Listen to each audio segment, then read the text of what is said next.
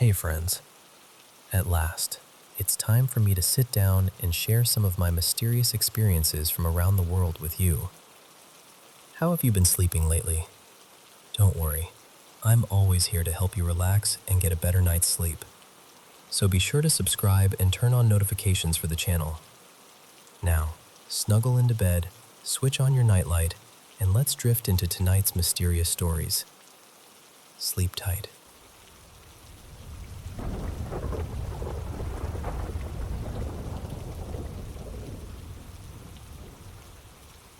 So, this happened when I was 18, and even now, years later, I still catch myself thinking about it.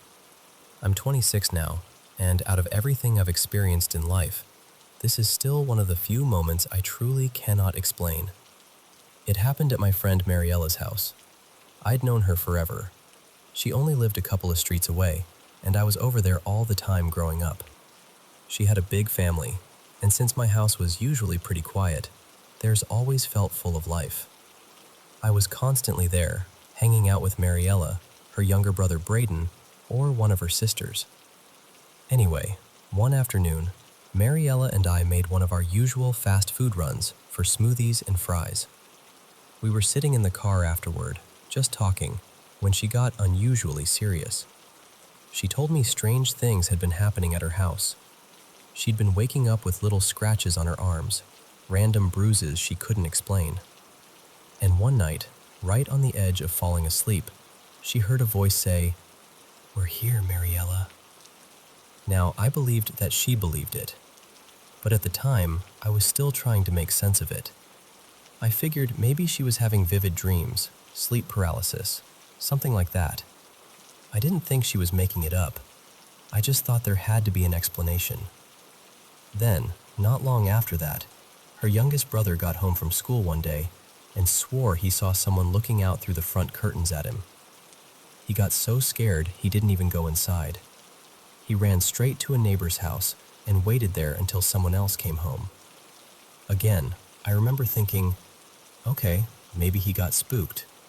Maybe it was a shadow, maybe a reflection, maybe his imagination. A while later, I was over there again. We were all upstairs watching a movie. Mariella's parents were out, so it was just us kids at home. Then her younger sister came up from the basement, absolutely terrified. Not the kind of scared where someone's being dramatic. I mean genuinely shaken, crying, pale. She said, "I just saw somebody go into the basement, and I don't know who it was."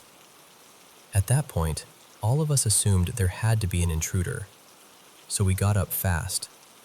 I grabbed the nearest thing I could find, which I think was an old sports club, and we went down there to check. But there was nobody.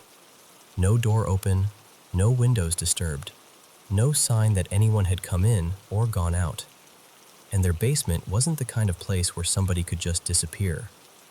Still, I kept trying to explain it away. Maybe she'd caught a glimpse of movement, and her brain filled in the rest. I was determined to stay rational. And then something happened to me. A few months after that, I was back at Mariella's house on a normal afternoon. She was in her room with her new boyfriend, and I was outside in the yard with Braden, tossing a football back and forth. There were only 4 of us there: Mariella, her boyfriend, Braden, me. That was it. 4 people. I remember that clearly. After a while, I went inside to use the bathroom. As I was upstairs, Braden started messing around outside and throwing the football against Mariella's bedroom window. I could hear her getting irritated, telling him to knock it off before he broke something. It sounded like a normal brother-sister argument. Nothing strange about it.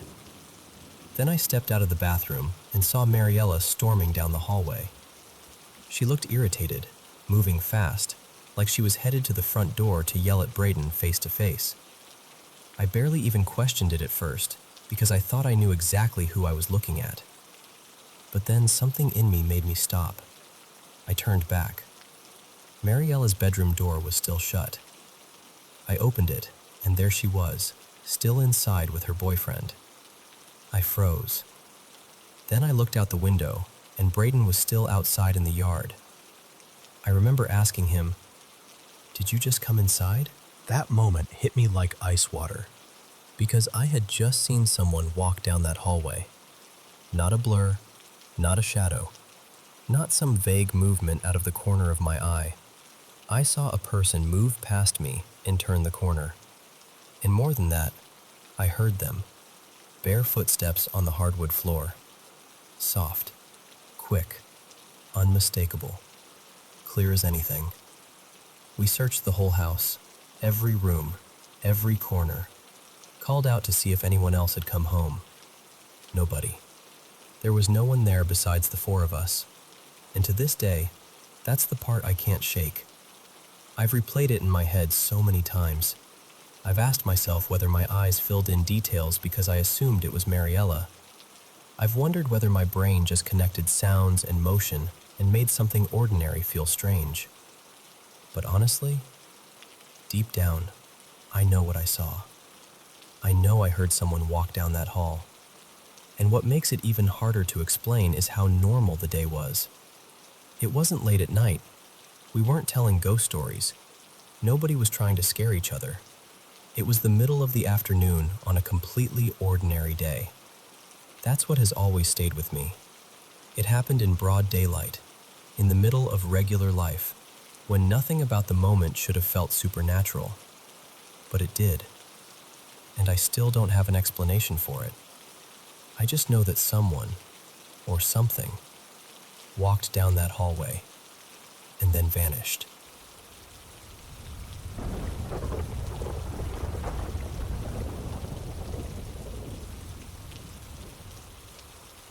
I've got a story I still can't explain, and even now, saying it out loud gives me chills. I think I was around 8 years old when it first happened. I had a really bad fever that night, the kind that makes everything feel strange. Time felt blurry, my head was pounding, and even the shadows in my room looked wrong somehow. I was lying there in bed, surrounded by all the usual things, my toys, my books, the little lamp on the dresser. But none of it felt comforting. It was like I was in my room, but not really. At some point, while I was drifting in and out of sleep, I noticed something in the corner near my closet. At first, I told myself it was just my sick, half-dreaming mind messing with me. But the longer I stared, the clearer it became. There was a man standing there. He was impossibly tall, taller than any grown man I'd ever seen. His frame looked sharp and unnatural somehow, with broad shoulders that made him seem even bigger. And the thing I remember most clearly was the hat. He wore this dark, old-fashioned hat pulled low over his face, so low that I couldn't make out his eyes. But I knew, somehow I just knew, he was staring straight at me. I wanted to call for my mom. I wanted to scream, but I couldn't move. I couldn't even make a sound. I just lay there frozen, sweating under the blanket, staring at him while he stared back. It felt like forever. And then he was gone. No footsteps, no movement, no sound at all. One moment he was there, and the next, the corner was empty. I never told anybody. I honestly didn't think anyone would believe me. I figured they'd say it was just a fever dream, and for a long time, I tried really hard to believe that too. Then, years later, maybe 13 years after that night, I was up late scrolling online, just clicking through random articles, when I came across something that made my whole body go cold. It was about this figure people call the Hatman, a shadowy man seen by people all over the world, usually during sleep paralysis, illness, or those strange states between sleeping and waking. Tall, silent, wearing a hat. And I just sat there staring at the screen, because it was him. It was exactly him. The same shape, the same stillness, the same hat. It felt like somebody had reached into my childhood memory and written it down word for word. I can't even describe what that felt like. Part fear, part shock, and part relief, maybe, because suddenly I wasn't the only one. Still, that didn't make it less disturbing. If anything, it made it worse. Because then I had to ask myself, If other people had seen him too, then what exactly did I see that night? Now I'm 26, and I live alone in an old apartment just outside the city. It's quiet here, usually peaceful, maybe a little too quiet sometimes. I have my routines, and most days my life feels normal enough. But every now and then, the nights feel different. The room gets colder for no reason. I wake up suddenly with my heart racing, like something pulled me out of sleep. And there's this feeling I can't really put into words, like the air has changed, like I'm not alone even when I know I should be. About a week ago, things started getting worse. I'd been working late every night, exhausted, staring at a laptop screen for hours. One night, I finally collapsed into bed sometime after 1 in the morning, and I fell asleep almost instantly. Then I had this dream. I was walking down a long hallway with every door standing open, and every time I looked through one of those doors, I saw the same thing: a dark bedroom, a child lying in bed, and a tall figure standing in the corner. Always the same figure. Always the hat. The next night, I told myself I wasn't going to let it get to me. I left the hall light on, put on a podcast for background noise, and tried to sleep like normal. But sometime in the middle of the night, I woke up again. Not because I heard anything, not because of a dream. It was just a feeling. That awful, ancient kind of fear that hits before your mind can explain it. The kind that tells you something is there before you even look. And this time, I made myself sit up. Slowly, I turned toward the corner of the room. And he was there. Not in a dream, not in some hazy, half-sleep state. He was there, standing in the darkness exactly the way I remembered. Only now, I wasn't a sick little kid anymore. I was fully awake, fully aware, and looking right at him. My whole body locked up. I can still remember how the fear felt. It didn't hit all at once. It spread slowly, like ice water moving through my chest. I wanted to move, wanted to reach for the lamp, wanted to yell, but I couldn't do any of it. He didn't come closer. He didn't say anything. He just stood there. Then, after a few seconds, he tilted his head up just a little, just enough for me to see under the brim of the hat. There was no face, just darkness. And somehow, that was worse than anything I could have imagined. Because even without eyes, without a mouth, without any features at all, I knew he was looking at me. Then, just like the first time, he vanished. No sound, no warning, just gone. After that, everything changed. I couldn't sleep properly. I could barely focus during the day. I stopped feeling safe in my own apartment. It was like seeing him again had reopened something in me. Some door I'd spent years trying to keep shut. And honestly, I still don't know what I saw. Maybe it was stress. Maybe it was sleep deprivation. Maybe the mind can create terrifying things when it's overwhelmed. But a part of me still wonders. Because sometimes, late at night, when the room is too still and the shadows seem a little deeper than they should be, I catch myself looking toward that corner. And every time I do, there's this tiny part of me that thinks, maybe Nolan's Hatman never really left.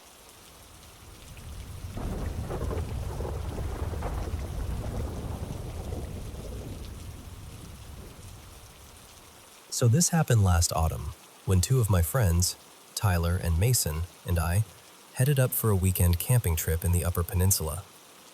We found this really secluded spot way out past an old dirt service road, maybe 5 or 6 miles deep into the woods. There wasn't a trail, no signal on our phones, nothing. Just thick trees, a lazy river cutting through the forest, and total silence. Honestly, it felt like exactly the kind of place you go when you want to disappear for a couple of days. The first night was great. We had a fire going, a cooler full of drinks, music playing low, and we spent hours laughing about dumb stuff and telling stories. Nothing weird at all. We stayed up late, then eventually crawled into our tents and passed out. But the second night, that's the one I still think about. It was probably around 11. The fire had died down to almost nothing, and we were all getting quiet. That half awake, half asleep kind of tired you get when you've been outside all day. Then from his tent, Tyler suddenly goes, really quietly, "Hey, are you guys seeing that?" I sat up and looked across the river. There was a light over there, like a flashlight. It kept blinking in and out between the trees on the other bank, almost like somebody was walking back and forth with it. And the thing was, we hadn't seen another person anywhere the whole time we'd been out there. Mason unzipped his tent and leaned out, staring at it. He said, "Maybe it's a ranger or something." So we called out. A couple times. Nothing. No answer at all. Then the light just stopped moving, and a second later, it went out. Everything got dead quiet after that. I mean, the kind of quiet that makes you suddenly aware of every little sound that isn't there. Mason looked over at me and just said, "That's not normal. Nobody should be out here." But Tyler, who always had to be the one pretending nothing bothered him, threw on his hoodie and said, "I'm gonna check it out. It's probably just some guy messing around." We told him not to, but he was already moving. He went down the bank, found a shallow stretch where some stones broke the surface, crossed the river, and disappeared into the trees. And then we waited. At first, it was only a minute or two, and I figured he'd come back laughing at us for being paranoid. Then it turned into 5 minutes. Then longer. No light, no talking, no movement. Nothing.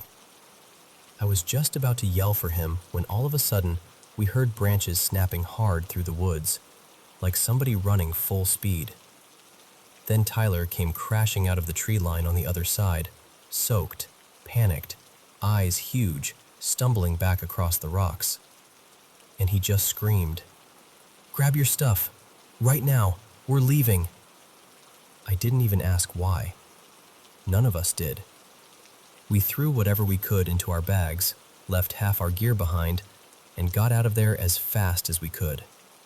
We hiked all the way back to the road in the dark, and Tyler didn't say one word the whole time. Not one. The next morning, after we'd barely slept at all, he finally told us what happened. He said when he got across the river, there was nobody there.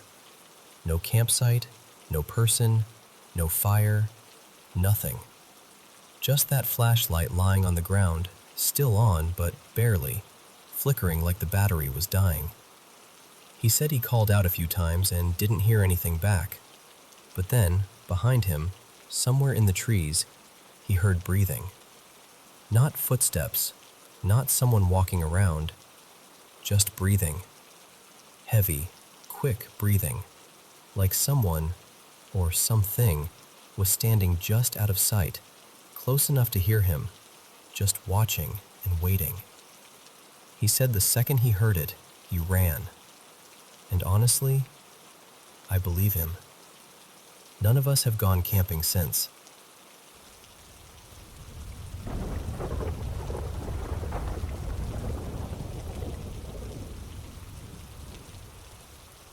I'm 25, and my partner, who's 28, and I have been living in this house for a little over 2 years now. For most of that time, it was easy to brush things off. You know, the usual stuff people say old houses do. Little thuds in the night, a door standing open when we thought we'd closed it, objects not sitting quite where we remembered leaving them. Nothing dramatic, just enough to make you pause for a second and then move on. But lately, it's felt different. He's the practical one out of the two of us, really steady, not the type to get carried away. So when he came upstairs from the basement one night looking genuinely rattled, I paid attention. He'd gone down to switch over the laundry, and when he came back, he told me he'd heard someone call his name.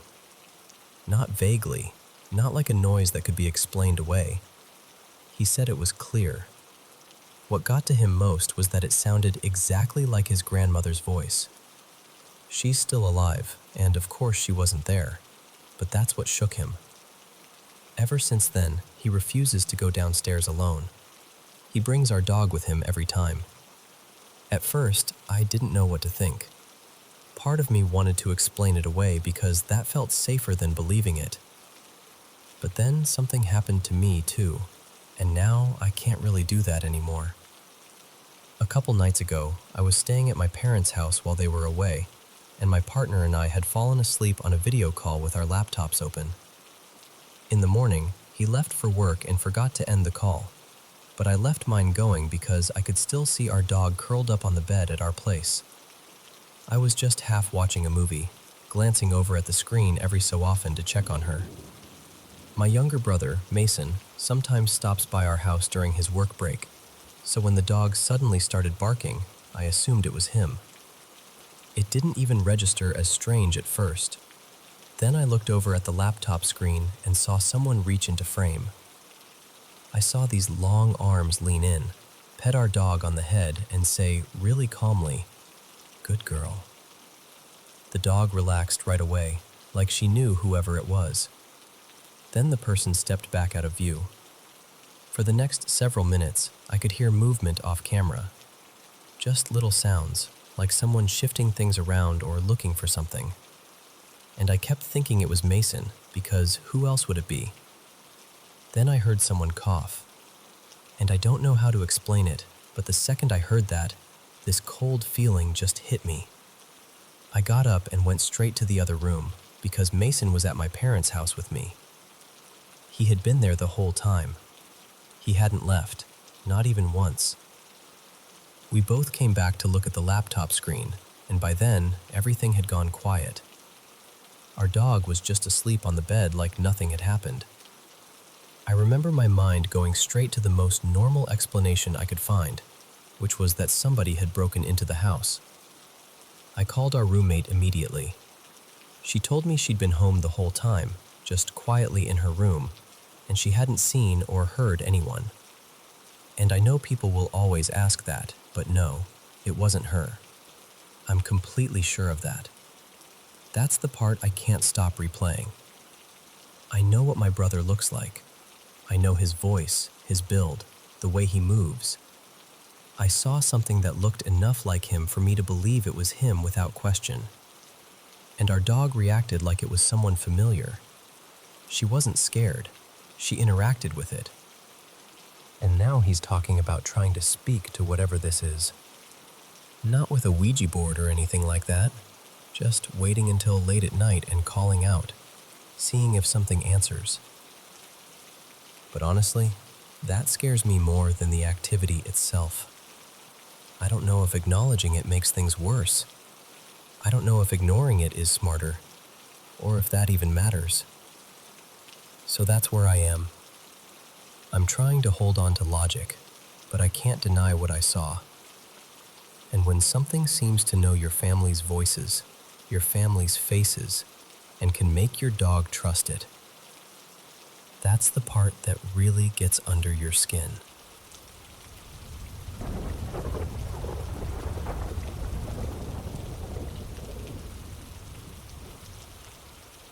Hey, this has stuck with me for years now, probably close to a decade, honestly. I remember watching a segment on one of those paranormal TV shows about a business in an industrial park somewhere in Southern California. I can't remember the exact city anymore.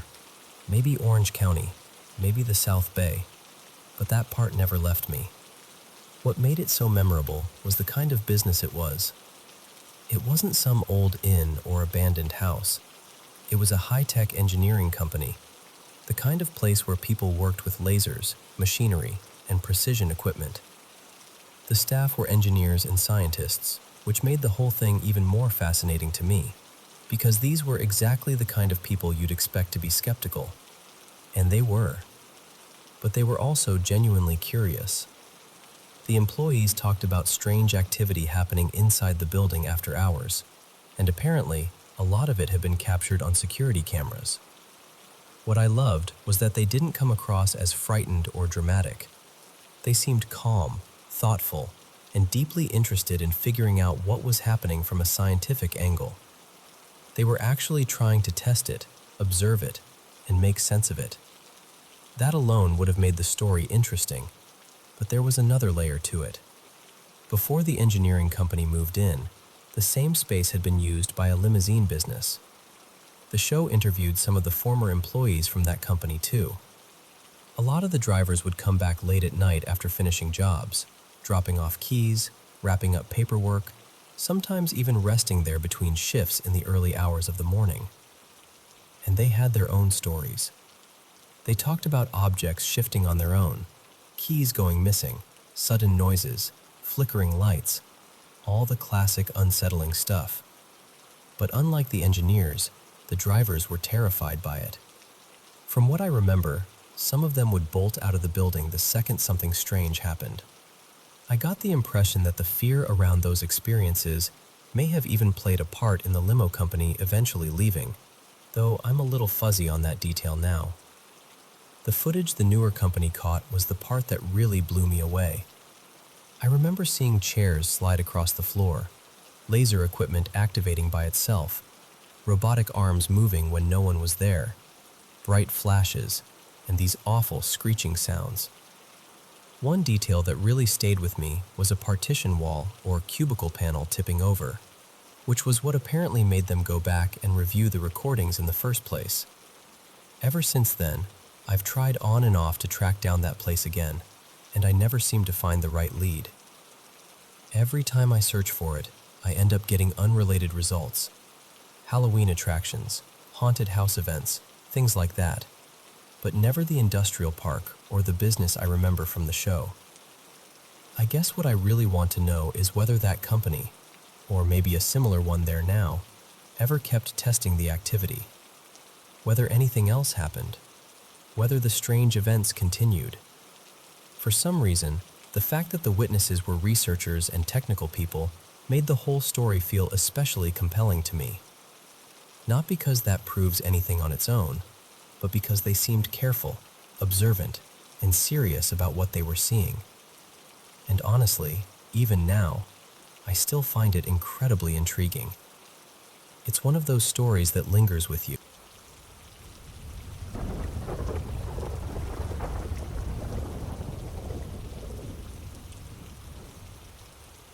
My name is Thomasina, and I'm 16 years old.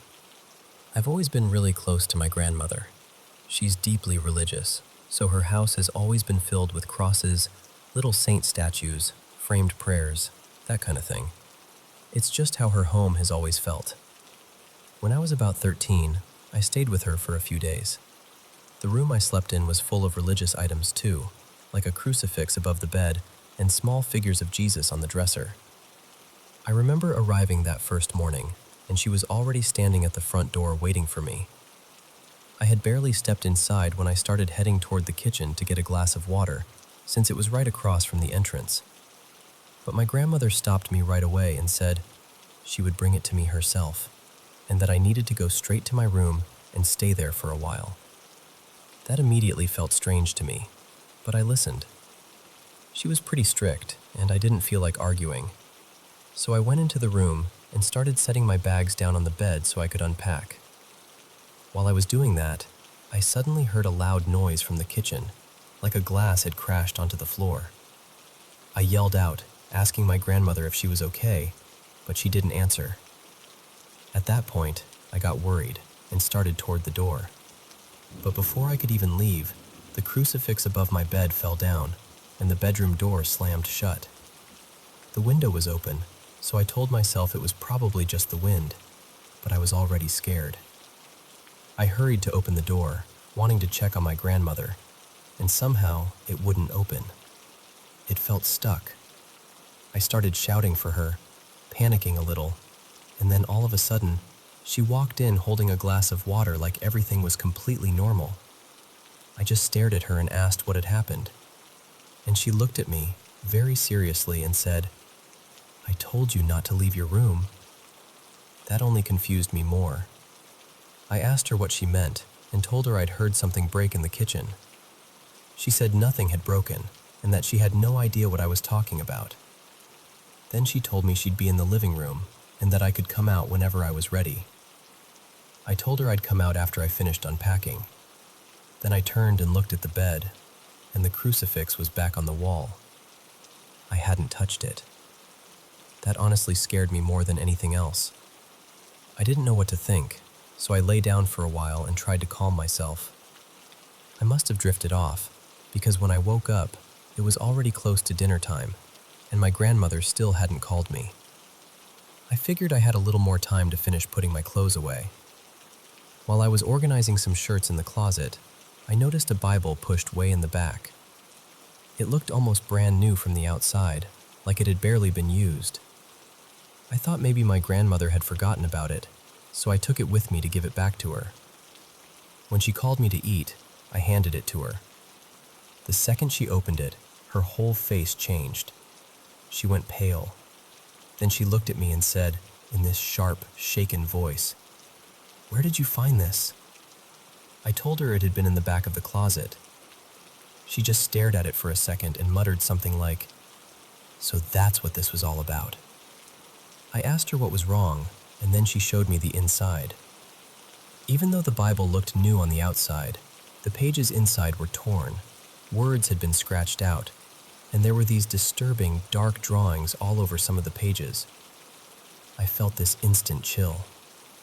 My grandmother closed it immediately and said we had to take care of it right then, and that she'd explain everything afterward. We went out to the patio, and she brought out a box of matches. She burned the Bible herself and stayed there until it was nothing but ash. But from that day on, strange things had started happening around the house. When I told her everything I had experienced in the room, she said she believed that woman had left something deeply wrong behind. Something evil, something intentional. She said that was why she didn't want me wandering around the house earlier. She thought whatever had attached itself to that Bible was causing all of it. And the strangest part? After she burned it, everything stopped. Nothing like that ever happened in her house again.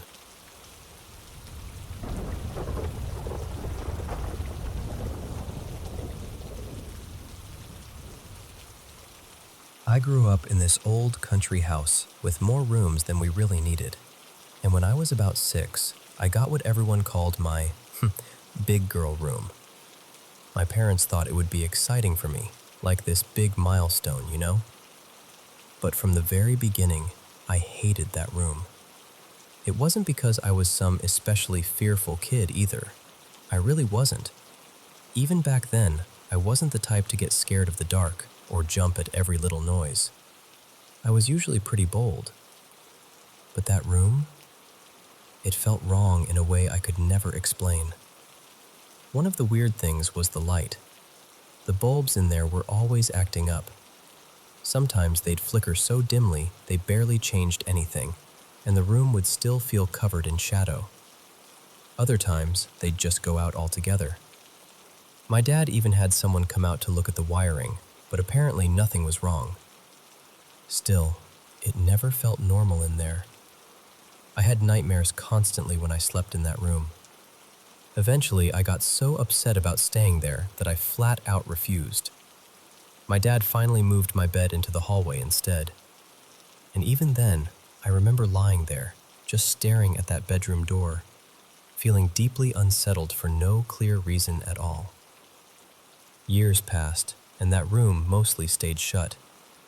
We didn't have much use for it anymore, and over time, my family kind of shifted downstairs. We stopped really living on that upper floor unless we needed to grab something from up there.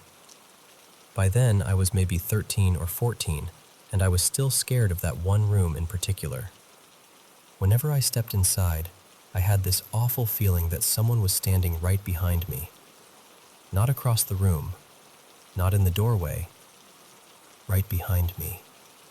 So close it almost felt like they were brushing against my back, leaning over my shoulder, staring at my face. I never really told anyone.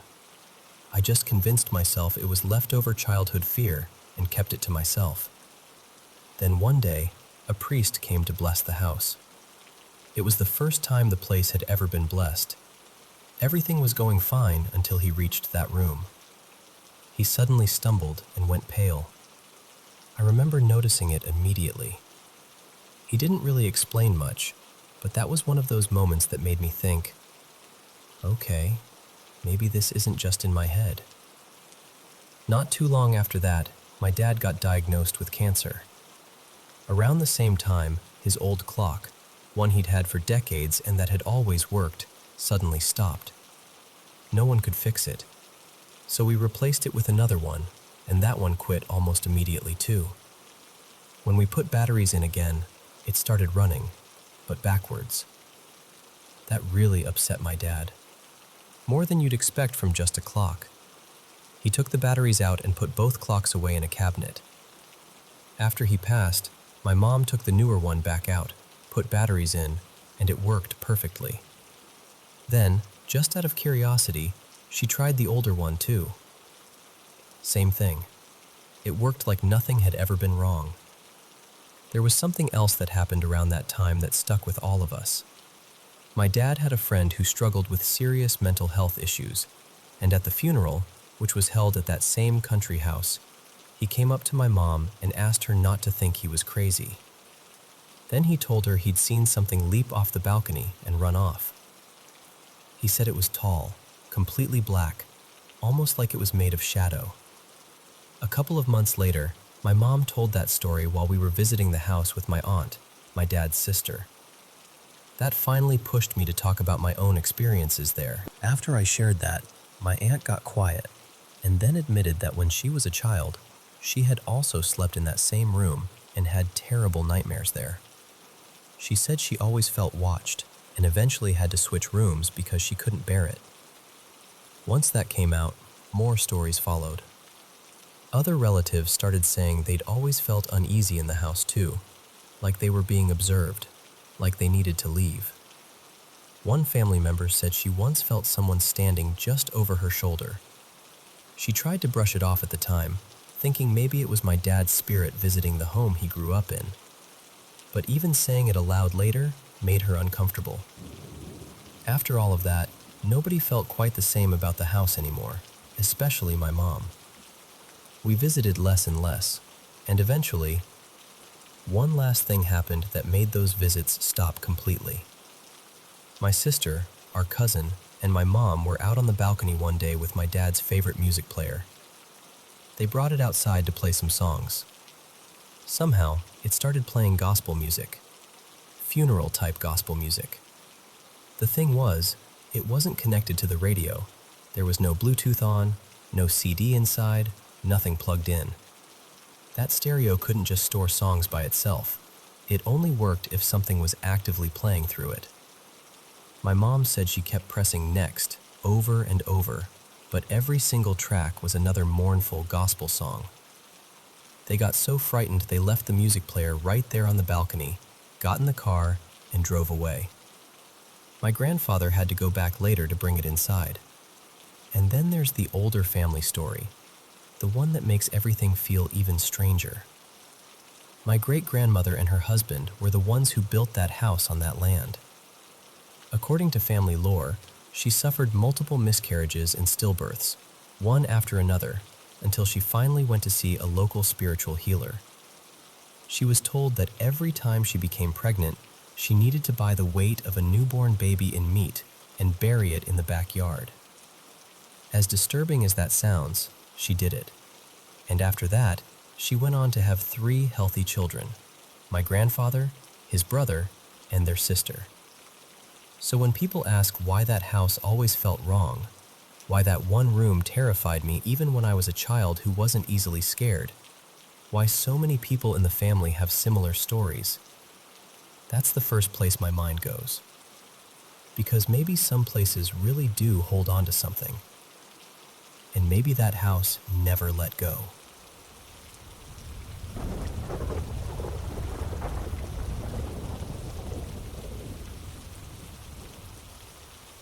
I was 19 when this started, and I'm 26 now. And honestly, part of me still feels like I've never really gotten away from it. Back in college, I became convinced that something dark attached itself to me. I know how that sounds, but I believe it with everything in me. Looking back, I think it started with this old painted portrait of the founder of my dorm. The portrait had gone missing, and for some reason, I thought it would be a good idea to track it down and bring it back, like I was doing something noble. That was my first mistake. That whole year, people in my dorm kept going through these bizarre, awful things. It was one thing after another. A girl on my floor, who had never had allergies in her life, suddenly went into anaphylactic shock and had to be rushed to the hospital. The doctors never found a reason. Another student was driving late one night on a back road and hit a horse that had gotten loose. Her car was nearly destroyed, and she was lucky to survive. Someone else got into a serious wreck. Another person tumbled down the stairs and fractured their ankle. And then there were all these other strange, heartbreaking things that kept happening around us. It was a small dorm at a tiny college in a rural town, so you noticed everything. And the worst part was, it didn't just feel like a run of bad luck. It felt connected. People would come back to their rooms and find lights or electronics turned on that they knew they had switched off. Trash would be scattered everywhere. Desk drawers would be hanging open. Things would go missing. More than one person talked about hearing footsteps pacing on the other side of this heavy door near the stairwell. Except when they opened it, no one was there. And there was this heaviness in the building, like something was pressing down on all of us. It got to the point where I went to talk to a theology professor because I didn't know what else to do. I even went to the cemetery in town where the man from the portrait was buried, stood at his grave, and begged him to make it stop. That's how desperate I was. What really shook me was that it wasn't just me. Everyone felt it in some way. One night, 2 other people and I each had separate dreams about the same thing. A shadowy figure, almost like a man made of fog, standing over us while we watched ourselves sleeping. One of those people woke up and found their dorm room door unlocked and standing open.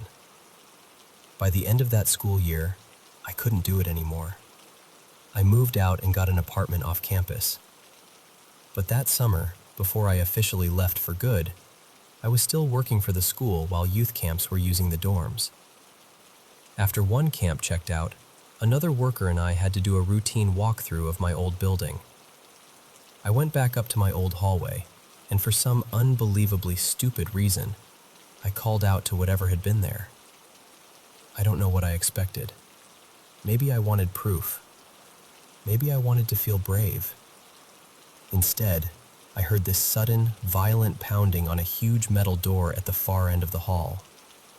I ran harder than I've ever run in my life. I never went back into that dorm after that. And the really unsettling part? The next year, people said the dorm felt different, lighter, like whatever had been there had finally left. Only, I don't think it left. I think it left with me. The apartment off campus was better in some ways, but things still happened. Small things, mostly. Objects shifting when they shouldn't. Shadows moving at night in the dim light coming through the windows. Nothing as dramatic as before, but enough to let me know something was still there, still close. After that, I moved again, this time into an apartment with a roommate while I was in grad school, and it all kept going. Lights would slowly brighten and dim on their own. Chairs in the kitchen would be pulled way out from the table, like someone had just stood up from them. We'd hear heavy footsteps racing down the hallway at all hours, day or night. I was so overwhelmed at that point that I called a priest, hoping someone would finally take me seriously. He brushed me off completely. I can't even explain how defeated that made me feel. Now I live in a house with my husband, and things still happen. Not constantly, not like in college, but enough that I can't pretend it's over. One day, an old handmade broom appeared in our furnace closet. Rough wooden handle, thick straw, something that looked like it belonged in another time. Neither of us will touch it. Faucets turn on by themselves. We hear voices sometimes. and every now and then I catch that same perfume scent when I'm not wearing any. It just keeps going. I hang rosaries over the bed because it makes me feel a little safer. I pray the prayer to Saint Michael. I do whatever I can think of because I'm tired. I'm so tired. Sometimes when I'm trying to fall asleep, I hear these rough, raspy voices right by my ear telling me to wake up. My family has always been sensitive to things like this, so I grew up believing the paranormal was real. That part has never been hard for me. What's hard is living with the feeling that something has stayed with me all these years, moving from place to place, waiting for me to notice it again. And more than anything, I just want to know if it's ever going to end.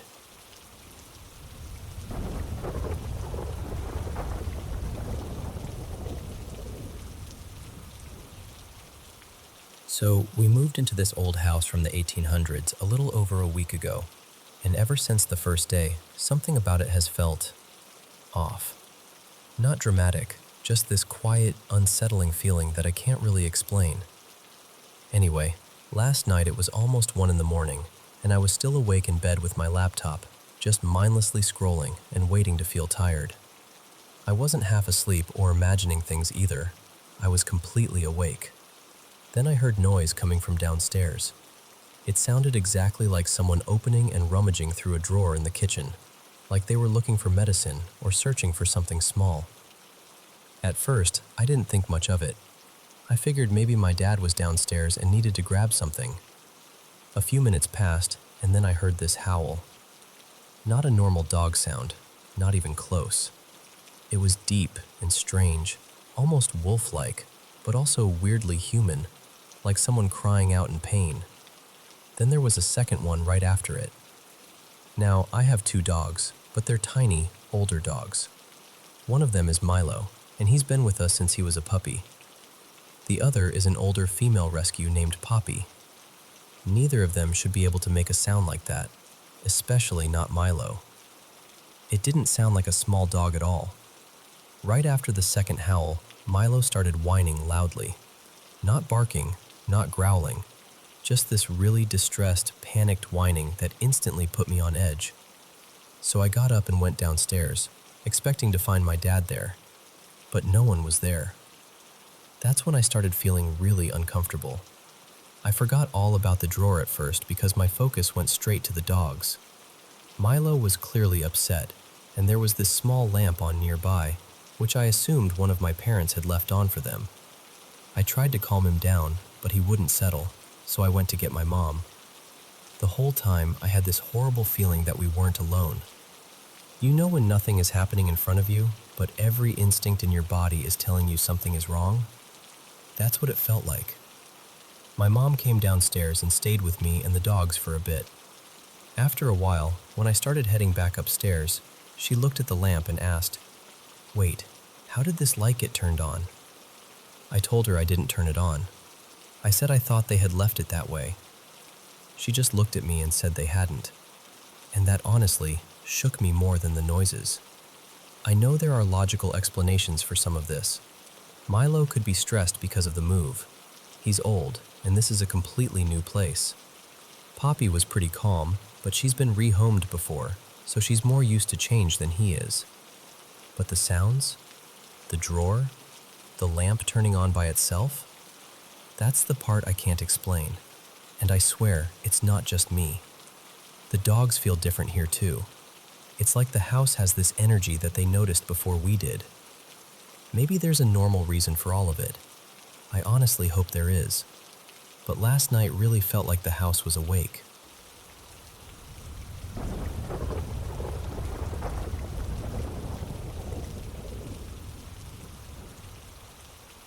Hey, I wanted to share something that happened to me and see if anyone else has ever gone through anything like this. A couple of days ago, I went to this museum in Savannah with my partner, and before I say anything else, I want to be clear that this is not me criticizing the place at all. It was thoughtfully done, really detailed, and obviously put together with a lot of care. But for some reason, I couldn't stay. The moment I stepped inside, I felt this really intense heaviness. It hit me almost immediately. I was standing there getting my ticket, and I started to feel disconnected, like I was sort of drifting outside myself. Then the shaking started. I do deal with anxiety, so at first I told myself that was probably all it was. I figured maybe I was just nervous and needed a minute to settle down. But while we were waiting near the front for the tour to begin, it got worse. I had to sit down because I was getting so shaky, and suddenly I felt overwhelmingly hot. I know Savannah can be warm, and the building itself wasn't exactly cool, but this felt extreme. My face got flushed. I started sweating way more than normal, and I couldn't stop trembling. The strange part was, I hadn't even really gotten into the main exhibits yet. As we moved farther into the museum, everything intensified. What started as heat and shaking turned into this pressure in my chest and this deep, crushing exhaustion. It wasn't like my usual anxiety attacks. I wasn't crying, I wasn't spiraling, and I didn't feel that familiar panic. It was more like this heavy, draining force that kept building the deeper I went. There were certain rooms where it felt especially strong. In one corner, I honestly felt like I shouldn't even get too close. I remember avoiding certain objects without fully understanding why. A few times I had to lean on my partner because I felt so unsteady, like I might actually pass out if I stood there too long. By the time we made it through one of the more disturbing exhibit rooms, I finally turned to him and said, "I need to leave right now." So we did. We headed straight for the exit.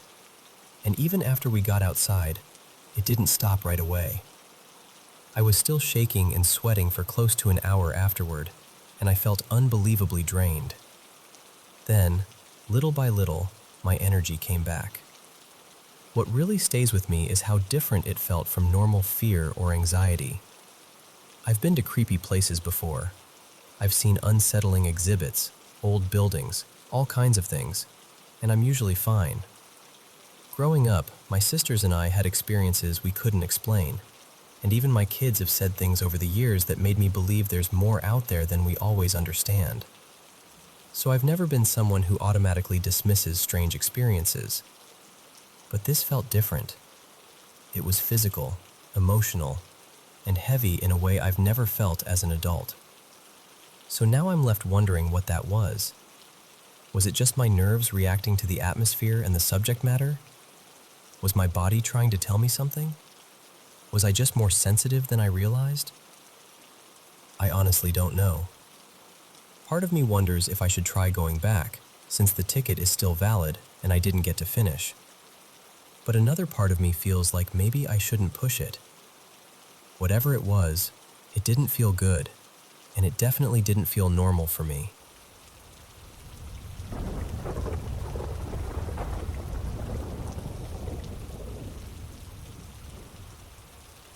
Hey, I've never really known what to call this story, so I'm just going to tell it the way I lived it. My husband Ryan and I have been together since 2018, and for almost as long as we've been together, strange things have happened around us. Not subtle little creaks or maybe I imagined that moments either. I'm talking about faucets turning on by themselves, cabinet doors swinging open and slamming shut, heavy doors closing when they normally have to be shoved, and banging on windows hard enough to scare everybody in the house. At one point, we had friends over and all of us heard it. One of them was so shaken up she almost booked a hotel for the night. But the part that really stuck with me started about 2 years ago, when everything seemed to get more intense. At the time, we were living on my in-laws' property, in this big detached garage that had been turned into a studio apartment. The main house was nearby, but we had our own separate space. One night, I woke up out of a dead sleep because I heard what sounded like a police siren doing that quick little chirp, like when an officer is trying to get someone's attention. I opened my eyes expecting to see flashing lights through the blinds. Before I could even process it, Ryan shot straight out of bed. Not slowly, not groggy, just instantly upright like something had jolted him awake. He started pacing at the foot of the bed, and I kept asking him what was wrong. what happened, what he heard. He looked at me and said he didn't hear a siren at all. He said he heard his mom's name screamed right in his face. I looked at my phone. It was 3:25 in the morning. I was ready to text his mom right then, just to make sure she was okay, but Ryan told me to wait and call her in the morning. We tried to lay back down, but neither of us could settle. At one point, he asked if I was touching his back. Both my hands were flat on the bed beside me. We finally drifted back to sleep, and when our alarms went off at 5, he called his mom immediately. He asked how she'd slept, and she said, "Not very well." He asked why. She said, "Because somebody yelled my name in my face around 3:30. She lived about 45 minutes away, in the house Ryan grew up in. So that's the kind of thing I mean. Not just creepy, shared. The family's first thought was his uncle, who had passed away in that childhood home after a long battle with cancer. Ryan had been there, holding his hand when he died. But even Ryan said he'd experienced weird things in that house long before his uncle ever got sick, so that explanation never fully fit. A few months later, Ryan was out late with friends, and I was asleep when he got home sometime after 1 in the morning. I heard him come into the bedroom and head straight into the bathroom. He flipped the light on, and I called out, "Hey babe, how was your night?" Right as he started answering, this massive bang exploded through the room. It scared both of us so badly we jumped. We turned on every light and started looking around, and that's when we saw it. The dresser between us had its bottom drawer kicked inward. Not slightly off track. I mean shoved in so hard it had broken off the rails. There was almost nothing in it, just a pair of jeans and an old t-shirt, so it wasn't from weight or pressure. It looked like someone had physically kicked it. Then, a few months after that, there was this old racing clock I had hanging on the wall. A friend had picked it up for me at a thrift store because I love vintage NASCAR stuff. It never worked. I never even put batteries in it because it was basically just decoration at that point. No batteries. No explanation. And all throughout that period, the smaller things kept happening too. Roommates saw it. Friends saw it. One roommate's girlfriend was home alone one day, lying in bed, when their bedroom door slowly opened all the way on its own. That door dragged hard against the carpet and took effort to move. She got up and left the house right after that. That's part of why I stopped believing this was just one familiar spirit, or one family member hanging around. Why would it do things like that to random people in the house? Why make everyone feel unsafe? Eventually, Ryan and I bought our own home. We got the keys in July last year, and honestly, it felt like a fresh start. No roommates, no old property, no history attached to the place. For a while, everything was peaceful. All the strange activity stopped, and I really thought maybe whatever it was had been tied to the old house. Then it came back, and somehow, it seemed to come back for my in-laws too. One night last week, Ryan was out with friends again, and I was lying in bed by myself. I heard footsteps move down the hallway toward our room. Clear footsteps. I called out for him, but there was no answer. I checked his location on my phone, and he was still out. I did a quick scan of the house, locked myself in the bedroom, and told myself I was probably just hearing things. Then the next night, Ryan came home while I was asleep. I woke up to him saying, "Nope, absolutely not." He was standing at the foot of our bed, tense as anything. I asked him what happened, and he told me that when he walked into the room, he saw something move past him and out of the doorway. He said it looked darker than the dark around it. Not solid exactly, but there. And he said he could hear it move. That shook me, because suddenly those footsteps I'd heard the night before didn't feel imaginary anymore. Later that same night, around 1 in the morning, I woke up because our 1-year-old pit bull was pacing in the hallway. I figured she needed to go outside. I opened my eyes, and the first thing I saw was the bedroom door across the hall slowly closing by itself. Not slamming, not drifting, just deliberately closing, inch by inch, until it shut. I just remember lying there thinking, what am I even supposed to do with this? Around that same time, my mother-in-law called Ryan about her dog, a German shepherd who had suddenly become terrified at bedtime. The dog wouldn't walk past the side of the bed to get to her crate anymore. She would freeze, cower, and resist like something was there scaring her. That night, my mother-in-law finally got the dog into the crate, and the poor thing pressed herself as far into the back as she could, like she was trying to disappear. While my mother-in-law stood there watching her, trying to understand why she was so scared, she heard a loud bang. The dog started yelping, and right in front of her, the front of the metal crate bowed inward, like something had kicked it hard. There was nothing on top of it, nothing leaning against it, nothing that could have caused that kind of force. She watched it happen. So now I'm sitting here with cameras set up inside the house, hoping maybe I'll catch something, even though I'm not sure I really want to see it. A friend gave me crystals and sage after I finally opened up to her about everything.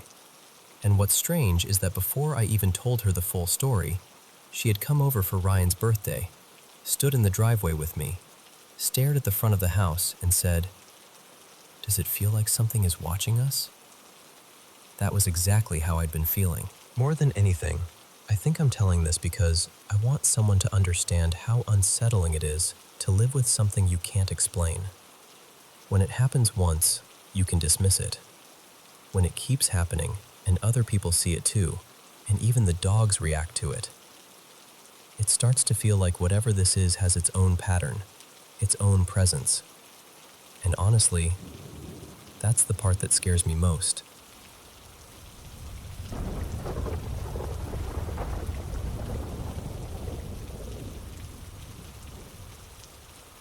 Hey, so before I get into this, I need to say this is one of those things I still can't fully explain. I've never had anything like it happen before, and honestly, I hope I never do again. But at the same time, I still catch myself wondering what exactly happened that night. At the time, I'd been living in that house for about 5 years, and up until then, I'd never once felt uneasy there. It was out in the country, really private, with a lot of land and hardly any neighbors. From the property, you could only see one other house way off in the distance. The place itself was huge, with the main house upstairs and an in-law suite downstairs that was basically its own apartment, separate entrance, kitchen, laundry, bedrooms, the whole thing. I was a couple of years into a divorce back then, and my ex hadn't been around the property in a long time because of a court order. During that stretch of my life, a few close friends had moved in with me, and over time, they became like family. One of them, my best friend, was staying in the downstairs suite with her boyfriend most weekends. That night, my daughter, who was almost 18, had a couple of her friends over. My son, who was a little younger, had a few buddies there too. Everybody was asleep by the time any of this happened, and none of them noticed a thing. Earlier that evening, around 7, I'd talked with my best friend for a bit, then I went out with a couple of friends. She and her boyfriend stayed home like usual, hanging out downstairs. I got back to the house sometime around 3 in the morning. One of my guy friends was driving me home in his pickup, and we came rolling up the driveway with the windows down, music playing, just in that carefree late-night mood. We pulled up near the garage, I hopped out, punched in the code, and opened the garage door. Then we stood there outside his truck for a minute while he finished a cigarette and we kept talking. And then, all at once, everything went quiet. I didn't even fully register it in the moment, but looking back, that silence is one of the parts that sticks with me the most. No insects, no frogs, no breeze, Nothing. Just this dead, total silence. Then I heard something. It came from somewhere near the edge of the outbuilding behind me, maybe 70 or 80 feet away. I still can't describe the sound properly. It was strange, but vague enough that at first I thought maybe I'd imagined it. So I told my friend, "Wait, stop talking for a second." And then I heard it again, only closer. This time, it sounded exactly like a baby crying. Not vaguely, not sort of. It was clear as day, like an infant crying out in the dark. The second I heard it, I was hit with this overwhelming wave of fear. I don't mean I felt nervous or spooked. I mean I had this raw, instinctive certainty that if I stayed where I was, something terrible was going to happen. Like every part of me was screaming, "Get inside right now." I grabbed my friend and told him to put the cigarette out. I basically dragged him into the house, shut the garage, locked the door to the garage, and started turning off lights and closing blinds as we moved through the house. I checked on all the kids first. They were asleep, completely peaceful, no sign that anything had disturbed them. Then I went through the rest of the house, checking doors, windows, locks, all of it, until I finally felt like I could breathe a little. The next day, around 11 or so, my best friend came upstairs like she usually did, so we could figure out breakfast for the kids and just talk. She sat down on the edge of my bed and said, "Okay, I almost don't even want to tell you this because you're going to think I'm insane." I just stared at her because I already knew. She told me that earlier that same night, she and her boyfriend had been outside on the downstairs patio. They had music on, the patio lights were glowing, and they were just sitting out there talking, smoking, relaxing. Then they heard a strange sound too. She said neither of them could really explain it, only that it was something they absolutely did not expect to hear out there. As they listened, it started to sound like something moving fast through tall grass, except the strange thing was that it felt close, much closer than it should have been, and yet they couldn't see anything at all. She said both of them were hit with the same awful feeling at the exact same time. Pure dread, like immediate danger was right there with them. Her boyfriend, this big ex-military guy who was not easily rattled, apparently jumped up and told her to get inside now. They ran into the suite, locked the patio door, shut the curtains, and stayed in for the rest of the night. When we compared notes, it sounded like her experience had happened maybe 20 or 30 minutes before mine. That was the part that really got me. If it had just been me, I probably would have spent years trying to convince myself I was overtired, or tipsy, or overreacting. But it wasn't just me. She felt it. Her boyfriend felt it. My friend heard what I heard. Different parts of the property, same night, same kind of fear. I still don't know what it was. I've turned it over in my head so many times. I've tried to explain it logically, and I've also let myself wonder about the things that don't fit into logic so neatly. Whatever it was, it left this mark on me. Not because I saw something, because I didn't. Not because anything physical happened, because nothing did. It was the feeling. That absolute, unmistakable sense that something was deeply wrong, and that every instinct I had was telling me to run. And even now, after all this time, that's the part I can still feel.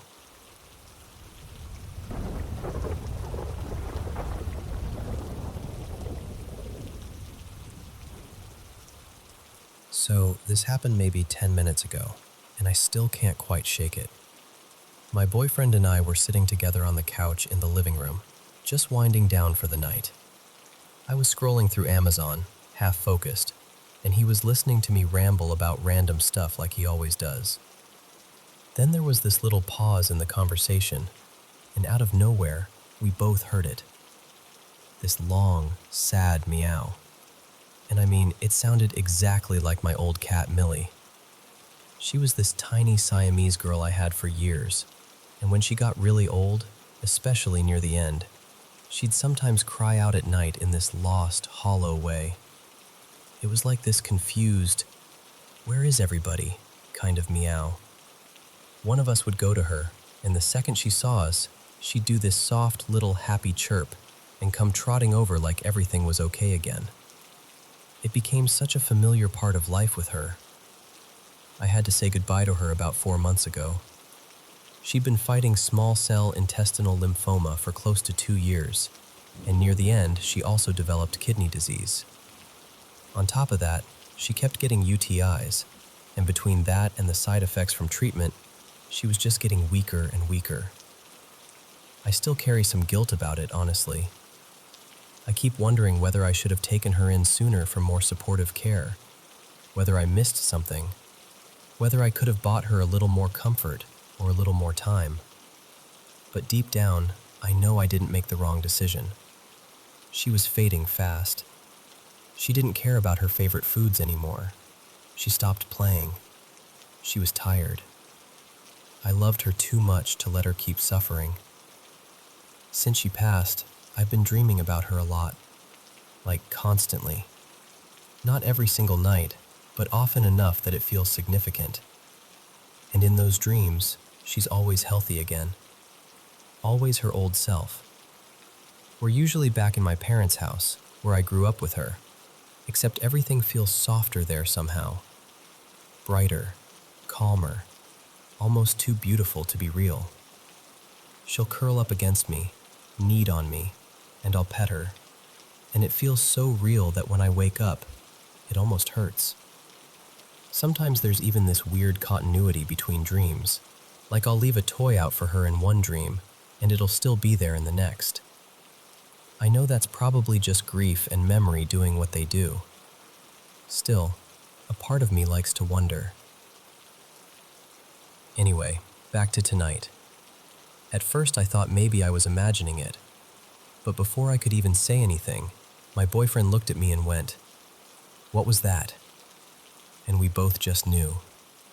We both said it sounded like Millie. Not vaguely, not kind of. It was her. That same scared, searching meow, like it was coming from the bedroom. He got visibly uneasy, so I got up to check. Of course, when I opened the door, it was just my dark, empty room. Nothing there. But without even thinking, I said, "Millie, it's okay." The same way I used to when she got confused. And I don't know. I really hope that if some part of her was there, it helped. That's the part I can't explain. My boyfriend is still kind of freaked out by it, but I wasn't scared. I actually felt strangely comforted. A little sad too, because if it really was her, I hate the thought of her sounding frightened or lost. I wish it had been something gentler, something happier. But mostly, I just keep hoping she's okay, wherever she is. What really gets me is that he heard it too. I honestly don't know what to make of it. I just know that for 1 second, it felt like she was close again.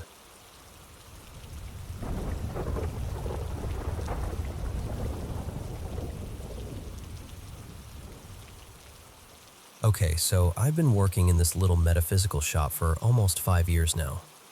You know the kind of place. Crystals lining the walls, tarot readings in the back, shelves full of spiritual books, incense in the air all the time.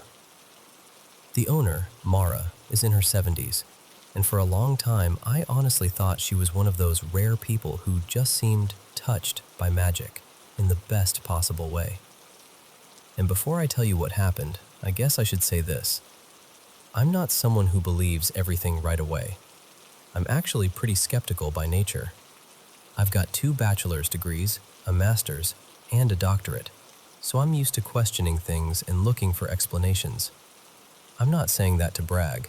I'm mostly saying it because I want you to understand that I'm not usually the person who jumps straight to, "It was supernatural." I started working at the shop after trying to build my own small business during the pandemic. That's when I met Mara. We clicked pretty quickly. She liked that I knew a lot about crystals and mineral lore, but I think she also liked that I came from an academic background. I'd spent some time teaching online, and honestly, it made me miserable. That whole path I thought I was going to have just slipped away. Working in the shop ended up becoming this unexpected chapter in my life. And Mara, she really did become like family to me. She helped me more than I can explain. She was generous, kind, and there was this almost fairy godmother quality about her. But over time, once she trusted me, I learned that she carried some very heavy things from her past.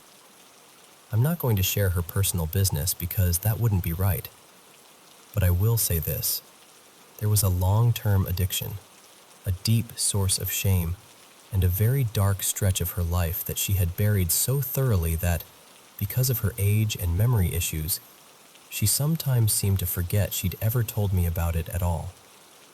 Every now and then, she'd hint at it in this joking way, like, "I could tell you, but then I'd have to get rid of you," and laugh. It was never threatening. It was more like humor covering pain, covering guilt.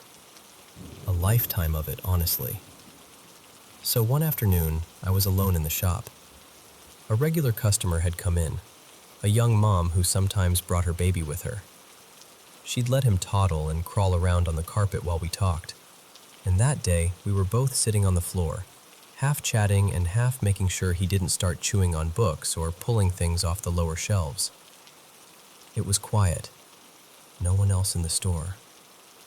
From where I was sitting, I could see straight into the office. We always left that office door open. It was where Mara usually sat when she was there, and where she'd go when she wanted privacy. So we're talking, and all of a sudden, I see something move under her desk. Not a flash, not a maybe, not something in the corner of my eye. It was small and completely black, like solid black, darker than the shadows around it. It sort of slithered or glided out from under the desk, paused for just a second, then slipped right back underneath. And I just froze. I didn't say anything to the woman with the baby because I didn't want to scare her. I mean, what was I supposed to say? Hey, there's some nightmare-looking thing coming out from under my boss's desk. No. So I stayed calm on the outside and kept talking, but inside I was completely locked in on that office. Then it happened again. This time I was watching directly, straight at it, no doubt. No peripheral vision tricks, no weird reflection. I was looking right at it. It had no face that I could see, no eyes, no features, just this smooth black shape, maybe about the size of a weasel, or maybe more like a long, thick snake, moving in a strangely fluid way. I was maybe 7 or 8 feet away from it, close enough that if it had been a real animal, I would have been able to tell. It slid out from under the desk, then turned and disappeared beneath it again. After the customer left, I went straight into the office, and the first thing I noticed was that the little mini fridge on the counter was hanging open. That door didn't just swing open on its own.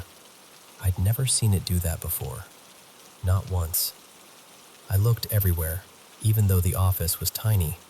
Just stacked boxes, minerals, crystal inventory, papers, the usual clutter. There was nowhere for anything to really hide, but there was nothing there. Still, the whole room felt wrong. My skin prickled the second I stepped inside. I had goosebumps all over.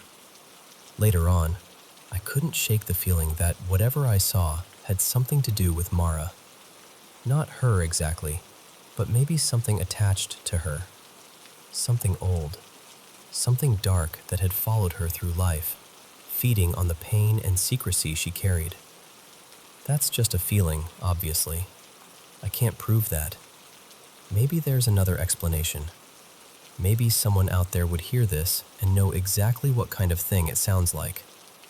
But I know what I saw, and even though I never saw it again, I can still picture it perfectly. I don't think I'll ever forget it.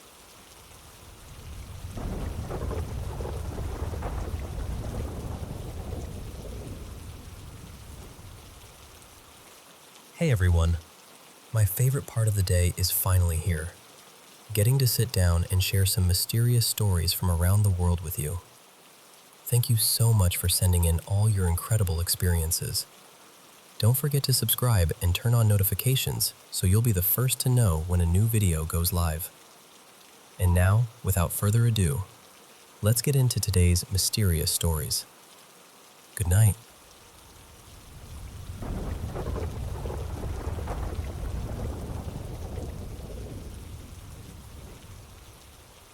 I'm not gonna lie, I'm still shaken up from what happened last night. There's this stretch of woods not too far from my house, and around here, everybody's got a story about that place.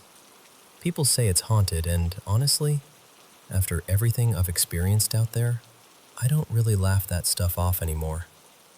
My cousin and I went out there late to smoke by the river. At one point, he sent me down the trail alone to fill up a bottle with water for the bong. I've had weird things happen in those woods before too.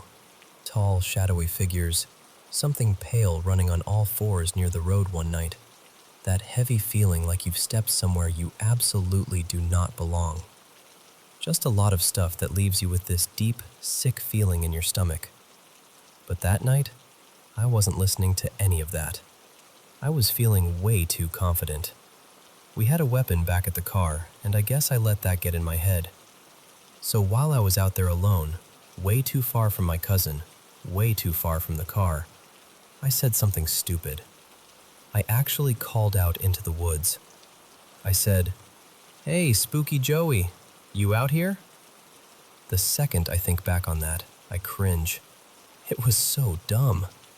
I was basically mocking whatever's out there, like I invited it to notice me. I got to the water, and that's when I started hearing these strange thuds off in the distance. Then I heard this loud whoop, like somebody yelling with this weird burst of excitement. Not like a normal voice either. It echoed in a way that made my skin crawl. I filled the bottle as fast as I could and started heading back. That's when I heard it, this laugh. Faint at first, then again, and then one more time. Enough that I couldn't pretend I was imagining it anymore. It sounded far off, but clear enough to make my chest tighten. It felt like something was letting me know, "I hear you. I'm here." I got back to the car, trying to act normal, and we started smoking in the parking lot by the river. It's a pretty open area, but on both sides it's just thick forest. And the woods to our right were way too active. My cousin suddenly looked up and saw this small, amber-colored light moving through the tree branches. He said it looked almost like a little glowing ball, maybe the size of a fist, weaving between the limbs. I didn't catch it myself, but the look on his face told me he wasn't messing around. Then we started hearing footsteps. Not close enough to see anyone, but definitely there. Like something pacing through the brush. Every so often we'd hear a noise like something being dropped on the ground. Once, I swear I saw a shape rise up just above the bushes, like it was peeking at us, and then it ducked down again so fast I almost questioned myself. The worst part, though, was the voices. Every now and then, we'd hear what sounded like people talking somewhere deeper in the woods. Not loud enough to understand, just broken pieces of conversation drifting toward us. A word here, another word there, and then another voice answering back. That's what really got to me. It sounded like more than one thing out there. And mixed in with that, we kept hearing those whoops again. Some distant screams, too. Maybe animals, maybe not. But one of them, I swear, sounded like a grown man yelling. That area is isolated, especially that late at night. The parking lot was empty except for our car. There shouldn't have been anyone else out there. Toward the end, that bad feeling finally hit me. You know that heavy, sinking feeling where your body knows before your mind does? That's what it was. Like every instinct in me was saying, "You need to leave right now." Then we heard that chuckling again. No bugs, no frogs, nothing. It was like the whole woods had gone still, like even the trees were holding their breath. We left right after that. Whatever it was, it didn't follow our car this time. And that's the only good thing I can say, because the last few times we'd been out there, it did.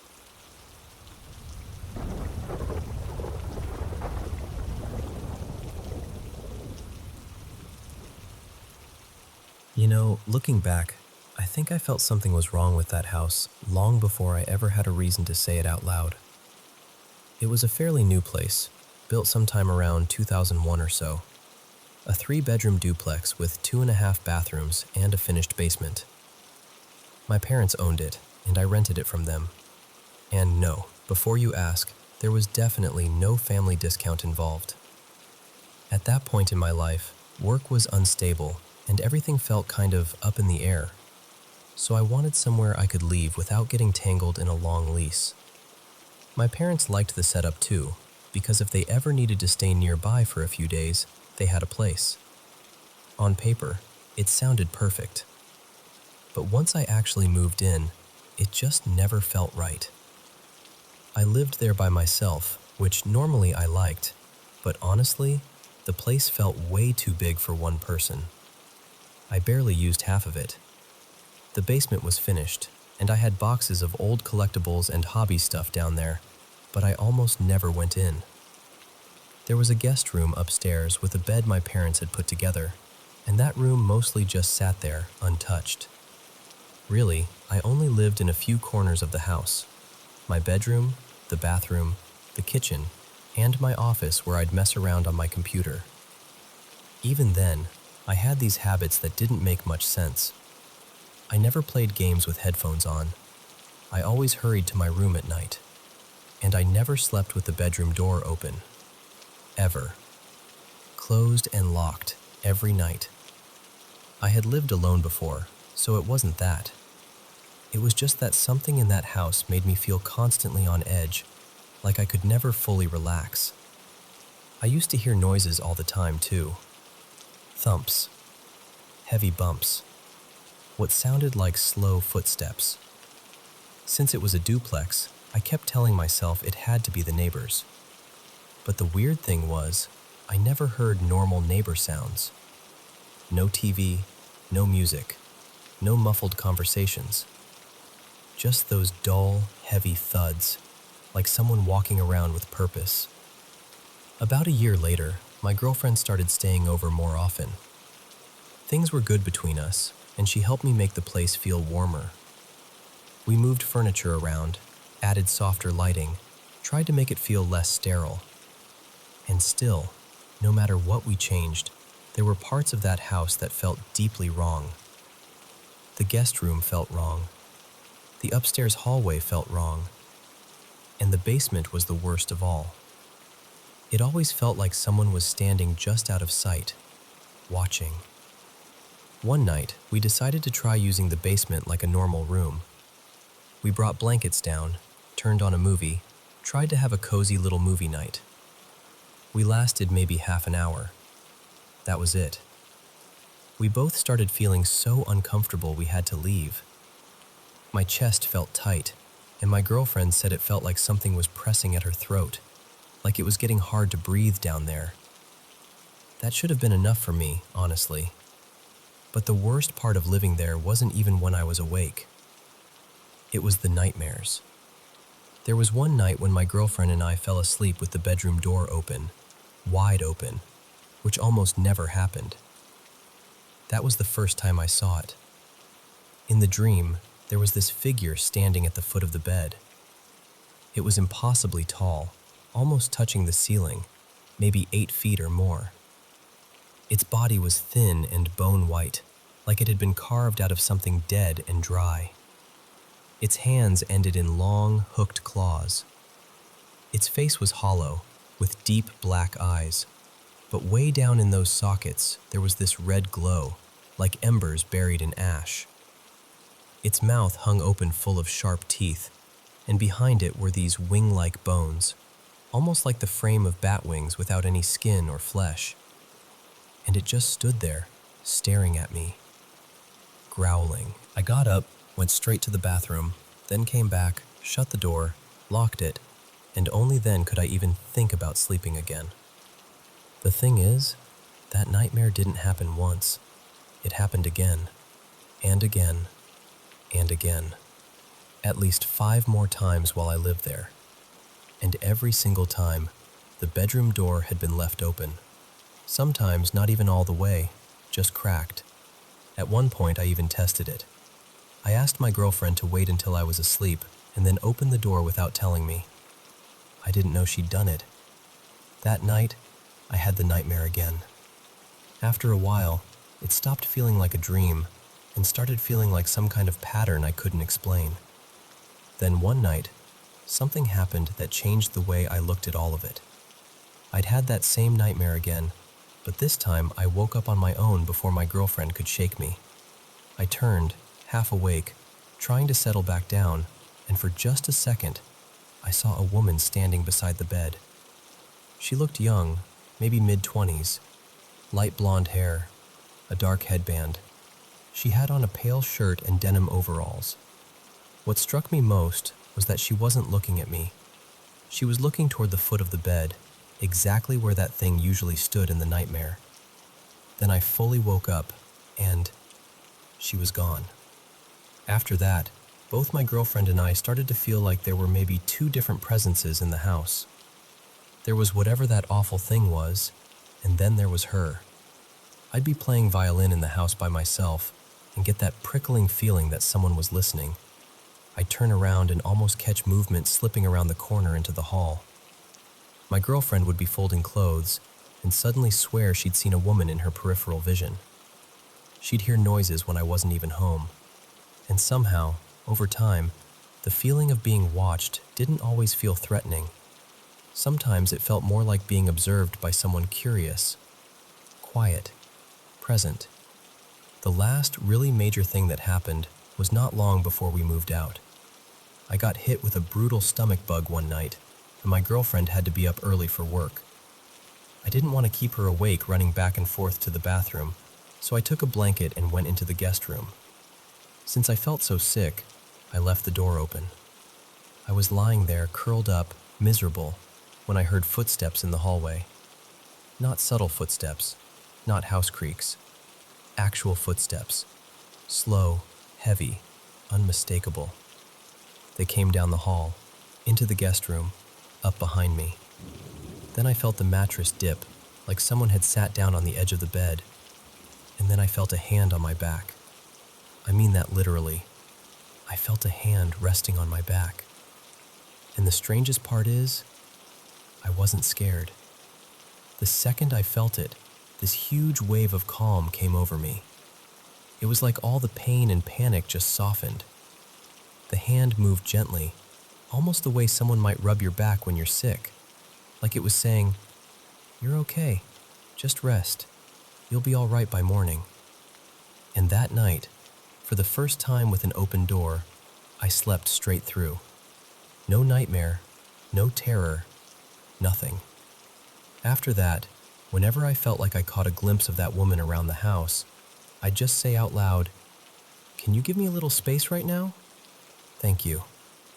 And weirdly enough, it always seemed to help.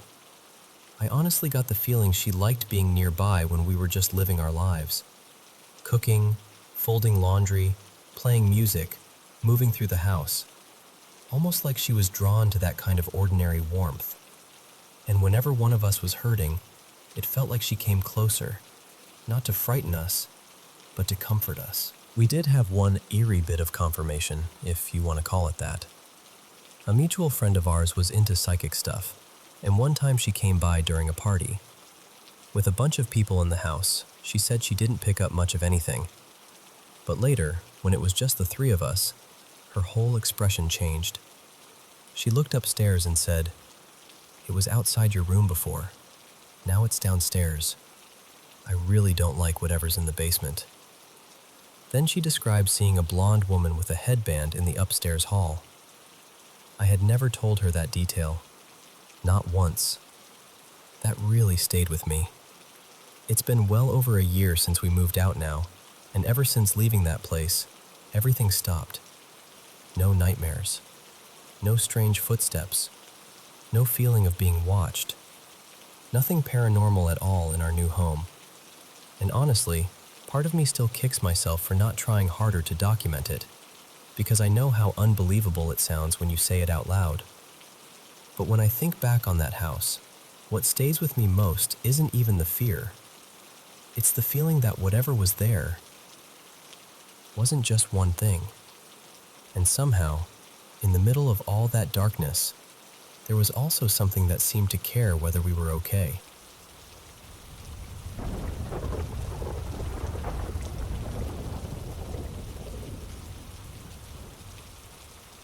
Okay, so this is going to sound ridiculous, and honestly, I still feel a little silly saying it out loud. I've lived in my family's house for basically my whole life, close to 2 decades, and nothing strange had ever happened there before. It was always just home. Normal, quiet, familiar. If anyone brought up ghosts or hauntings or anything supernatural, I was always the person saying there had to be a logical explanation. Even now, at 25, that's still where my mind usually goes. But over the last few weeks, a couple of things happened that I still can't explain, and that's the only reason I'm even telling this story. Lately, I'd been digging into my Pennsylvania Dutch roots, mostly because I love local history. I got especially interested in powwow traditions and all the old folklore tied to them. I live not too far from a place with a long history connected to those stories, so I started reading everything I could find. It was fascinating stuff. I wasn't scared of it at all. I was just curious. The first weird thing happened one night after I'd spent a long time reading. I got up from my room upstairs and started walking toward the hall so I could go down the steps. The second I crossed my bedroom doorway, it was like I walked straight into this overwhelming wave of terror. And I don't mean I got startled. I mean full body, instant, crushing fear. My chest tightened, my heart started pounding, and for a few seconds it felt like all I could do was keep moving forward. I could breathe, technically, but it felt like I couldn't. My mind just went blank. I remember getting to the top of the stairs and stopping there, trying to catch my breath, thinking, what was that? The strangest part is that I reacted in a way I normally never would. I made the sign of the cross without even thinking about it, and I'm not even religious like that. It was just pure instinct. After a minute, the feeling was gone, almost as suddenly as it had started. I kept telling myself I must have spooked myself somehow. Maybe I was too immersed in the reading. Maybe I was anxious without realizing it. But the truth is, I hadn't felt scared before that moment at all.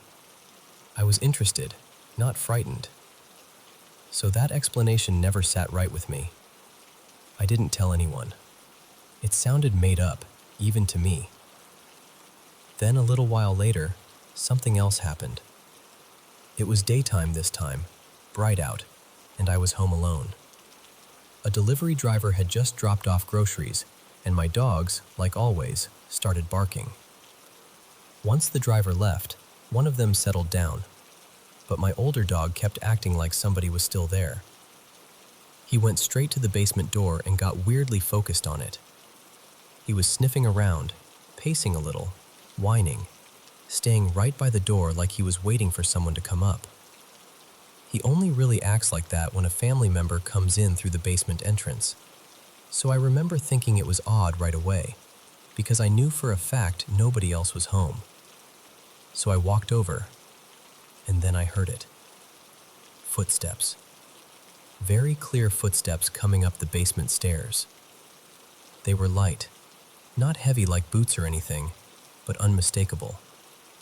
The old stairs have this specific sound when someone's on them, and that's exactly what it was.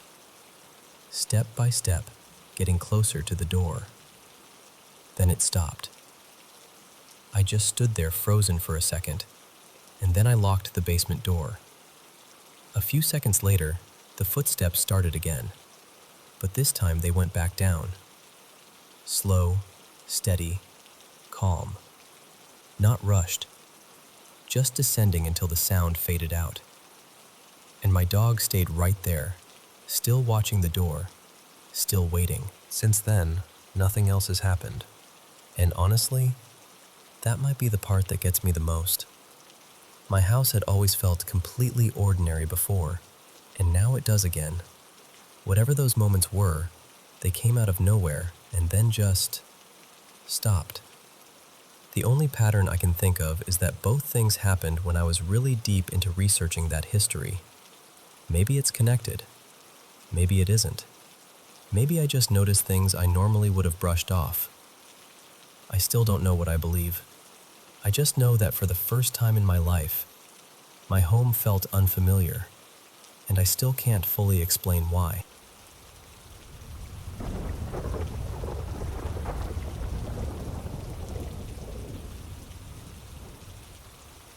So, this happened a few years ago, when I was about 20. I met this American traveler at a bus station in Paris. His name was Luca. He was a little older than me, maybe 28, and we ended up talking while we were waiting for our bus. It was one of those conversations that feels random at first, and then, suddenly you realize you've been sitting there for ages, completely absorbed. Luca had that kind of life that instantly pulls you in. He told me he spent part of the year back in the US, in Oregon, where he stayed with his mother, and the rest of the time traveling however he could, sometimes hiking, sometimes sailing. He worked in marine equipment, something to do with designing ropes and rigging for boats. I didn't fully understand it, but it sounded fascinating. He had this adventurous, restless energy, and before we parted, we exchanged Facebook contacts and stayed in touch. At that point in my life, I had just started university. I was living in a new city. It was cold. I didn't know many people yet, and I spent most evenings alone. I wasn't really going out much. I mostly stayed in, listening to music, watching shows, drawing, playing games, that kind of thing. So when Luca and I started talking regularly, it became this strange little window into another world.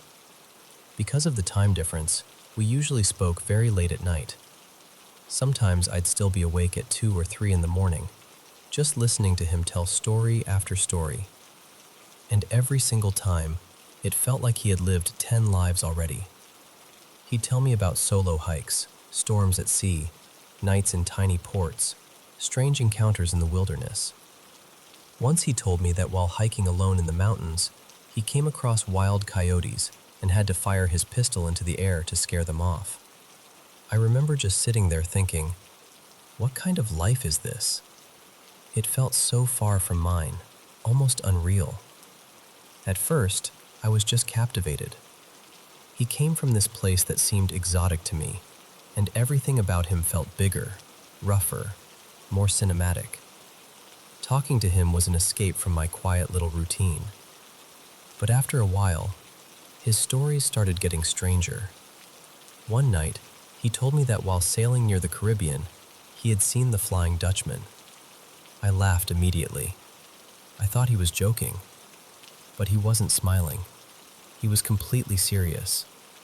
So I told him, half teasing, to keep going. And he did. He said the weather had changed all at once. The sea had gone strange, heavy somehow. And then he saw this enormous old ship ahead of him. Dark, silent, like something from another century. What really unsettled him, he said, was that it didn't appear on his radar at all. At first he thought it might be some abandoned vessel drifting at sea, maybe after an accident. So he moved closer. He said it looked ancient, and even though he couldn't see anyone on deck, he could hear music coming from it. That detail really stayed with me. The idea of hearing music from an empty ship in the middle of the sea. He said something about it felt deeply wrong. So he turned away and left as fast as he could. I didn't know what to do with that story. Part of me thought, okay, this is ridiculous. But another part of me was so fascinated by the way he told it. Not dramatically, not like he was trying to impress me, just plainly, like he was describing something that had happened. And because of that, I didn't dismiss it completely. Then one night, he brought up something I had never even heard of before: the Wendigo. He said that one evening, after a long day of hiking, they'd made camp, built a fire, eaten dinner, and were sitting there talking as it got dark. And then suddenly, Luca felt that there was something else there with them. He said he saw a shape near the fire. Not clearly, not like a normal person standing there, but some kind of figure, a presence, seated close by. At the same moment, his friend looked straight at him and silently signaled for him not to react, not to stare, not to acknowledge it. So they kept their eyes mostly on each other and tried to ignore whatever was beside them. Luca told me his friend had tears in his eyes. That's one of the details that really got to me. The fear of it felt real. After a few minutes, the presence was gone. Later, his friend explained that it was a Wendigo and said you should never give it attention because attention feeds it. Ignore it, and eventually it leaves. I remember exactly how I felt while he was telling me this, because it was late, my apartment was dark, and I was already the kind of person who got a little uneasy at night. Then he joked, very casually, that maybe there was one in my attic. And I know it sounds silly, but I was genuinely terrified. I barely moved after that conversation. I lay awake until morning, staring into the dark.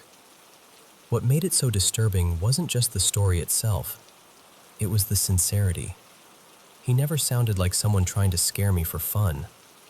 He sounded like someone telling me the truth. The last part is the one I still think about the most. Luca lived part of the year with his mother in an old house in Oregon. He told me from the very beginning that the house was haunted, but he said it so calmly that it almost disarmed me. He talked about it the way someone might talk about a leaky faucet or a creaky floorboard. Just a fact of daily life. He said he and his mother had learned to live with whatever was there, that you had to respect the place, respect the people who had been there before, and not fight everything you didn't understand. There was one area of the house he especially hated: the basement. He told me that when he was younger, he had felt something hostile down there. He said he once saw a face watching him from the dark, and that there was a large black mark on one of the stone walls that seemed to hold all the bad energy in the room. After that, he avoided going down there whenever he could. Naturally, I was curious, so one day I asked him to show me the house over video call. It was nighttime for me and afternoon for him. He started walking around, showing me little things that had become normal to them. Small bowls of salt placed in certain corners, mirrors on the window ledges. He explained that his mother believed they helped with the energy in the house. Then he passed through one room and said, very casually, "The lights switch on by themselves sometimes. We just turn them off when we notice." And sure enough, a lamp was on for no apparent reason. He went into the living room and showed me this heavy wooden cabinet. He said the drawers always slid open on their own, and that he and his mother were used to pushing them shut whenever they walked by. A couple of them were open while he was filming, so he closed them. One of the drawers had nothing in it except a Bible, which at the time I found strangely funny. Then he brought me to a hallway. There was a trap door in the floor leading down to the basement. He didn't open it. He just stepped closer to show me. And the moment he did, my phone started going crazy. The image broke apart into colored static, red and blue streaks across the screen. The sound turned into this horrible, distorted crackling, and underneath it, there was this deep buzzing noise. Everything froze and stuttered for a few seconds. And then, just like that, the image cleared. He had backed away fast. I asked him if he had seen what happened, and he said yes. He told me he had never seen the call glitch like that before. What struck me was that he wasn't screaming or panicking. He looked shaken, definitely, but he wasn't hysterical. Meanwhile, I was absolutely frozen. My heart was pounding so hard it felt painful. Even though I was thousands of kilometers away, it felt like something had crossed the distance between us for those few seconds. Like whatever was in that house had brushed right up against me too. And I remember thinking, what if he's been telling the truth this whole time? We stayed on the call. After a while, the tension eased a little, and we started talking about something else. Then I heard a sound. At first, I couldn't place it. It was low, steady, almost vibrating. Then I realized it was a voice. Very deep voice. Not speaking English, not speaking anything I could recognize. Just reciting something in this slow, solemn, chant-like way. I was studying linguistics back then, and I was obsessed with languages, accents, sound patterns, all of that. But this, I couldn't identify it at all. It didn't sound like normal speech to me. It sounded almost ritualistic, like a prayer being intoned by someone with an impossibly deep voice. I asked Luca if he heard it too. He said yes. He followed the sound into the living room, and it seemed to be coming from a Bluetooth speaker that was lying on the floor, plugged in to charge. But the speaker was off. He picked it up, messed with it, and the chanting stopped. Then, almost immediately, another voice came through, this time clearly in English. It turned out the television had turned itself on, and the news was playing. I asked him if the TV had already been on. He said no. He switched it off, and after that, everything went quiet. Nothing dramatic happened after that. No final reveal, no explanation, no neat ending. Eventually, life moved on. I met someone, got into a relationship, changed my routines, and Luca and I slowly lost touch. But I still think about him. For a long time, I kept him in this category in my mind. An eccentric, maybe a storyteller, maybe someone who blurred truth and fiction because he liked the effect it had. And honestly, part of me still wonders if that's all it was. But that night on the video call unsettled me in a way I still can't fully explain. I can still picture the static. I can still hear that voice. And every now and then, I catch myself thinking about all those stories again. The ghost ship, the thing in the woods, the basement, the speaker, the TV, and asking myself the same question I asked that night. What if he really was telling the truth?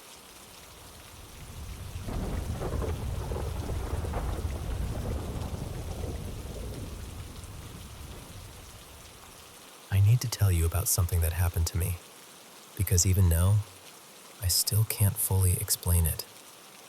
At the time, I was in a really bad place mentally. I'd just come out of the end of a long relationship, almost a decade, and it completely broke me. On top of that, I was serving time. I'd already done about a year, got out for a short while, then got recalled and sent back, this time to an old Victorian prison in Hull. Somehow, I managed to get a cell on my own, and honestly, that probably helped keep me together more than anything else. I wasn't taking drugs. I wasn't losing touch with reality. Nothing like that. I was just hurting deeply. Properly low. The kind of low where your mind goes to dark places even when you don't want it to. Anyway, this happened late one night, around 1:45 to midnight. I'd switched the TV off and was trying to get to sleep. The cell wasn't completely dark because the yard lights came through the bars, so I could still make out the room. I was lying flat on my back, looking up toward the ceiling, with the wall to my left and the rest of the cell open on my right. My eyes had only been shut a few minutes. I wasn't asleep. Maybe I was just starting to drift, but I was definitely not gone. Then I opened my eyes. And there it was. Standing right over me was this figure, about 3 or maybe 4 feet tall, thin, shaped like a person but not really human looking. It was completely black. Not just shadow black either. I mean the darkest black I've ever seen in my life. No face, no eyes, no detail at all. Just this solid, unnatural darkness leaning over my stomach, close enough that it should have been touching me, but it wasn't. I reacted instantly. I shot up, slammed myself against the wall, and scrambled to the end of the bed where the light switch and TV were. I was yelling, swinging, kicking, throwing punches, full panic, pure terror. But every time I tried to hit it, my hands just went straight through it. Like there was nothing there physically, even though I could see it as clearly as anything else in the room. That's the part that still gets me. It didn't jump back. It didn't react. It didn't rush at me. It just stayed there, perfectly still, in the exact same position. Then it started to fade. Slowly. Not instantly. Not like something in a dream where it just disappears and you wake up confused. It took maybe 10, maybe 15 seconds to fully go.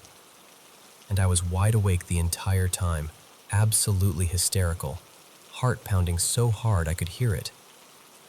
Once it was gone, I turned the TV back on just to ground myself, to check the time, to prove to myself I was really awake. It was 12:01 a.m. The next day I told the prison officers and they just laughed it off. Said it was sleep paralysis. But they didn't really listen to what I was saying. I kept telling them I wasn't paralyzed. I moved straight away. I jumped up. I ran. I fought. One of the prison chaplains offered to bless the cell, which honestly unsettled me even more. Because why offer that unless he'd heard something similar before? Then I found out something else. Another prisoner had taken his own life that same night. When I heard the rough timeline from staff checks, it sounded like it could have happened not long before, or not long after, what I experienced. Now, I'm not saying the two things were connected. I honestly don't know what to think. But once that thought got into my head, I couldn't shake it. For the next 4 months of my sentence, I slept with the light on every single night. And sometimes, even when there was nothing there, I could still feel a presence in the cell. You know that feeling when you just know someone else is in the room, even if you can't see them? It felt exactly like that. I've never experienced anything like it before, and never since. I'm not even someone who goes around believing in ghosts or spirits. I've always tried to be rational about things. But this felt real. And I still don't know what it was.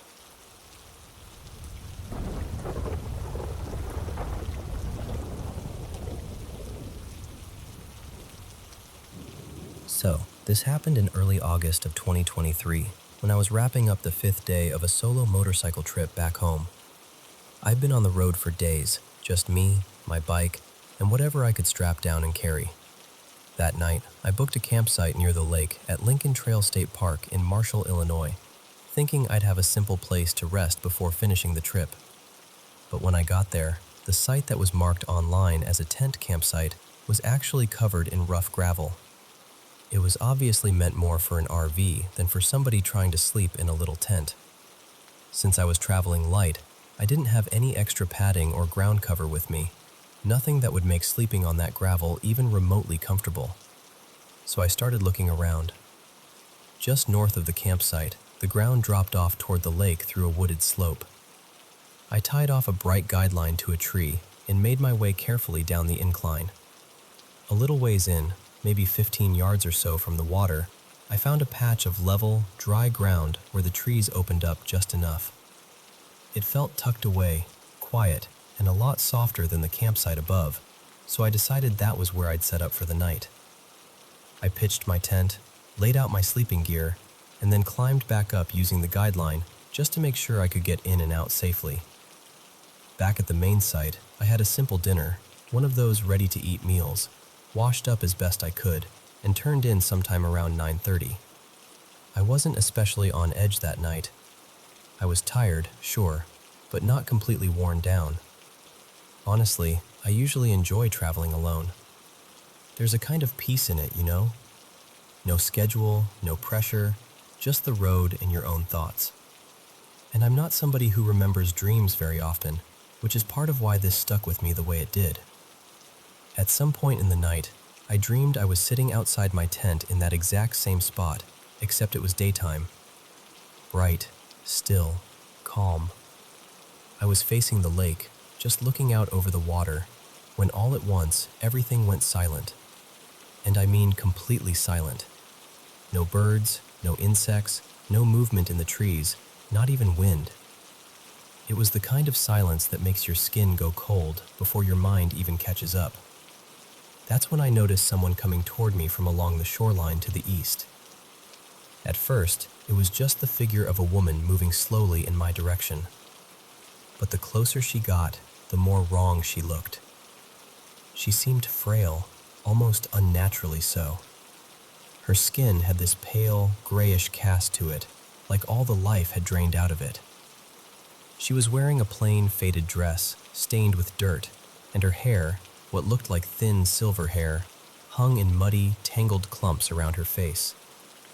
I remember noticing her feet because at first I thought she had shoes caked in mud, but then I realized they were bare. Just filthy, dark with muck and leaves stuck to them. I remember trying to speak to her. I asked if she was okay, if she needed help, but she didn't answer. She just kept coming, staring straight at me with this empty, fixed look. No expression, no sign she even really heard me. And when she got close enough that I felt I needed to move, I stood up and started backing away, slow at first, because I didn't want to turn my back on her. Then the dream changed. It was night all of a sudden. Not a gradual shift, just instant darkness. And she was only a few feet away from me now, but that didn't make it less terrifying. Her mouth opened wide, wider than it should have, like she was screaming at me, except there was no sound at all. Not a single sound. She reached toward me, and I saw that her fingers looked twisted, almost root-like too. And I can't fully explain this part, but the feeling that hit me in that moment was pure dread. Not just fear, dread.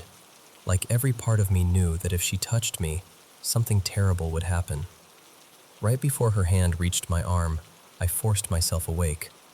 I sat up in my tent sometime between 1 and 1:30 in the morning, heart pounding so hard it felt like it might shake the whole tent. I was absolutely frozen. I didn't want to move. I didn't even want to breathe too loudly. I just listened, and all I could hear were normal nighttime sounds. Crickets, the soft water against the shoreline. Once in a while, something small moving through the leaves. Nothing strange, nothing dramatic, but I was still terrified. I had to deliberately slow my breathing and talk myself down in my own head before I could even begin to calm down. It took a long time before I could fall back asleep. At least an hour, maybe more. The rest of the night passed without anything else that I remember. When I woke up the next morning, I felt uneasy in a way I couldn't really shake, but I was rested enough to get back on the bike and keep going. I just ended up taking a few extra breaks that day because the whole thing stayed with me. And honestly, even now, I still go back and forth on it. Maybe it was just a vivid nightmare brought on by the unfamiliar place, the long ride, and sleeping down near the lake. That would be the logical explanation. But it didn't feel like an ordinary dream. It felt unusually real, like I had stepped into something instead of imagined it. So I don't know. Maybe it was nothing more than a bad dream, but I've never quite been able to convince myself of that.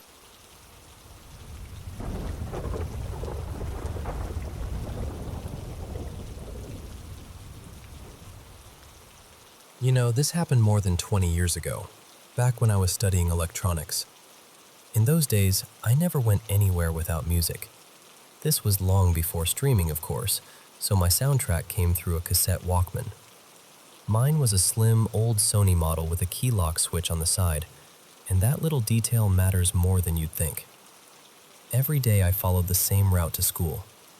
Part of it meant crossing a wide, busy boulevard just before I arrived. And like a lot of young people, I thought I was invincible. Instead of using the pedestrian crossing, I'd usually cut across the road a good 40 or 50 meters before it. Looking back, it was such a reckless thing to do. That day was completely ordinary at first. I'd eaten at home, put on my headphones, pressed play, and headed out like always. I reached the usual spot where I crossed the boulevard, and without really thinking, I stepped forward. And then, right at that exact moment, the music stopped. Not faded out, not crackled. It just stopped. So I stopped too, with one foot hanging just a few centimeters from the street. If the music hadn't cut out, my next step would have taken me straight into the road.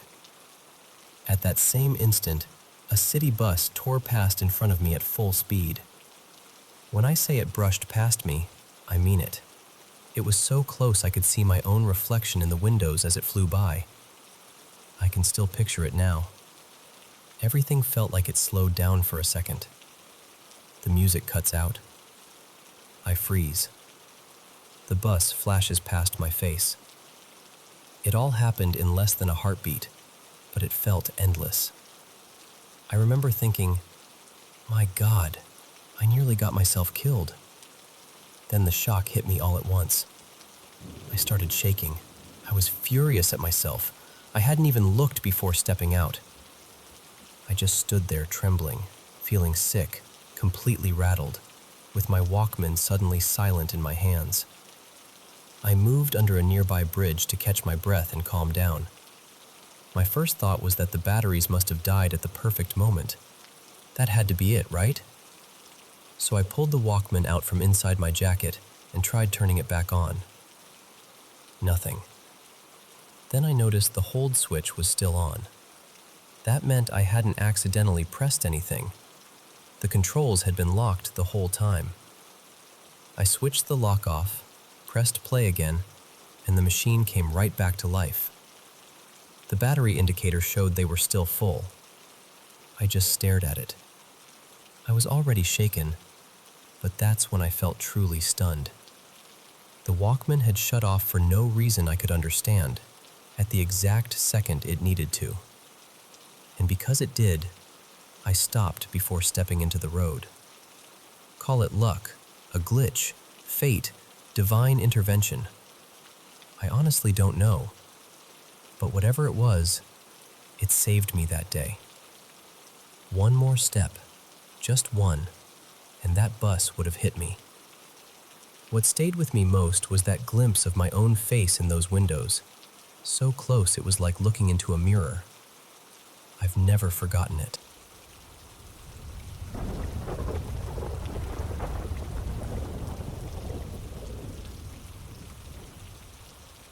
So, I want to tell you about a house in Corinth, New York, that I ended up investigating more than once.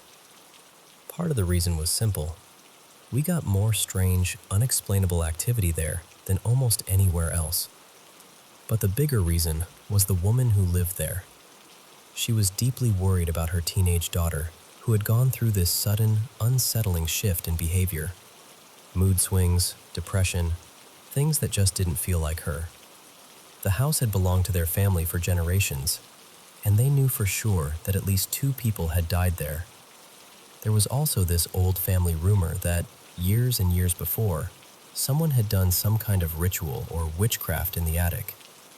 But the moment that has stayed with me all this time happened in the kitchen. My team and I were sitting there with the homeowner, running an EVP session.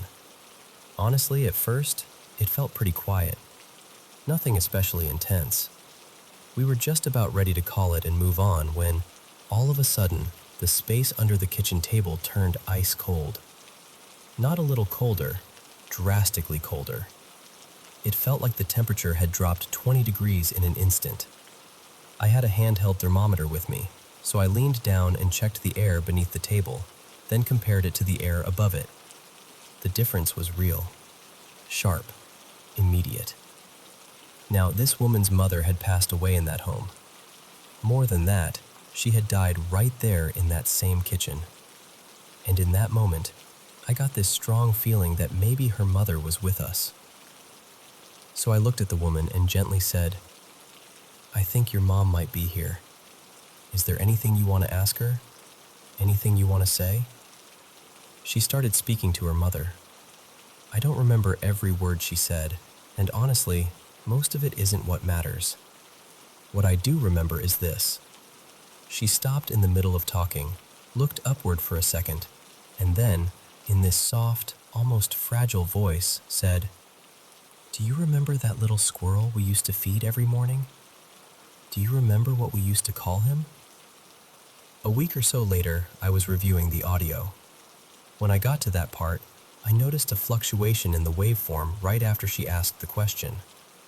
So I put on headphones, turned the volume way up, and listened carefully. At first, I wasn't sure. I replayed it again, then again. And what I kept hearing, clearer each time, was the word nibbles. I went back to the house a few days later to go over everything we had captured.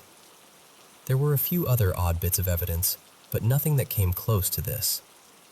When we got to that clip, I wrote the word nibbles on a piece of paper and kept it hidden. Then I played the audio for her and asked, "Tell me what you hear." The moment the clip ended, she started crying. Before she could even answer, I put the paper in front of her. She looked down at it, and she just broke. Through tears, she told me that Nibbles was the nickname her mother had made up for that squirrel. Nobody else would have known it. Nobody. And in that kitchen, on that day, it really felt like we had reached her mother. Even now, telling you this, I get chills. It was close to 20 years ago, and I still haven't forgotten it. Some moments just stay with you, and that one absolutely did.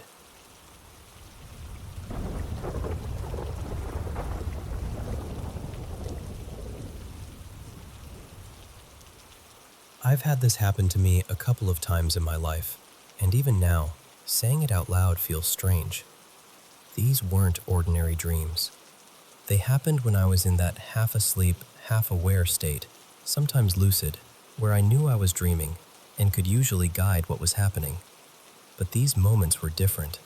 They came in suddenly, took over completely, and felt more real than anything I'd ever experienced in sleep. What makes them so hard to dismiss is that both times, they seem to line up with real-world events. Big events. The kind you can actually verify. And both times, the experience shocked me awake, and I checked the time right away because I knew something about it was deeply off. I should say this too. When people go through something they truly believe is paranormal, they usually don't rush to tell everyone. At least, I didn't. The first time this happened, it involved a major national tragedy, and I kept it to myself for years. I didn't want to sound like I was trying to make someone else's suffering into my story. I still don't. But it happened, and I've never been able to fully explain it away. Back in 2001, I was in graduate school. I had a late morning class that day, so I was still asleep when it happened. I was having one of those calm, lucid dreams where everything felt light and easy, and I was fully in control. Then all at once, it changed. No transition, no warning. It was like being yanked into someone else's final moments. The whole thing only lasted a few seconds, but the fear in it was overwhelming. I can still remember the sensation more than the visuals. It felt like moving impossibly fast, faster than my mind could process. I had this vague sense of seeing through someone else's eyes, but what really came through was their terror. Pure terror. It was the absolute certainty that death was only seconds away. I woke up violently, almost falling out of bed, heart pounding so hard it hurt. I looked at the clock immediately. It was 8:47 a.m. Eastern Time. At first, I didn't connect it to anything. I just got up and went on with my morning. But later, when people began describing what those final moments on one of the planes might have felt like, something inside me turned cold. The speed, the city rushing by, the helplessness. It matched the feeling of that dream in a way I couldn't ignore. For years after that, I replayed it in my mind. I questioned myself constantly. I wondered if I had imagined the connection after the fact, and because nothing like it happened again for such a long time, I started to doubt my own memory. Then, not too long ago, it happened a second time. This one came out of nowhere. I wasn't even in a vivid dream. Not that I remember. It was more like another scene suddenly cut in, sharp and immediate.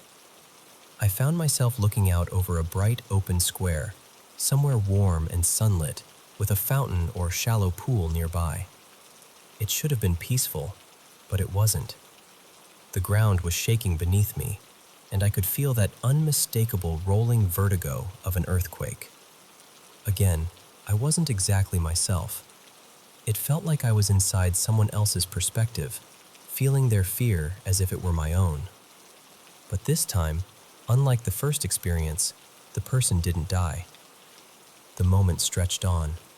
The panic slowly faded into frustration, then irritation, like, please, just let this stop already. That emotional shift was so oddly specific that it stayed with me. The next day, after getting distracted by an argument with my roommate, I was scrolling through the news and saw the top story: a cluster of earthquakes in Istanbul. It had happened in broad daylight there. I did the time conversion, and the moment I had checked in my room lined up almost exactly with the timing of the first quake.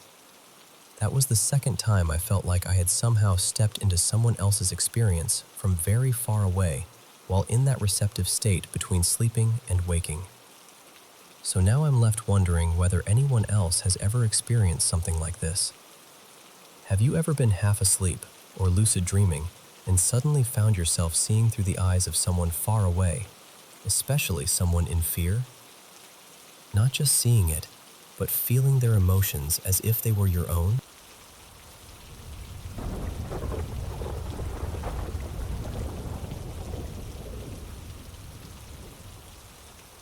You know, I was probably around 9 years old when this happened, maybe 10. It was sometime in the late 80s, back when summers felt endless and heavy, and nights in our old house could feel like they were holding their breath. I'm in my late 40s now, and I still haven't fully made peace with what I saw that night. I grew up in a little town in Ohio, and we lived in this really old house right near the edge of town. It had been a lot of things before it became a home. People used to say it had once been a workshop, then a stable, and later some kind of tavern before somebody turned it into a residence. And honestly, the place always felt like it remembered every version of itself.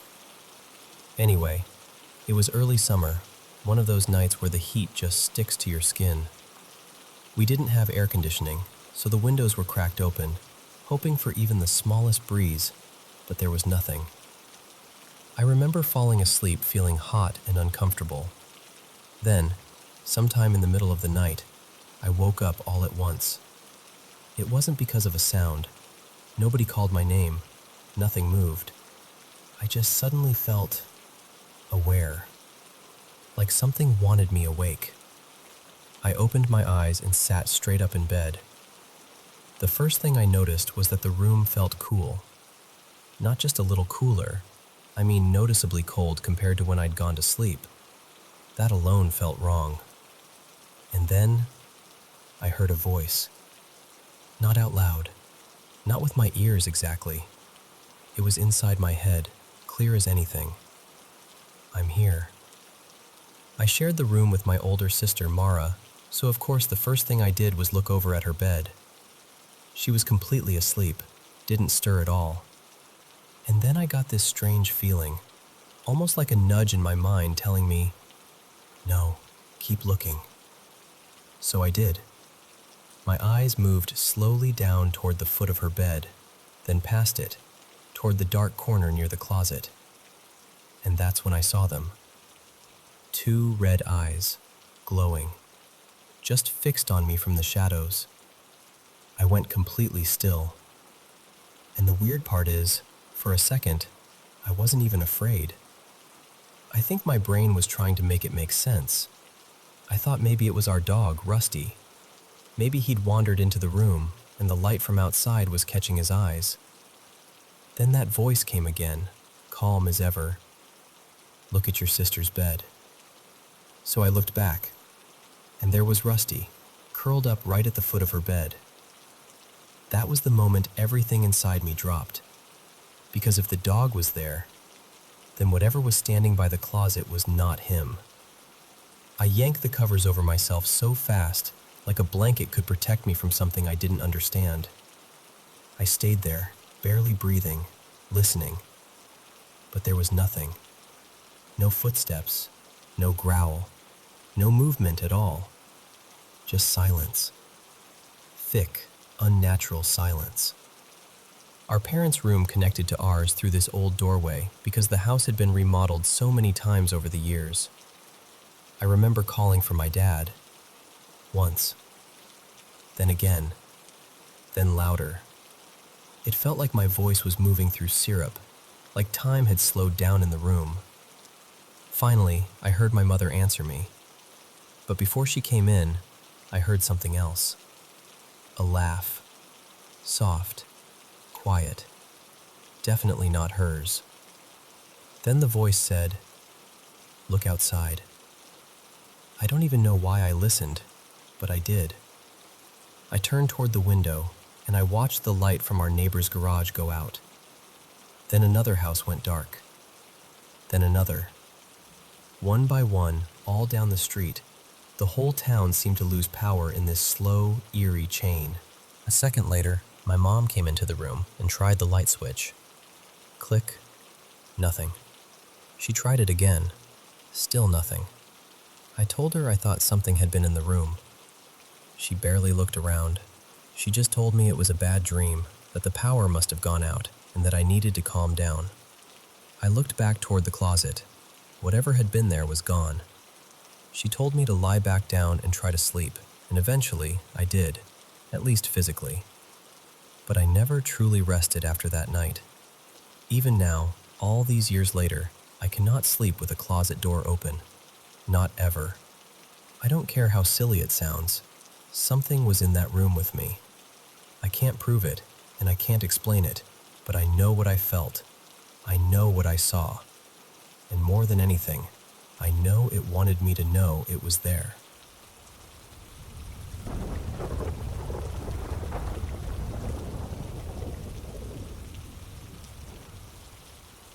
I've got to tell you about something that happened to me a few years ago that I still can't fully explain.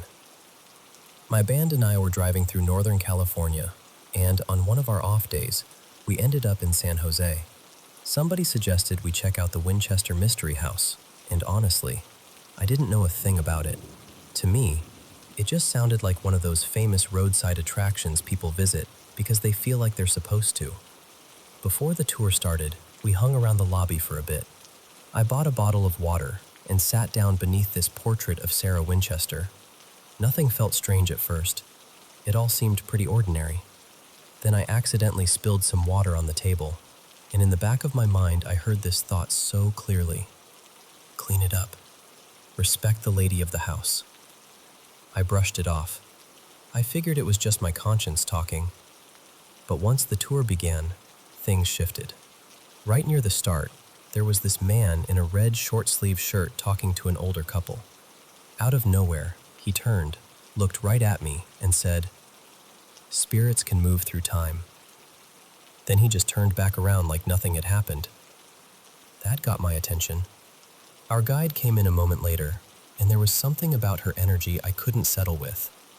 Not evil exactly, just odd, uncomfortable.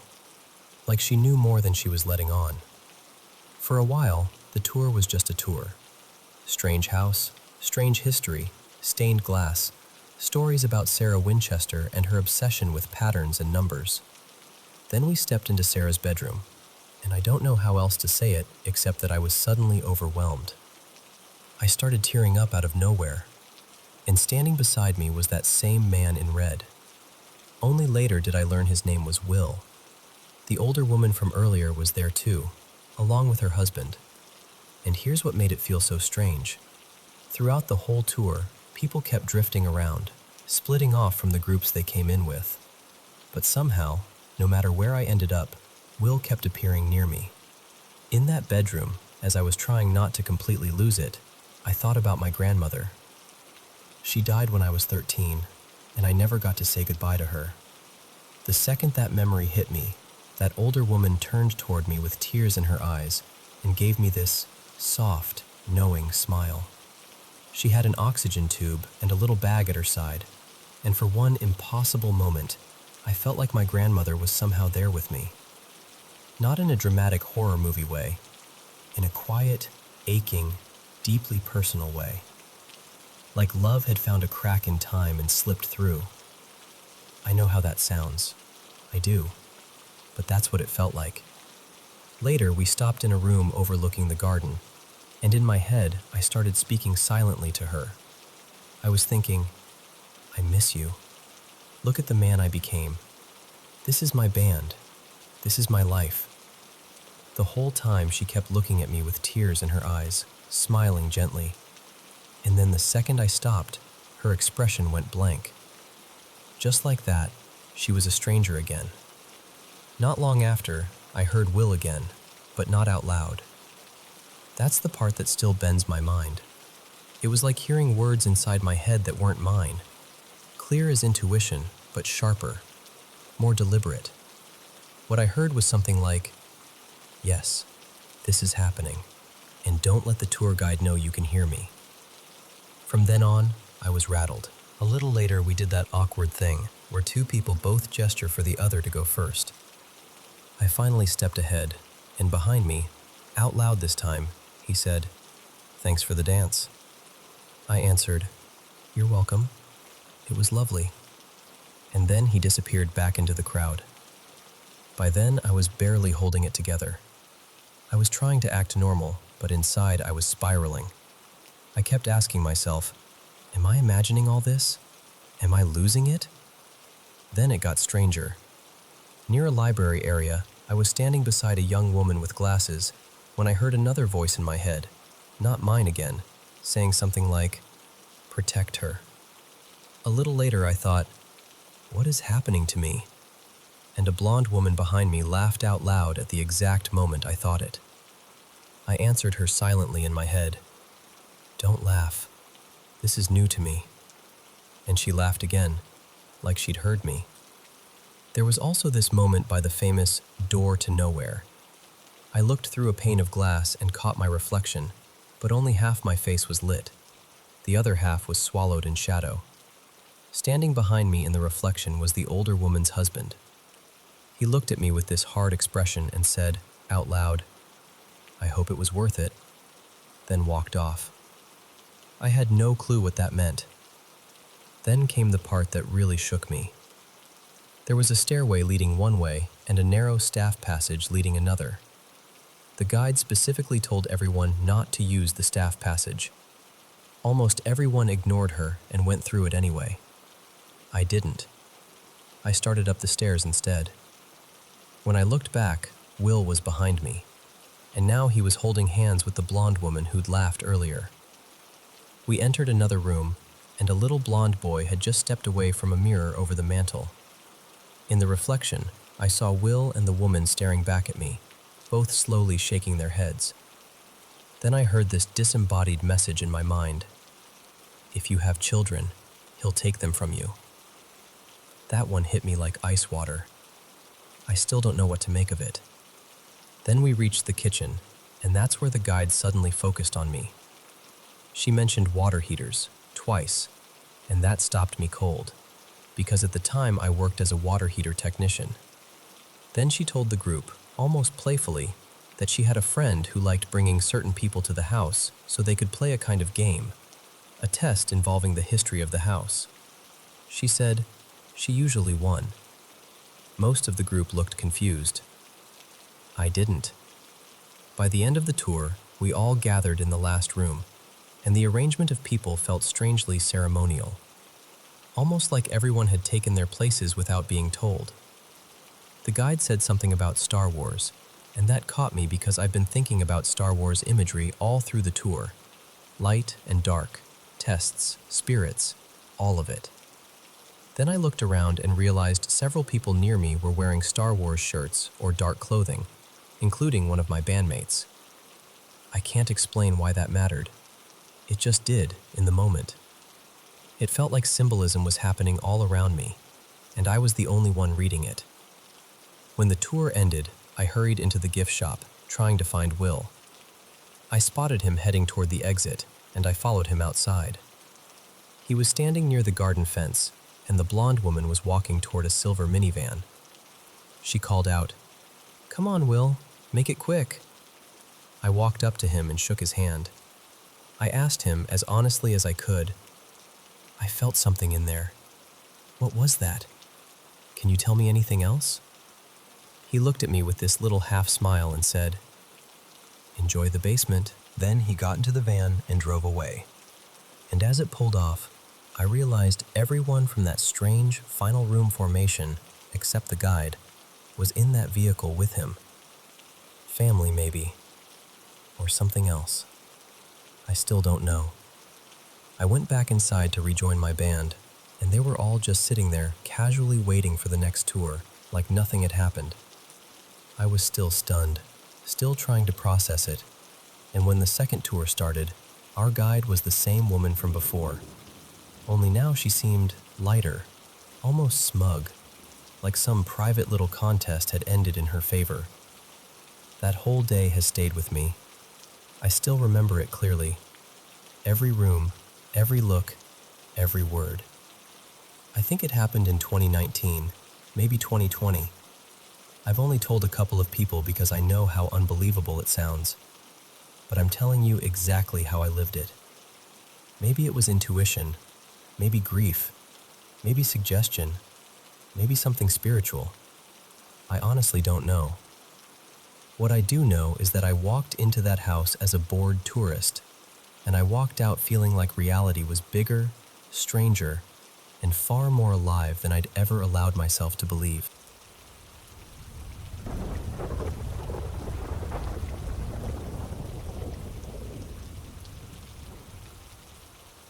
I want to tell you about something that happened to me last year, because honestly, I still haven't been able to make sense of it. At the time, there were 4 of us living in the house. Me, my older brother, my cousin Mara, and my aunt. Mara and I shared a bedroom upstairs, so I was used to knowing whether she was there or not. One night, sometime around 2:30, maybe closer to 3 in the morning, I woke up needing to use the bathroom downstairs. The room was dark, and when I looked over at Mara's bed, she wasn't in it. That didn't really alarm me right away, because sometimes she'd fall asleep on the couch in the living room. So I got up, grabbed my phone, and used the screen light to guide myself down the stairs. I was trying to be quiet at first because I didn't want to wake her if she was sleeping downstairs. But when I reached the living room, she wasn't there. That's when I stopped and really started to feel confused. I remember just standing there for a second, thinking, okay, if she's not upstairs and she's not here, then where is she? I started turning on lights and checking everywhere. I looked through every part of the house I could think of. The kitchen, the hallway, the bathroom, every corner I could check. Nothing. No sign of her at all. Then my thoughts started racing. I even wondered if maybe she'd gone outside, but that didn't make sense either. Our neighborhood isn't the kind of place where you just wander out in the middle of the night. So I started knocking on doors. My brother's room was locked. My aunt's room was locked. I called their names over and over, louder and louder. And that's the part that really unsettles me. None of them answered. I wasn't being quiet anymore. I was making enough noise that at least one person should have yelled at me to stop. None of them are especially heavy sleepers, and I know for a fact I was loud. But I got nothing back. No footsteps, no voices, no annoyed, "What are you doing?" Just silence. I kept at it for what felt like forever, probably close to an hour. At some point, I think I stopped looking for Mara and just started making noise because I wanted proof that someone could hear me. I wanted any kind of response. But nothing came. Eventually, I gave up. I went back upstairs, got into bed, and somehow managed to fall asleep. The next morning, everything was completely normal. Everyone was home. Mara was in the kitchen helping make breakfast like it was any other day. So I asked her where she'd gone the night before, and she looked at me like I was the weird one. She said she hadn't gone anywhere, that she'd been asleep downstairs on the couch. I told everyone what had happened, how I'd searched the whole house, how I'd called out for them, how nobody answered me. And they all just kind of brushed it off. They said maybe I hadn't looked carefully enough. Maybe I was half asleep. Maybe I imagined parts of it. And for a while, I tried to accept that. I told myself maybe they were right. Maybe I was groggy and panicked and not thinking clearly. Even though deep down, that explanation never really sat right with me. Then something happened again. Not to me this time, to my mom. And it brought the whole thing back. She searched the whole gym and couldn't find a single person. So she stepped back outside and asked someone passing by where the kids were playing badminton. And the person pointed right at the gym and said, "Inside." My mom went back in, and suddenly the place was full. Kids, noise, activity, everything exactly where it should have been, like it had been that way the whole time. When she told me that, I got chills, because it felt way too close to what happened to me that night. That same feeling of being somewhere familiar, searching, and somehow not finding what should have been right in front of you. I still don't know what to call it. I don't know if it was stress, exhaustion, some kind of strange mental lapse, or something I can't explain. But whatever it was, it didn't feel normal. And the fact that something so similar happened to my mom makes it even harder to shrug off. So yeah, I still think about that night. And I still can't decide what scares me more, if it was real or if it wasn't.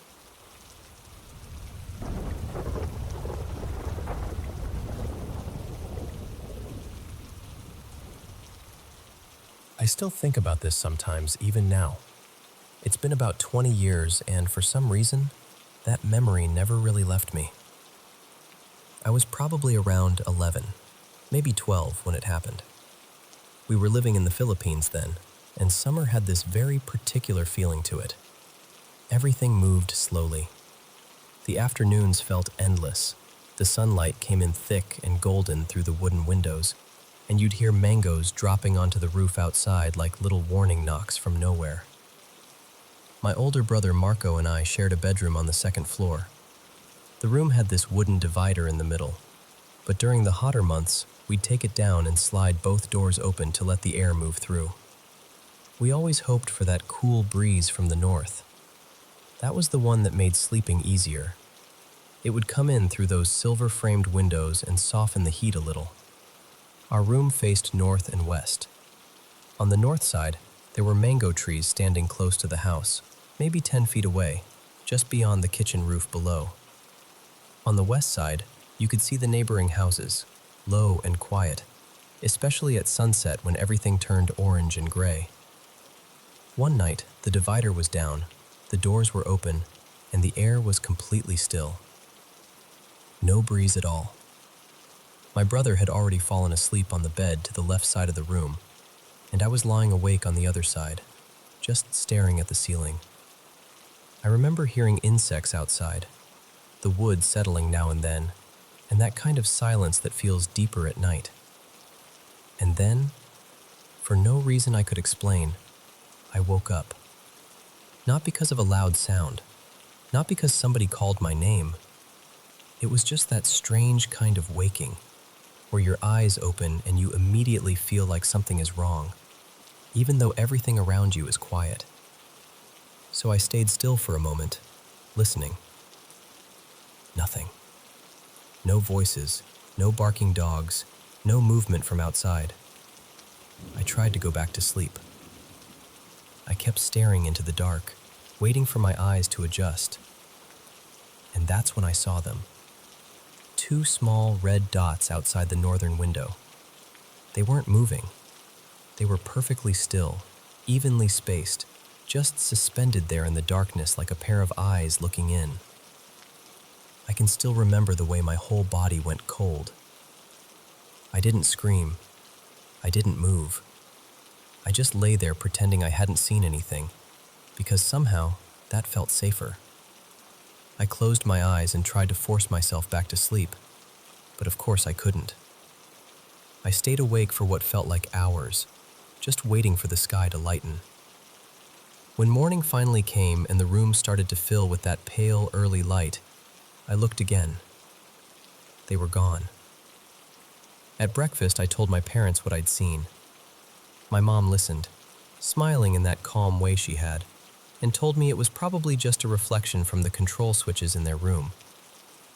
There were little red indicator lights on them, and she said maybe with the divider gone and the room opened up, I was seeing those lights reflected in our window from a strange angle. Honestly, it sounded reasonable. Their room was directly across from ours, and the explanation made enough sense that I accepted it. That same week, we went to stay with my grandparents for a few days, which was something we often did. I spent the whole time playing with my cousins, running around outside, getting dusty, staying busy. And little by little, I forgot about the red eyes. Until we came back home. The very first night we were back, it happened again. I woke up the same way. No noise, no reason, just that sudden awareness. And immediately, I remembered what I had seen before. This time, I told myself not to be scared. I told myself it was only the reflection. I even turned my body slowly, pretending I was just shifting in my sleep, and looked toward the window with barely open eyes. 2 red dots. Still, evenly spaced, watching. That scared me enough that I finally got out of bed and went to ask my mother for a glass of warm milk. She got up without complaining, like she always did, and came downstairs with me. While I was drinking, I asked her if she could please turn off the lights on the panel because the reflection was frightening me. She took me back upstairs and showed me the switches in their room. 2 little red lights were glowing. She pointed at one and said, "This one's your father's phone." Then she pointed at the other and said, "And this one's mine." She switched them both off, and the red lights disappeared. Then she told me, very softly, "Go check now." So I looked toward our window, and the red eyes were gone. She kissed my forehead after that, and told me I just had a vivid imagination. She said that kind of imagination would someday become something beautiful. And for a while, I believed her. I really did. After that, a few weeks passed, and I stopped thinking about it. I slept normally again. Whatever fear I had felt started to fade, because in my mind, I had already solved the mystery. Then one night, it happened again. The same sudden waking, the same silence, the same feeling of dread before I even opened my eyes fully. I turned my head toward the northern window, and there they were. The red eyes had come back. But this time, I didn't panic right away. I was older now by a few weeks, braver in that way kids can be when they think they understand something. I turned to look toward my parents' room, expecting to see the little red panel lights glowing again. But when I looked, every single light was off.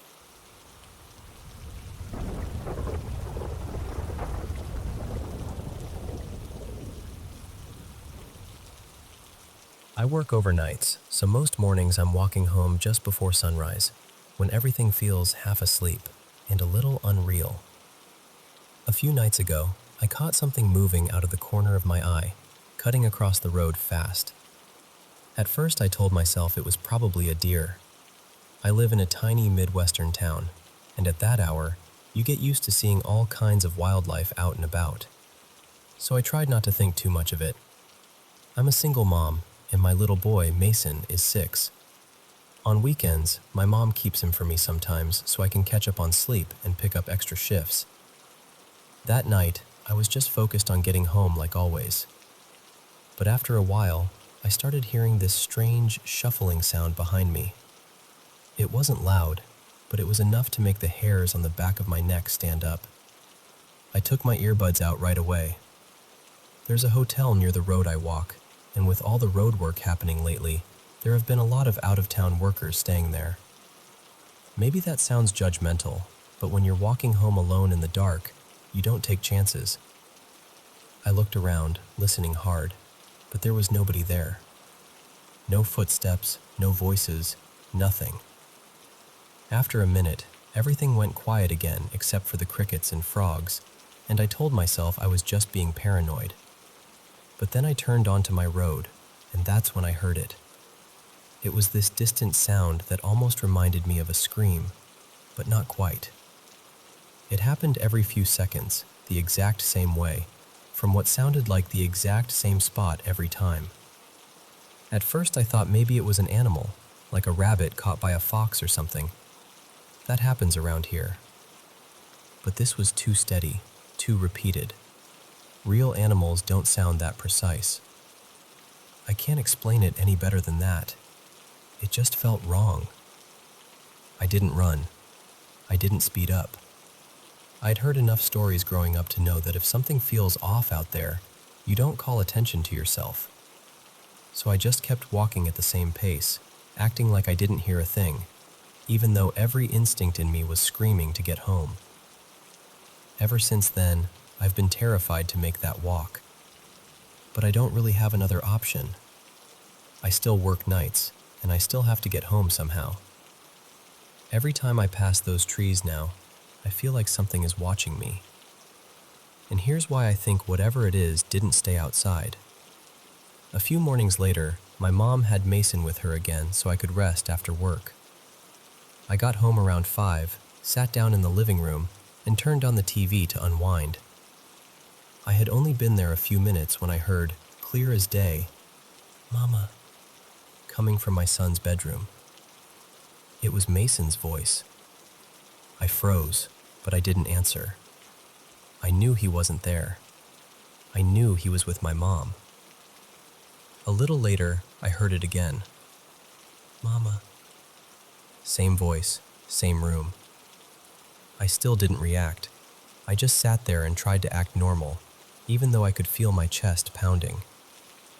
Since then, it's happened more than once. Sometimes I'll hear Mason's voice from another room, even when he's sitting right there with me in the living room. The strangest part is that he never reacts. Not once. It's like he doesn't hear it at all. Like I'm the only one it's talking to. Then there's the knocking. No one on the porch. No one by the road. Nothing. I don't know what this is. I don't know why it sounds like my child.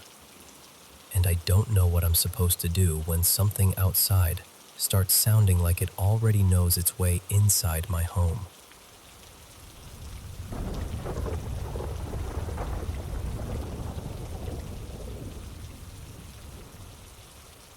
Hey everyone, welcome back to the Paranormal M channel. Thank you so much for sharing so many of your paranormal experiences with us, and please keep them coming. Also, don't forget to subscribe and turn on notifications. Now, get comfy in bed, switch on your nightlight, and let's dive into tonight's paranormal stories. Good night.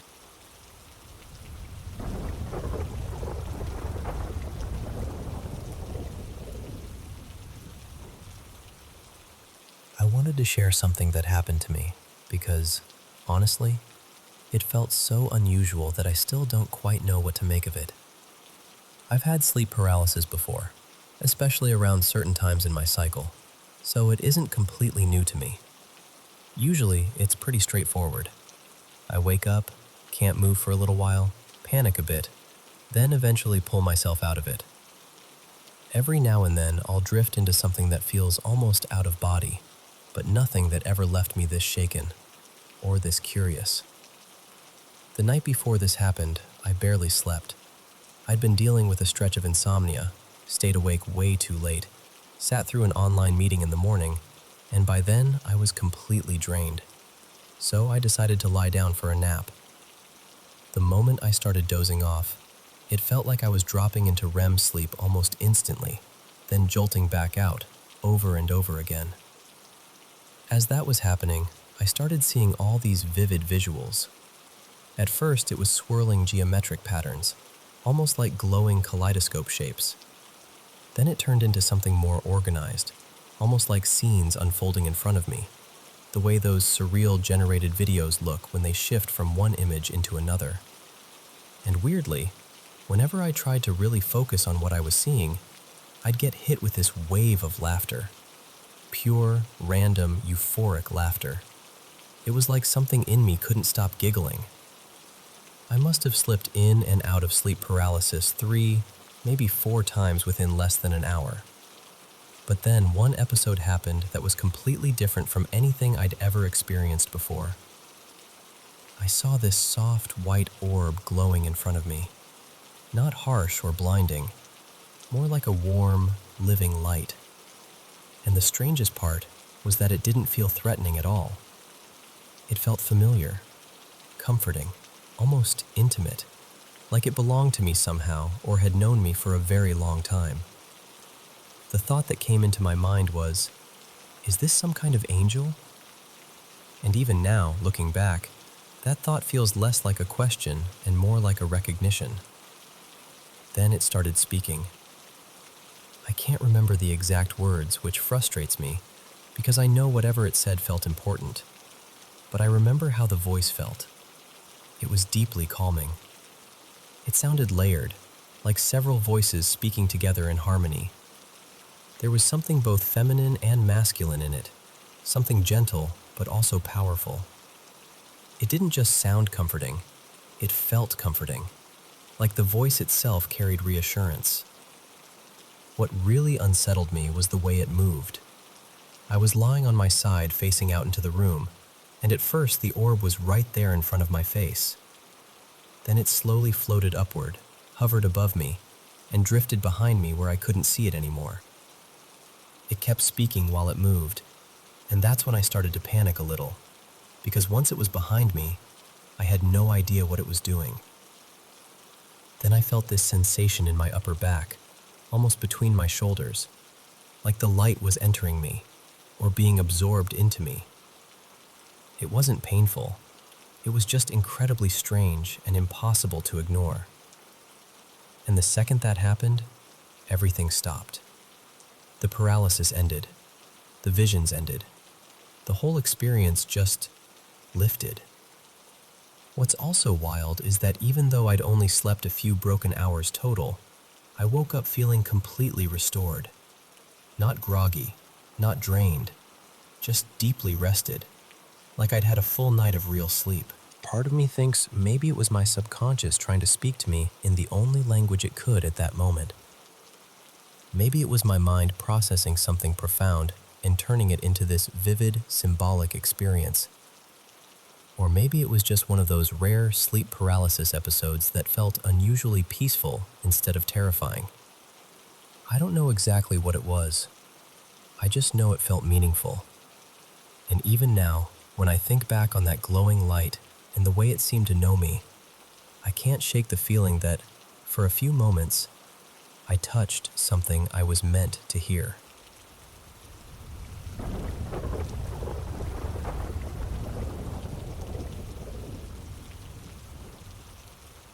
So this happened when I was around 22.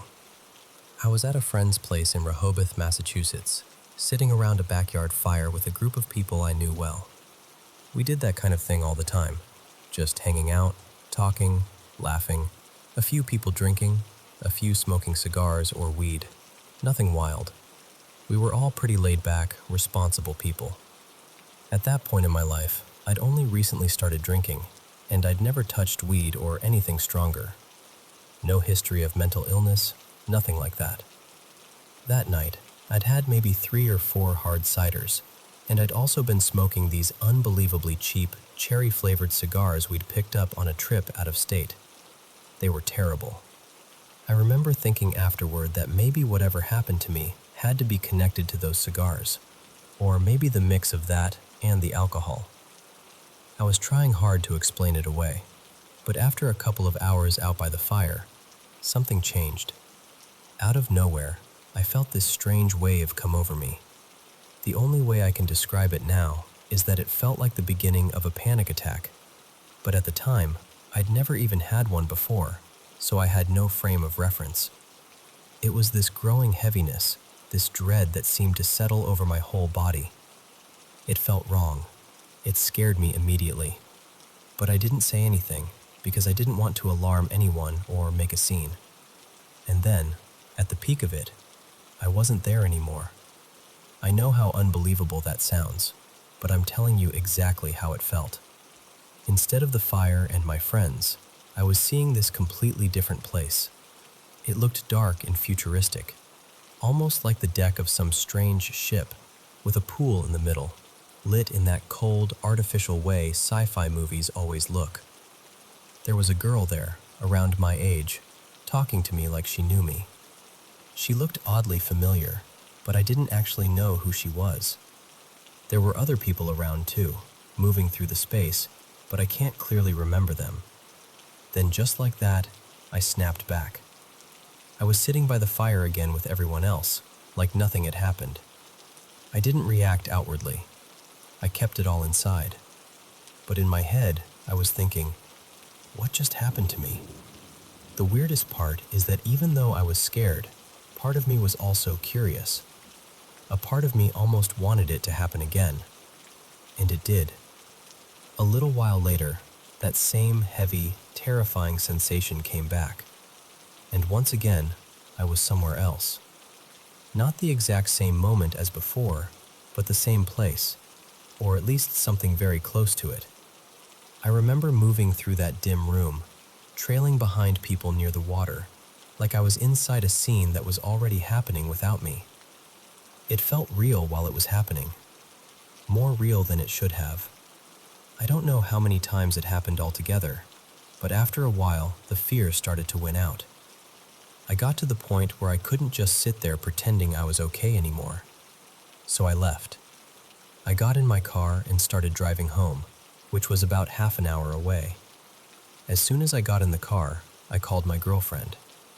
The phone started ringing, but almost immediately there was this awful crackling sound, glitchy, metallic, wrong. Then she picked up, and before I could even say anything, there was this bizarre noise on the line. It sounded like breathing mixed with some kind of distorted metallic feedback, almost like someone moving their tongue around in their mouth right next to the receiver. The first thing she said was, "What was that?" And honestly, for a split second, I felt relieved, because if she heard it too, then maybe I wasn't losing my mind. I told her what had happened at the fire and asked her to stay on the phone with me while I drove. I was scared it might happen again while I was behind the wheel, and I didn't want to be alone if I crashed or something went wrong. Thankfully, I made it home fine. I went straight downstairs to my room and laid on the bed, thinking maybe whatever it was had passed. But within minutes, I felt that same sensation coming on again. The dread, the heaviness, that awful wave. And then I was back in another place, seeing another scene that had nothing to do with the room I was actually in. When it stopped, I called her again. The dialing noise did that same strange thing one more time, though not as intensely. After that, eventually, I fell asleep. And that was it. It never happened again. Not once. Not even close. I know how all of this sounds. I really do. It sounds made up or exaggerated, or like something from the mind of somebody unraveling. But I'm just telling you what I experienced. I've gone over it so many times in my head. Maybe it was something in those cheap cigars. Maybe it was some bizarre reaction between the alcohol and whatever was in them. Maybe somebody slipped something to me, though I never believed my friends would do that. What I could never explain, though, was the phone. That part stayed with me.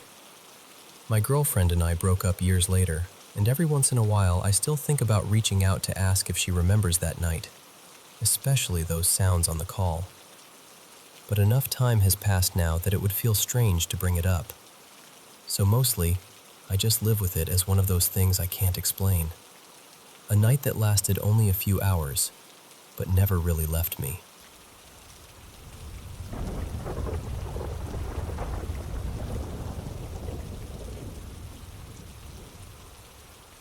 I don't really know how to explain this without sounding dramatic, but I've been carrying it around for a while, and I think I finally need to say it out loud. A few months ago, sometime after midnight, something happened that I still can't fully make sense of. It felt like this sudden shift came over me.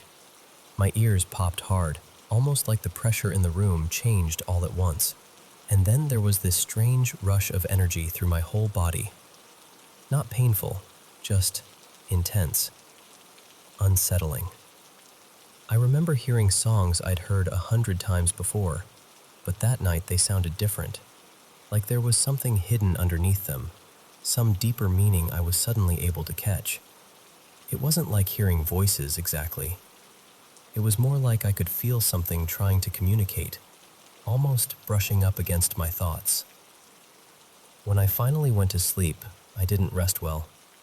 I woke up feeling deeply uneasy, almost paranoid, like something had already started and I was behind on understanding it.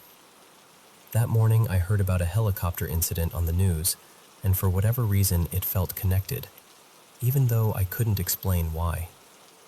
Outside, the whole town looked off. There was this hazy film in the air, and even the sunlight looked too bright, almost electric, like the world had been turned up too high. My phone kept flickering and glitching, cutting in and out for no reason. A couple of strangers reached out to me in ways that felt weirdly pointed, asking my name like it mattered more than it should have. And people's eyes. I know this sounds odd, but they seemed different somehow. Sharper, brighter, almost reflective. By that night, things got even stranger.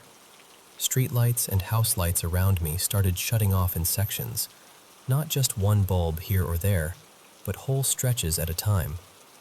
It honestly looked like something was draining the energy right out of them. Then there were helicopters circling low near the area where that first experience happened. Cars I didn't recognize kept passing through my neighborhood again and again, moving slow, looping back, like they were watching for something, or someone. The whole atmosphere felt wrong, heavy, charged. The next evening, it kept going. Some of the same cars were back, and I started noticing that my coordination felt unusually sharp, like my body was reacting faster than normal. Later, right before bed, my cousin Mara and I heard rustling outside the house. We checked, and there was nobody there. We moved into the bedroom, trying to ignore it, but then the same sound started again just outside the window. That was the moment it really sank in that this didn't feel random anymore. For several days after that, I couldn't shake the feeling that I was being tracked or hunted by something I didn't understand.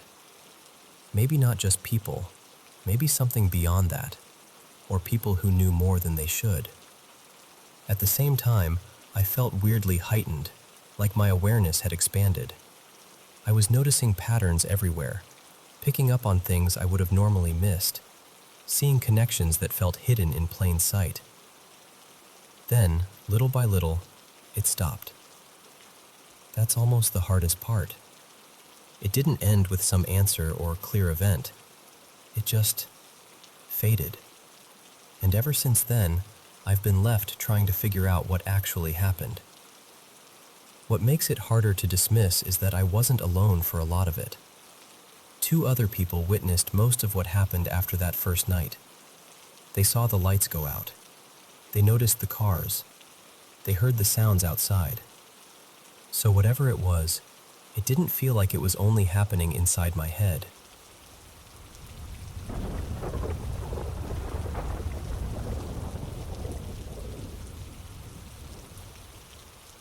I've had vivid, unsettling dreams for as long as I can remember, going all the way back to childhood. Most of them were nightmares, but then one particular dream started repeating, and that's when things began to feel different. In that dream, I'm alone in my apartment at night. Everything is dim, almost completely black, except for a little moonlight coming in through the window because I live high up. I'm moving through the room like I'm searching for something, though I never know what it is. Then, the door slowly opens, and this shadowy figure steps inside and comes after me. I panic, jump out the window, and somehow I don't die. I just stumble, catch myself, and start running. Somehow, I always end up in a city, breathless and confused, and that's where I wake up. That same dream came back again and again for nearly 3 years. Almost every time, it followed the same pattern. He appears, I escape through the window, I run, and I end up in that city. It became so familiar that it felt less like a dream and more like a place I was being dragged back to. Even after those repeated dreams stopped, the man never really disappeared. I kept dreaming about him in different ways. At first, he was only a shadow, someone without a face. But little by little, I started seeing him more clearly. Eventually, he began speaking to me in the dreams too. The situations changed. Some dreams repeated, others were completely new. But somehow, he was always there. There was one dream where he appeared much younger, maybe around 16 or 17. In that one, he was sitting quietly in a chair at a crowded gathering. He wore a green and white striped shirt, and what stood out most was how clear he looked compared to everything else. He had long, heavy, wavy brown hair falling over his forehead, and very dark eyes. The strange part was that the room was full of people, but I couldn't make out a single other face. His was the only one I could see. Before that, though, I had already seen him as an adult in other dreams. Back then, he felt angry, like he was carrying something intense toward me. Whenever he looked at me, I felt this sudden force, like something yanked me sharply backward, and I'd wake up immediately. That younger version of him only showed up once or twice. Most of the time, he appears older. In the dreams I've had over the last several years, he usually looks the same. His hair is styled back, neat, except for one strand that always falls forward. He dresses in dark clothes, usually a black button-up shirt, almost like he's dressed for some formal occasion. Once, and only once, I saw him with a scar on his face, something like a burn mark stretching from near his ear across the bridge of his nose and down toward his cheek. That image stayed with me because it was so specific, but it never showed up again. I'm sharing this because for a while, the dreams had actually stopped. I hadn't seen him in over 2 years, and I thought maybe whatever it was had finally passed. I even went to a spiritual healing center at one point, just trying to find some kind of peace, and for a while, it seemed to help. But recently, he started appearing again. I've spoken to therapists and tried to make sense of it in a logical way, but no one has really been able to explain why this one figure keeps returning.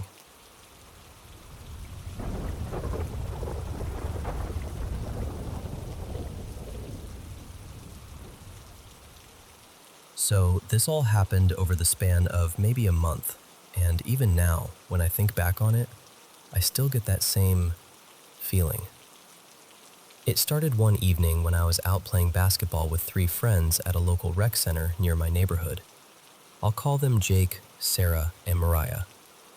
While we were there, this dog wandered up to us. No collar, no owner in sight, but it didn't look starved or injured. It actually looked pretty well taken care of, which made it even stranger. Mariah immediately got worried and said we should take it to the shelter.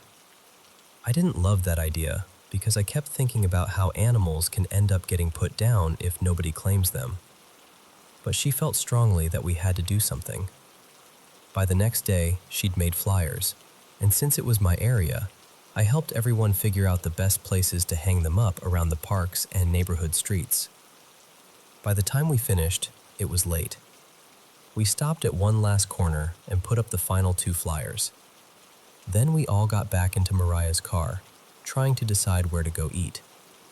Mariah was driving, Sarah was in the front seat, and Jake and I were in the back. Everything had gone quiet for a second when Sarah suddenly said, really softly, "Is that a head?" I looked up, and across the street, just above this short brick wall, there was what looked like the face of an old woman staring directly at us. All 4 of us just froze. And then something happened that I still can't explain. Her face seemed to flicker with light, almost like strobes passing over it. Not bright, not like lightning exactly, just this unnatural shifting light. The weird part was, there was nothing around that could have caused it. No passing car, no flashlight, nothing. Mariah screamed and hit the gas. Because it was my neighborhood, I knew the way the street curved and where that yard opened up. So when we turned the corner, I looked over, expecting maybe to catch her moving or turning to watch us leave. But she didn't. She was still there, perfectly still, staring at the exact spot where our car had been, like a statue. That was the first thing. Then maybe a week later, it was just me, Jake, and Sarah. We were driving back to my house, and Sarah was behind the wheel. We were coming up to the last intersection before my street when both of us saw something dart across the road. The best way I can describe it is, it looked like the upper half of a man in a wheelchair, all pale beige, almost washed out looking, and it moved unnaturally fast into a driveway. Sarah saw it. I saw it. Jake somehow missed it. We parked right away, and as soon as we got out of the car, we heard it. What sounded like at least a dozen people screaming from inside the house where that thing had vanished. This time, Jake heard it too. At that point, it felt serious enough that we went and got my stepdad to come check the house with us, because we genuinely thought someone inside could be in danger. But when we checked, everything was normal. An elderly woman lived there, and she said she hadn't heard a thing. Nothing was wrong. At least, nothing we could see. A little after that, I went on a trip to Denver with my ex. She was visiting her childhood best friend for a birthday, and we stayed in the guest room at her friend's family home. The room we slept in had the thermostat, so during the night, her friend's mom came in to adjust it while we were asleep. I didn't find out until we were driving back to New Mexico, but apparently that woman told my ex she'd seen an old woman standing on my side of the bed. She said she considered herself a medium. She tried to speak to whatever she saw, and the only response she got was that the woman was a grandmother. Then it all built up to one night I'll never forget. I woke up from a dream about UFOs sometime around 4 in the morning. At first, I noticed something odd, but not scary. I saw one of my band shirts hanging over the TV in my room. I was confused because I didn't remember putting it there. Then I realized I couldn't move. I'd had sleep paralysis before, so that part wasn't new. Back then especially, it happened to me sometimes. But what happened next was unlike anything I'd ever experienced. Near the window on the left side of my room, a face started to appear. It was that same old woman from the park. At first, she looked faint, almost like an afterimage, like when you stare at a bright light too long and then still see it when you close your eyes. Not fully solid, not fully human. But every time I moved my eyes, she moved too. Wherever I looked, she followed, and each time she became clearer, brighter, more defined. I was trying to call out for my mom. In my head, I thought I was actually making noise, really shouting. I remember wondering why nobody was coming. Then the face drifted closer. The last time it stopped, it was maybe 6 feet away from me, staring directly into my eyes. And in my head, I heard a voice say, "I can hear you." Right after that, the paralysis broke. I could move again instantly. I got out of bed, rushed out of my room, grabbed the family dog with a treat, and slept on the couch beside him for the rest of the night. The next morning, or really, closer to noon, my mom asked me why I had been making so much noise in my room during the night. And later that day, when I opened my closet, everything inside was completely torn up and out of place. To this day, it's still the strangest paranormal experience of my life. Sure, parts of it can be explained away if you really want to. Maybe the woman at the park was just some unsettling person standing in the dark. Maybe the thing in the road was an animal or a trick of perspective. Maybe that woman in Denver was just imagining things. And obviously, sleep paralysis is real. Sleepwalking is real too. I understand all of that. but deep down, I still believe something followed me for that stretch of time in 2011.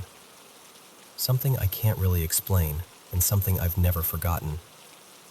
Even now, all these years later, it still feels real when I tell it. And honestly, Santa Fe has always felt like one of those places where strange things can happen. There's so much history there, so much weight to it. Sometimes I still wonder whether other people have seen things too.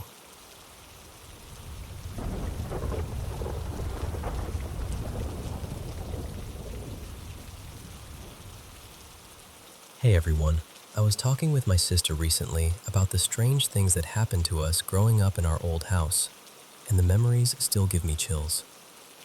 One of the stories she brought up happened when she was around 8 years old. Back then, she always slept with this favorite baby doll tucked right beside her. She had this old metal bed with a rounded headboard, the kind with a narrow curved bar across the top. It was so thin and awkward that you could barely balance anything on it. Well, one night she woke up and noticed the doll wasn't lying next to her where she had left it. Instead, it was perched right on top of that curved headboard, just sitting there like someone had carefully placed it. She got so scared she came straight into the living room and asked if any of us had done it. But nobody had touched that doll. My own experience happened a few years later when I was about 15. I was standing alone in my room with my back near the closet, not really doing anything, when I suddenly heard my name, Mara, spoken right into my left ear with this sharp urgency. I could actually feel what seemed like breath against my skin.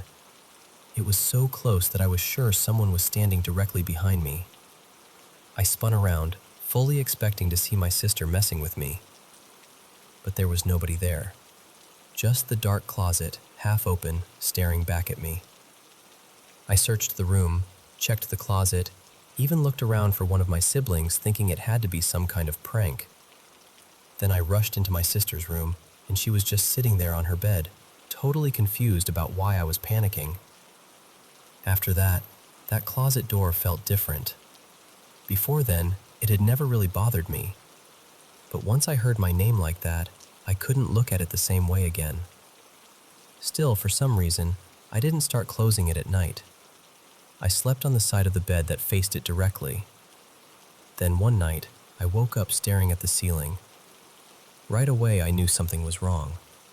My whole body felt pinned down. My arms were at my sides, but I couldn't move them, couldn't move anything. It was my first time ever experiencing sleep paralysis, though I didn't understand that in the moment. I was terrified, and then it got worse. I started to feel myself rising. I know how unbelievable that sounds, but it honestly felt like my body was floating upward toward the ceiling. My vision got closer and closer to it, and I could feel this awful pressure, like I was trapped inside my own body and something else had taken control. I was trying so hard to move, to snap out of it, but I couldn't. I stopped when my face felt just inches from the ceiling. I remember silently begging, over and over, for whatever was happening to just let me go and put me back down. After what felt like forever, probably only a few seconds, I slowly started lowering back toward the bed. But before I fully settled, I looked ahead toward the closet. And there was this tall, shadowy figure, halfway visible behind the closet door, just watching me. The second I noticed it, I felt myself being pulled in that direction. That was the part that really broke me. I was fighting as hard as I could to move, to wake up, to do anything. And just as I felt like my feet were getting close to the closet, I finally jolted awake. At one point, when I was younger, some paranormal investigation group even came to our house. They said they picked up on the presence of an older man. Now, I don't know what to make of that. I'm not someone who believes every spooky story without question, and I usually look for a rational explanation first. But those experiences, I still can't explain them. And honestly, I'm not sure I ever will.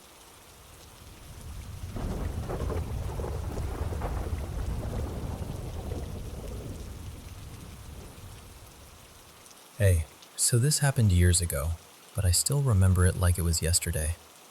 It was the summer of 2015, right after school let out. Our house was loud and packed, like always. 6 kids at home, plus my cousin staying with us for the season. We lived in an old 3-bedroom farmhouse in West Virginia, surrounded by open land. The town itself already had this eerie reputation. People used to say it carried old energy, and honestly, growing up there, it was easy to believe. Around that time, we'd been watching a bunch of scary movies. I think one of them was The Conjuring, maybe another paranormal movie. I can't remember exactly. One night, after my parents had an argument, my mom ended up sleeping on the couch. The next morning, she told us something strange had happened. She woke up freezing cold, which made no sense in the middle of a humid summer with no air conditioning, and the blanket she'd been using was somehow dragged halfway into the kitchen, tangled around one of the chairs. My younger sister laughed it off, but I didn't. That story got under my skin. My grandma was deeply religious, and she used to warn us that dark things could enter your life if you opened the door to them. So of course, being a teenager, my imagination took off with that. That night, all my siblings had taken over the living room floor, so I slept alone in this tiny room that used to be my grandfather's office. We had squeezed a bunk bed in there, and I usually slept on the bottom. Before I fell asleep, I remember whispering, "Grandpa, if that's you, give me some kind of sign." He had passed away years earlier, and I guess I was hoping for comfort. Nothing happened that night, but the night after that, everything changed. I woke up suddenly, and right away I knew something was wrong. My face felt burning hot, my whole body was tingling, and I couldn't move at all. Not my arms, not my legs, not even my voice. All I could do was move my eyes. I remember trying so hard to call for help, and nothing came out. I don't know how long it lasted, but it felt endless.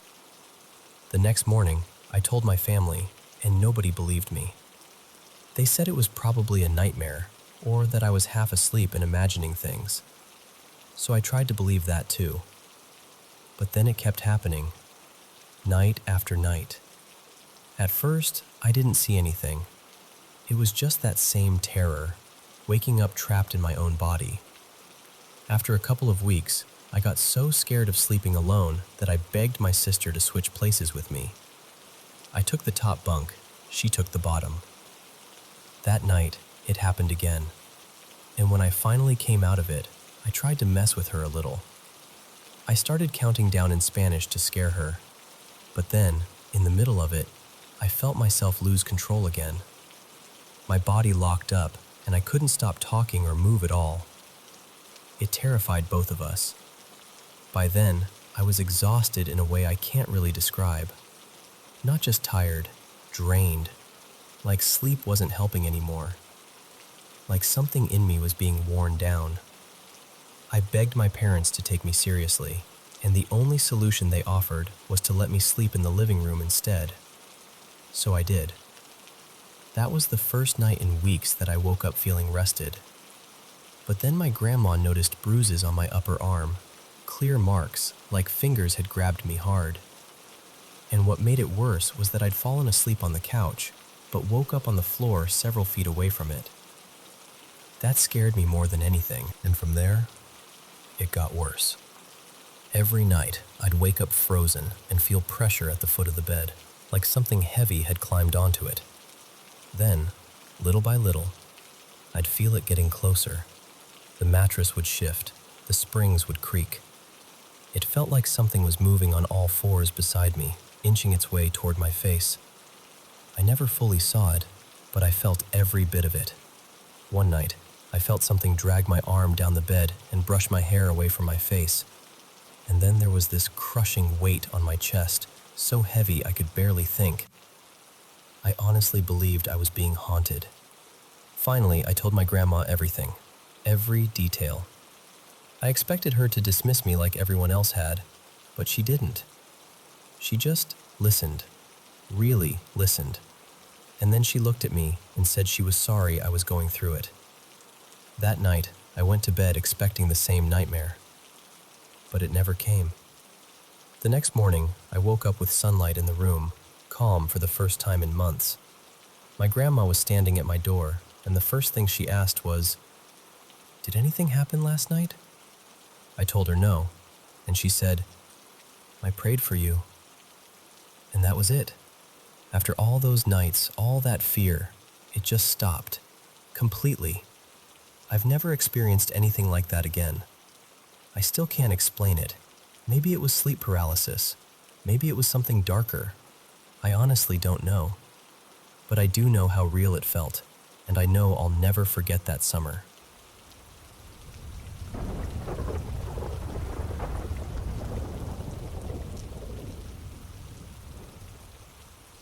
I need to tell you about something that's been sitting with me for a long time, because even now, I still don't fully know what to make of it.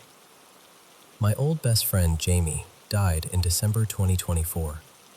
He was 26. I believe it may have been suicide, but his family never confirmed anything, so I've been left with that uncertainty ever since. We hadn't been close for the last few years before he died. Life kind of pulled us apart, and if I'm honest, both of us were struggling with our mental health in ways that made it hard to hold on to anything, even each other. What's strange is that after he died, I had 3 dreams about him, and they didn't feel like normal dreams at all. I usually don't remember dreams properly. If I do, they're just scraps that fade by lunchtime. But these were different. I can still remember them so clearly, down to tiny details. They felt less like dreams and more like memories I somehow lived through. The first one happened in January 2025. It was short, almost stupidly simple, but that's part of why it stuck with me. I was walking through this school building that looked a lot like the one I'd worked in not long before. I turned a corner in the hallway, and there was Jame, just standing there with this oversized foam dart blaster in his hands, grinning like an idiot. He looked at me and said, "Come on, let's go terrorize some teenagers." And then he took off running down the corridor. I remember laughing and immediately following after him, and then I woke up. At the time, I didn't think much of it. I just thought maybe my brain was giving me something gentle, something familiar. One last ridiculous moment with him. The second dream was in March, and that one felt much heavier. I was sitting in what looked like some kind of waiting area, maybe in a hospital or a care facility, somewhere quiet and too clean. There were plastic chairs, pale walls, a little table between us. A staff member brought Jame out to see me, and we sat together for what felt like hours. We talked about everything. Old memories, stupid jokes, the kind of things you only share with someone who once knew you inside out. And I remember so clearly that he apologized. He told me he was sorry he left when he did. That alone would have been enough to shake me, but there was something else in that dream that really bothered me. The woman who brought him in. She was older, heavy-set, with short gray curls, and she stood on the other side of the room, just watching us. Not in a normal way either. She felt wrong, almost like she was pretending to be human rather than actually being human. Her eyes were intense, like she wasn't looking at me so much as through me, into me. I can't explain it better than that. Eventually, she said it was time for Jame to go back, and she led him away. Then I woke up. That dream stayed with me for days. Then there was the third one, in May 2025, and that's the one that really unsettled me. It started off almost sweet. I met Jame in a little bookshop. We were messing around, pulling random books off the shelves, laughing at pretentious titles and badly designed covers. It felt easy, like old times. But I barely got any time with him before someone interrupted us. A woman who worked there came over and told Jame he had to go back now, and that I had to leave too. I got angry, instantly. I remember saying, "No, I'm staying." And then everything changed. At one point, she bent so far down toward me that it felt like she wasn't speaking to the version of me in the dream anymore. It felt like she was talking directly to me, the real me, outside of it. like she was breaking through whatever wall separated the dream from waking life. I was terrified, but I still kept saying I wasn't leaving. Then she said we could play a game. If I won, I could stay. So I agreed. The game had 3 rounds. In each one, I either had to escape from something chasing me or destroy the right object before I was caught. I never actually saw what was after me, and somehow that made it worse. It felt ancient, nameless, like something I wasn't supposed to understand. In the first round, I managed to get away. In the second, I found the right object and smashed it before whatever was coming reached me. Then, while I was waiting for the third round to start, someone handed me a note. I can still picture the words on it. It said, "Nothing good will come from you winning. We're ending this now. Leave." And right after that, I was forced awake.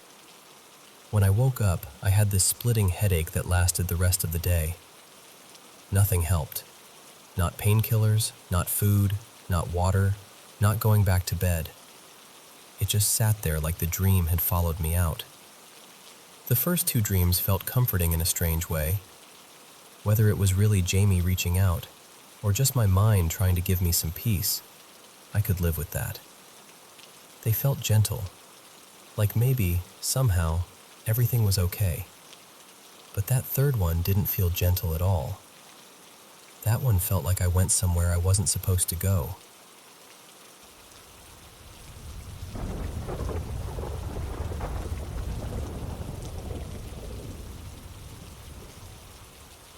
I was around 19, maybe just turned 20, and I was home by myself that morning, feeling calm and, honestly, in a pretty good mood. Earlier, I'd smoked a little weed, but nothing unusual for me. I wasn't out of it, I wasn't confused, and I knew exactly what was going on around me. Then, out of nowhere, something hit me. The only way I know how to explain it is that it felt like this powerful wave of energy moved straight through my body. Not emotional energy, not fear, not panic, but something physical.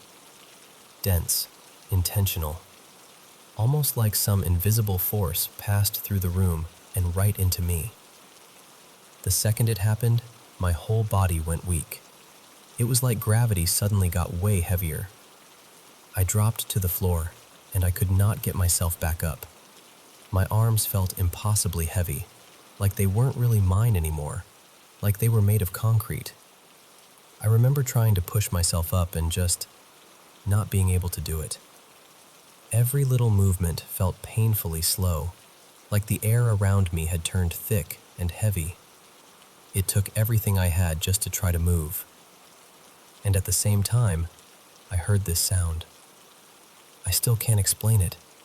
It wasn't exactly ringing, and it wasn't static either. It was more like this strange, layered noise, like it was coming from everywhere at once and nowhere specific. It didn't feel like a sound in the room. It felt like it was happening inside me, or maybe around me in some way I couldn't understand. The whole thing probably lasted only a minute or 2, maybe a little longer, but in the moment, it felt endless. And then, just as fast as it started, it was over. The heaviness lifted. My body felt normal again. The room felt normal again.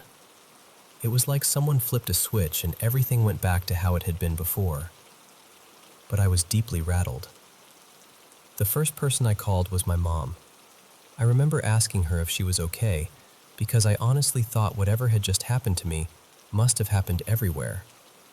That's how huge it felt. But she had no idea what I was talking about. Later, I asked a couple of friends if they'd noticed anything strange that day, and nobody had. After a while, I stopped bringing it up. Most people either brushed it off or told me maybe I'd just gotten too high, or that it sounded psychological. But that never sat right with me, because I know how it felt. I've smoked before and after that day plenty of times, and nothing has ever come close. My mind felt clear the whole time. I wasn't spiraling. I was just suddenly overwhelmed by something that felt completely outside of me. Even now, I still don't know what it was. Back then, my mind ran everywhere trying to make sense of it. I wondered if it was something cosmic, something spiritual, some kind of atmospheric event, even something catastrophic beginning in the distance. It felt bigger than anything ordinary, bigger than anything man-made. That's the part that has stayed with me most, how unnatural and immense it felt. I've had a few other strange moments in my life too. Growing up, there were times I'd hear whispering so close to my ear, it felt like someone was standing right beside me, even when I was alone. But nothing ever affected my body the way that wave did. Nothing ever made the world feel that suddenly heavy. So I'm sharing this because I really want to know if anyone else has ever felt something like that. A sudden physical shift, like pressure or gravity changed, along with a strange sound and this intense heaviness.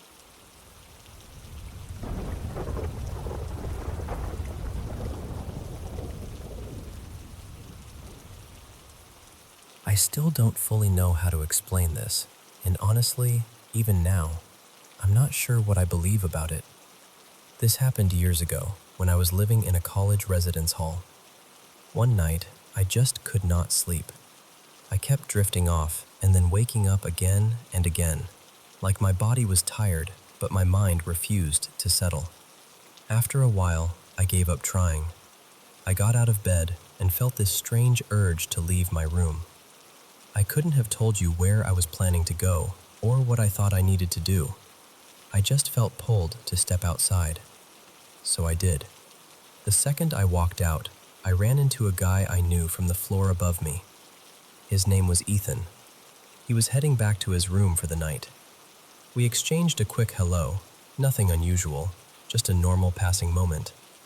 But right after that, the feeling that had pushed me out of my room disappeared completely. I turned around, went back inside, lay down, and fell asleep almost instantly. That's when the dream started. I was standing in this bright white space, and there was a woman there with me. She didn't speak, not once, but somehow I could feel what she was trying to communicate. Her face was full of emotion. She looked distressed, almost desperate, like she was asking me for something. I remember trying to respond, not with words exactly, but with thought. I was telling her I didn't understand, that I didn't know who she was, and that I didn't know how to help. It went on like that for a little while, this silent exchange, and then suddenly everything went black. And then I heard it. This sharp, crashing sound, like thousands of tiny bells all ringing at once. It was so loud and so vivid that it snapped me awake. I sat straight up in bed, heart pounding, and the sound slowly faded as I looked around the room. I even checked outside the window, trying to figure out where it could have come from, but the whole campus was, and still. I was shaken, but eventually I lay back down. Then the dream came again. Same white space, same woman. She was facing me, and this time I understood a little more.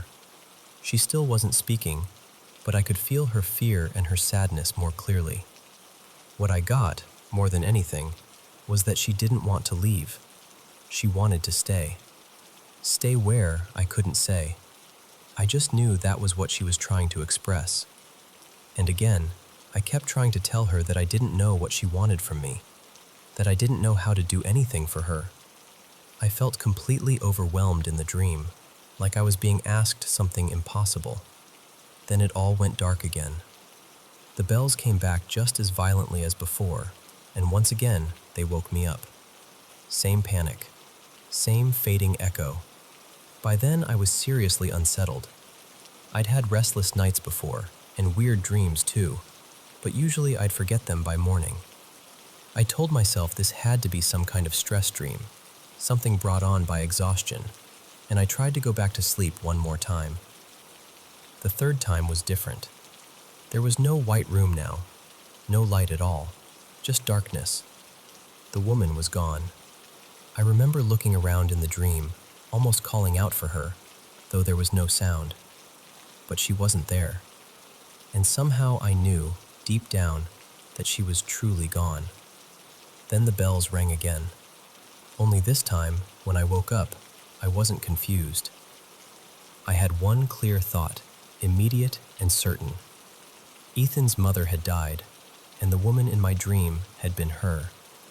That thought hit me so hard that I grabbed something and wrote it down right away. I didn't want to risk forgetting it in the morning, though part of me already knew there was no chance I was going to forget something that intense. The next day, I found out Ethan had left during the night and driven several hours home because his mother had passed away in her sleep.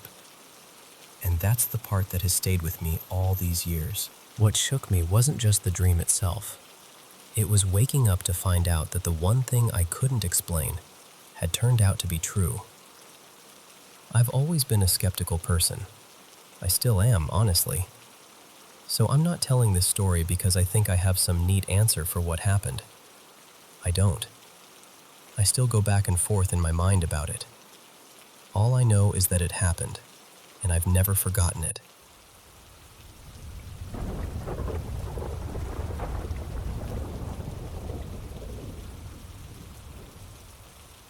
So, there's this tiny little town up in far northern Montana, tucked along a river not too far from Glacier National Park and pretty close to the Canadian border, where I've had a couple of experiences I still can't really make sense of. My boyfriend Ryan and I go up there whenever we can in the summer. We're both really into fly fishing and rafting, and honestly, it's one of our favorite places in the world. It's unbelievably beautiful. The town itself is barely more than a few buildings. There's a bar with live music sometimes, a little general store, and not much else. No cell signal, no internet, and you have to take this long, dusty back road to get in. Huge mountains, a fast-moving river, and this strange feeling like you've stepped slightly outside normal life. We always laugh and say the place feels like some kind of portal. The first strange thing happened maybe 5 years ago. Ryan and I were there with a few friends, staying in this cabin that belonged to a friend's uncle. There were a couple of other cabins scattered nearby, but it still felt pretty isolated. That night we'd all been outside for hours, grilling, drinking a little, sitting around the fire, and by around midnight, everyone else had gone in to sleep. Ryan and I stayed outside a little longer because we wanted to grab something from the truck, and then we just ended up sitting in the back of it, talking and looking up at the stars. And that's when we heard it. Just one loud clap. It came from somewhere behind us, out in the dark. Not super close, but not far either. A few seconds later, there was another one. Just one again, but this time off to our right. Then another from the left. They weren't random. They weren't close together like branches snapping or people messing around. Each one was spaced out, deliberate, and every single one came from a different direction. Then another clap came from behind us again, only this time it was closer. I remember both of us going completely still. We didn't even really look at each other at first. We were just listening. Then there was another clap, and somewhere nearby a bunch of dogs started barking. That sound made it worse somehow, because it confirmed we weren't imagining it. Something was moving around out there, or at least, something was making itself known. We still weren't talking. We were just frozen. Then came one more clap, so close it felt like it was practically on top of us.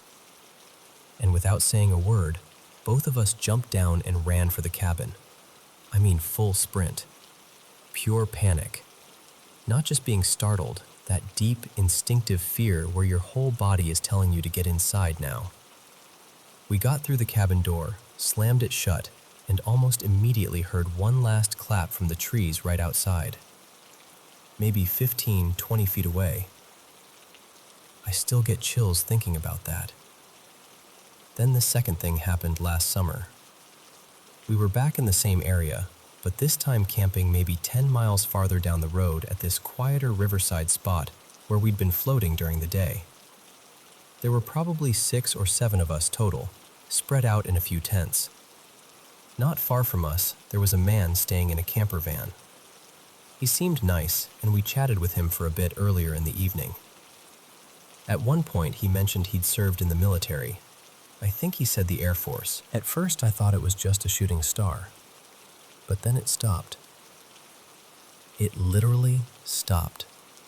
And then it got brighter, like suddenly, sharply brighter. Flashed, hovered there for a second, and then shot straight upward at this unbelievable speed and disappeared. The second it happened, people all over our campsite started yelling, "Did you guys see that?" So I knew right away it wasn't just me. The guy in the camper van came over too, visibly shaken, saying he'd seen it clearly. And then he told us that wasn't even the first time. He said he'd seen the same kind of thing at that exact campsite twice before. That honestly made the whole thing hit even harder, because he didn't come across like someone trying to tell a spooky story. He looked genuinely rattled. Later on, we saw Starlink satellites crossing overhead, and those were easy to recognize. Totally different. Straight path, steady movement, nothing weird about them. Whatever we saw earlier was not that. Then maybe a few weeks later, Ryan and I were back in town at the bar listening to live music. We got to talking with one of the musicians between sets, just casually chatting about the area. At some point, the campground came up, and we still hadn't told him anything about what we'd experienced. And out of nowhere, he goes, "That campground's gorgeous, but every time I stay there, I see UFOs." Ryan and I just stared at him. We also have a friend who works in the glacier area, and they've mentioned seeing, or hearing reports of, unmarked government vehicles heading out that way more than once, which only adds to the weirdness. I don't know what any of it means. I really don't. Maybe there are explanations for all of it, but I can tell you this. Both experiences felt real, and they've stayed with me. We're planning to go back again in July, and I have a feeling I'll be paying very close attention the whole time.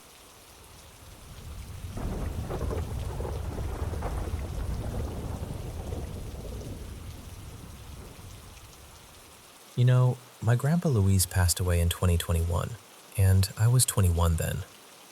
We were incredibly close. I always joked that I was probably his favorite grandkid, and honestly, I think there was some truth to that. He spent most of his life driving a cab, working non-stop, making sure everyone at home had what they needed. Food on the table, bills paid, all of it. He had diabetes, but he was the kind of person who always put himself last, and by late 2020, his health had really started getting worse. I remember one time I told him I made amazing smoky pinto beans, and he laughed and said, "So, when are you making me some?" I told him I would, but I kept putting it off.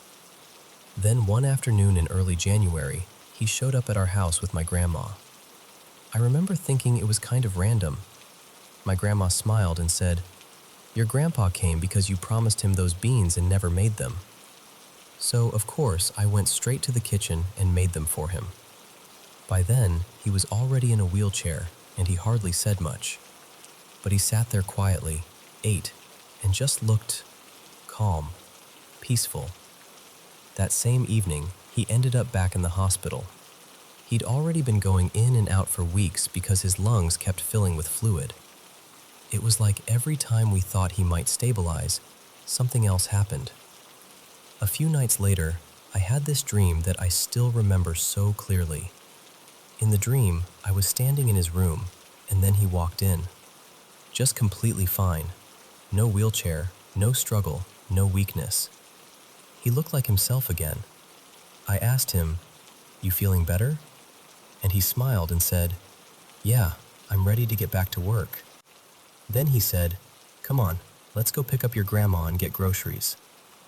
And that hit me, because that was something we used to do together all the time when I was little. We'd ride with him, pick up my grandma, and go shopping like it was the most normal thing in the world. So in the dream, we got into his cab and started driving. We were on the way, just like old times. Then suddenly my phone started ringing. He looked at me and asked, "Who is it?" I checked and said, "It's Mom." I remember not wanting to answer it, but he told me, "Go ahead, it might be important." So I picked up the phone, and right then, I woke up. My phone was actually ringing. It really was my mom.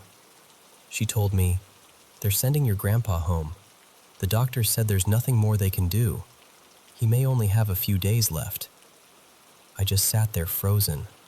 I didn't even know what to say. He passed away about a week later. In those last days, he barely spoke. He was mostly asleep, confused, and didn't really recognize people anymore. And I never went to see him again after that dream. Not because I didn't love him. It was the opposite, really. I just wanted to hold on to that last version of him, walking, smiling, ready to work, taking one more ride with me. I couldn't bear to replace that with the sight of him lying there, fading away. I still don't know what that dream really was. Maybe it was just my mind trying to prepare me. Or maybe it was his way of saying goodbye. Either way, I've carried it with me ever since, and I know I always will.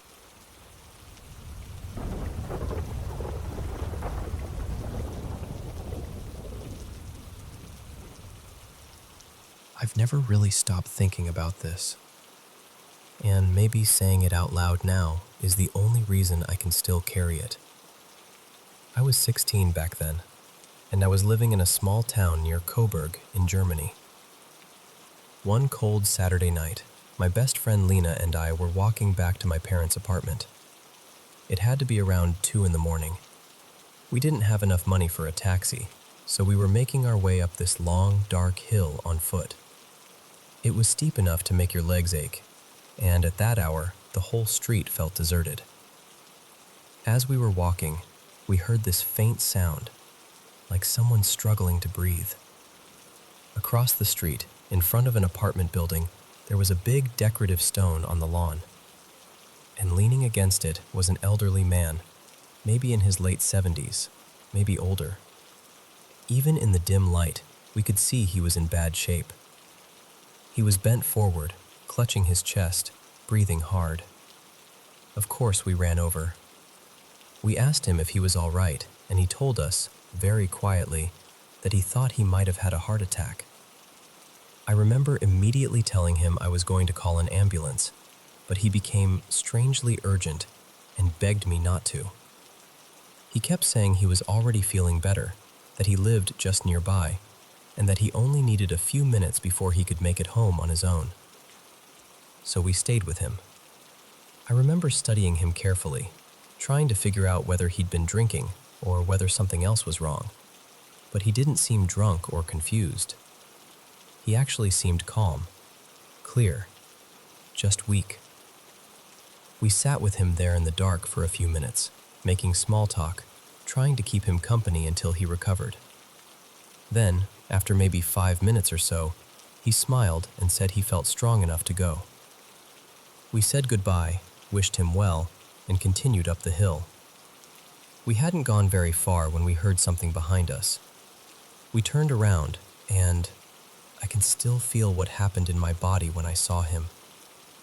It was the same man.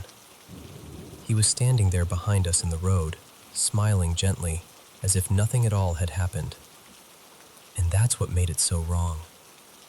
Lena and I were out of breath from climbing that steep hill, but somehow he was just there. No sign of strain, no sound of footsteps, just suddenly there. He looked at us and said he wanted to thank us for our kindness.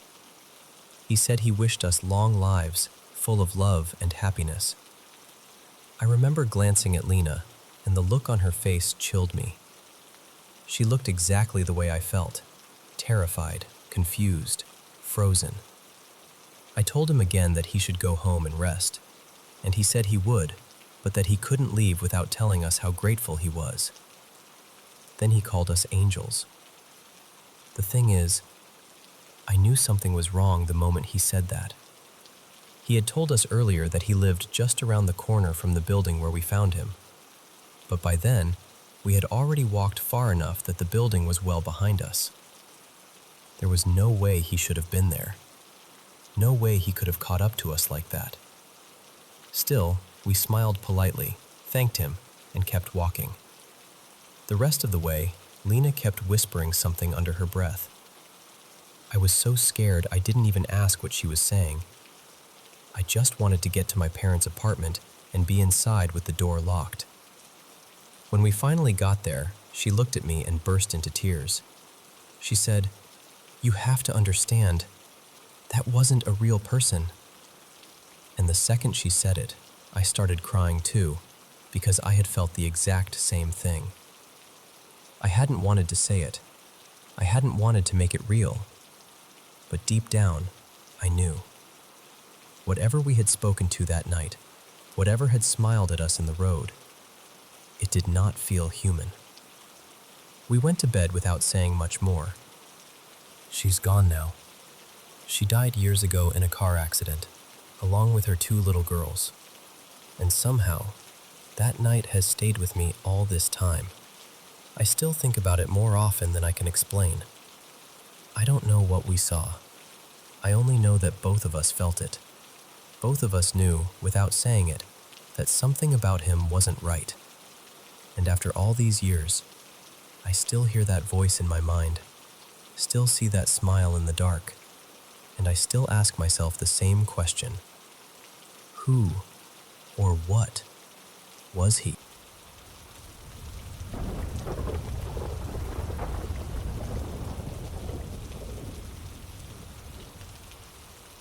I was around 9 when this happened, back in 2016, not long after my dad died. That year really broke something open in me. I was living with my mom and my stepdad in a small apartment, and I had my own room. I slept in a loft bed with this little fabric cover over it, almost like a hideout. So once I was up there, it felt like I was tucked away in my own private world. I also had this small, star-shaped nightlight beside my bed. It gave off this soft, bluish glow that always helped me drift off. One night, sometime around midnight, I woke up suddenly with this strong feeling that someone was watching me. You know that feeling when you wake up and instantly know something is different? That's exactly what it felt like. So I pushed myself up a little and looked through the opening in the cover around my bed. At the far end of the room, I saw this dark figure standing there. It looked like a person, but not fully. It was wearing what seemed like a long, dark coat and a brimmed hat. I couldn't make out any face or features at all. It was just this deep black shape, like all I could really see was the outline. I stared at it for what felt like forever, though it was probably less than a minute. And then I noticed it was coming closer. Not walking, not stepping, just gliding toward me. And the strangest part is, I didn't feel terrified. I know that sounds unbelievable, but I didn't feel panic. I didn't scream. I didn't hide. Instead, I climbed down from my bed, knelt on the floor, and pulled out a box of toy cars from under the bed. Somehow, in that moment, it felt completely natural, like I was with someone I already knew. We played for a little while, quietly, and then I climbed back up into bed and fell asleep. What stayed with me most was how safe it felt. Not scary, not threatening, just familiar. The next morning, I told my mom everything. At first, she thought maybe I'd had a vivid dream, but I think she saw something in my face that made her stop dismissing it. I remember still feeling unsettled, even though the presence itself had felt comforting. She told me she believed it might have been my dad visiting me, like a spirit watching over me. For a long time, I tried to hold on to that explanation, but I don't really believe that anymore. After that night, there was this period when strange things kept happening to me. Sometimes I would sit alone in the dark, squeeze my eyes shut, and suddenly everything would go completely silent. It felt like I was no longer seeing through my own eyes. It was more like I was moving through the apartment from someone else's point of view, almost floating from room to room. It only happened in the months after I saw that figure. Eventually, it stopped. I can't do it anymore, and honestly, I have no desire to try. Then, just a couple of weeks ago, I was sitting in my room scrolling through TikTok, half paying attention, when a video stopped me cold. Someone was describing a shadow entity in exact detail: the dark coat, the hat, the completely black body. Even the way it moved matched what I had seen that night. They called it the Hatman. The second I heard that name, I got chills all over my body. Because after all these years, I realized maybe that night wasn't just some childhood dream. And maybe whatever visited me in that room had a name all along.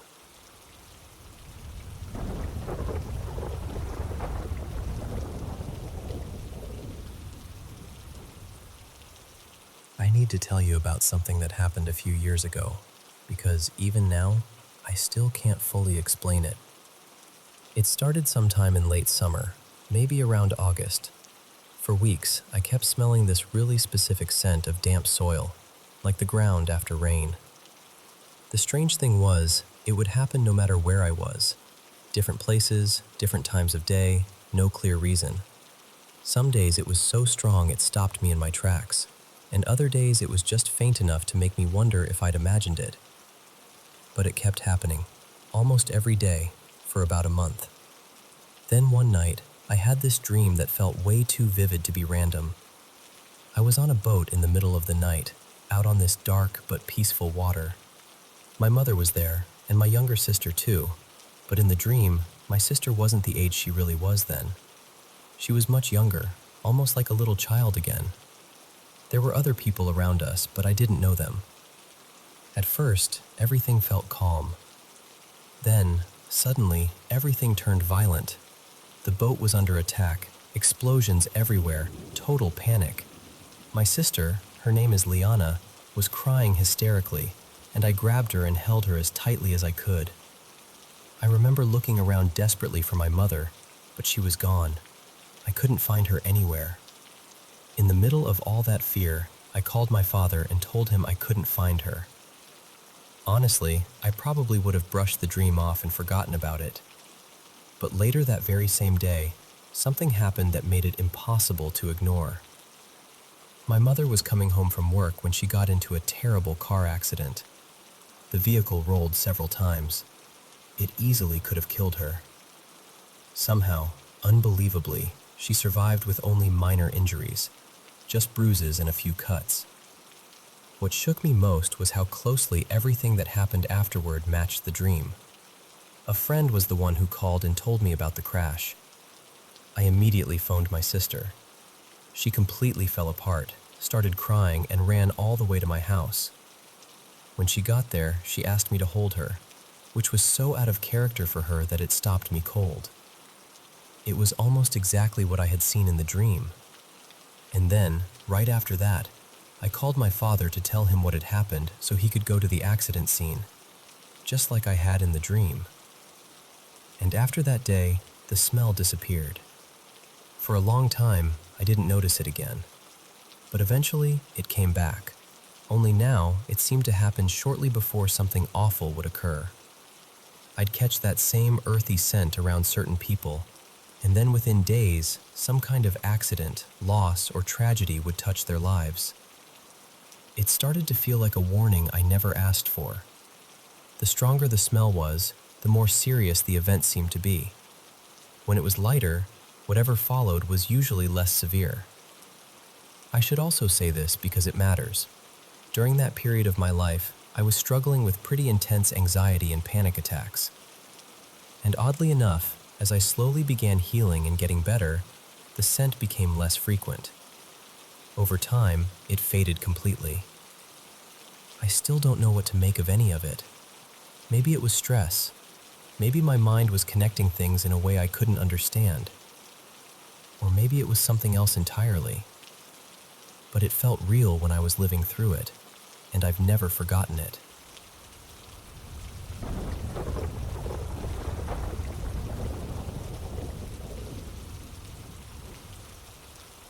So, Mason and I moved into this old house about 3 weeks ago, and we've been fixing it up bit by bit.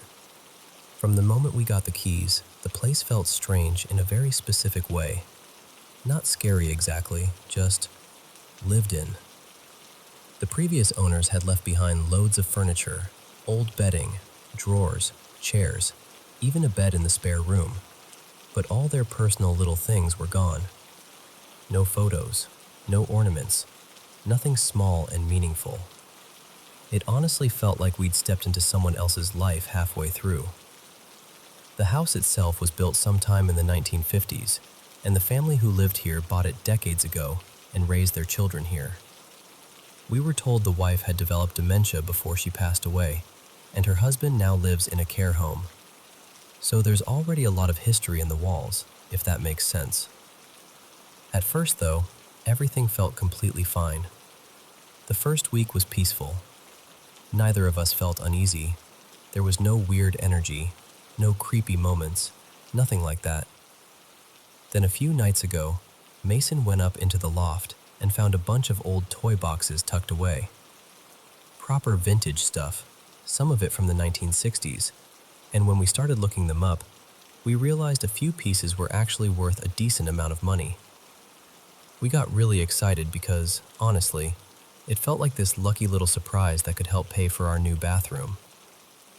We sat there for hours going through everything, checking values, talking about what we might do with them.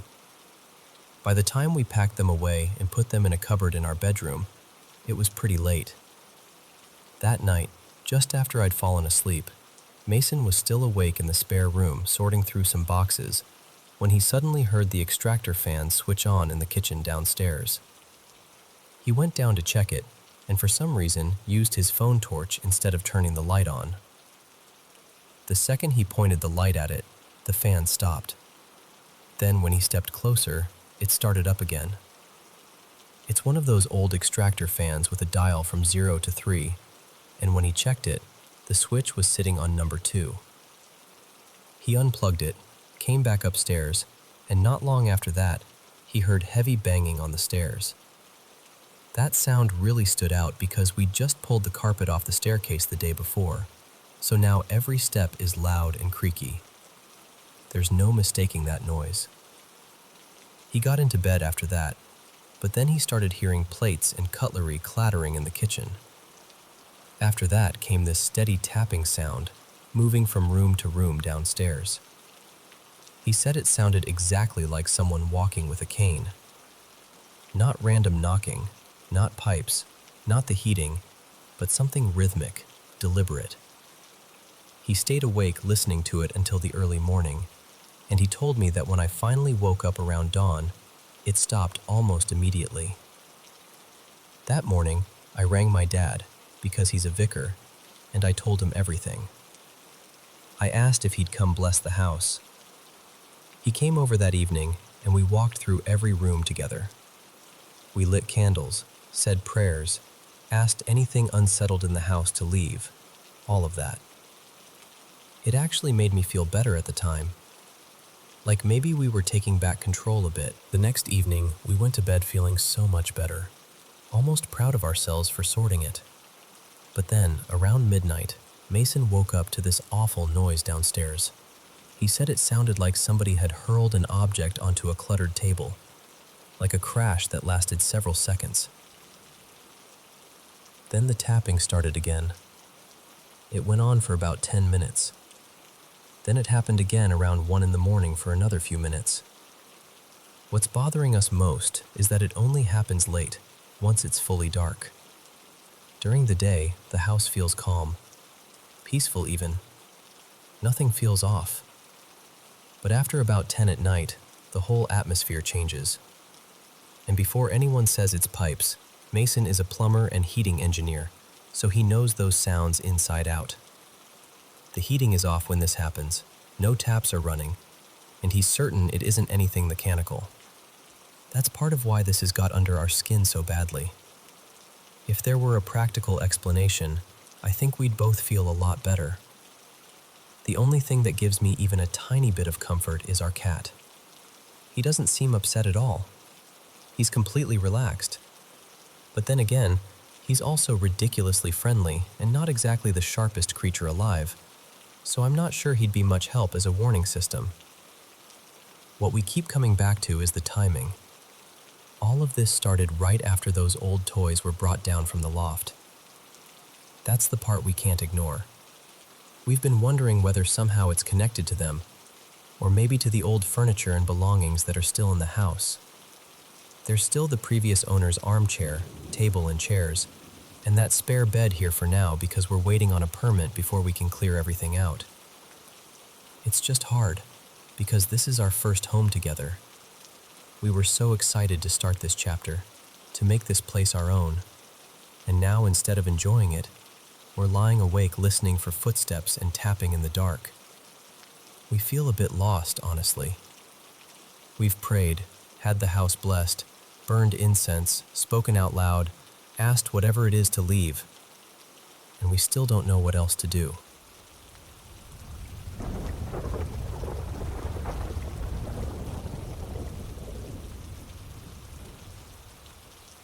Hello to all our favorite martial arts fans on the Paranormal M channel.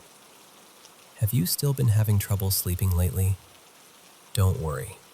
Let us help you relax with mysterious experiences from all around the world. Thank you so much for sharing so many mystical stories and experiences with us. Don't forget to subscribe to the channel and turn on notifications so you can be one of the first to leave a comment. And now, sleep well.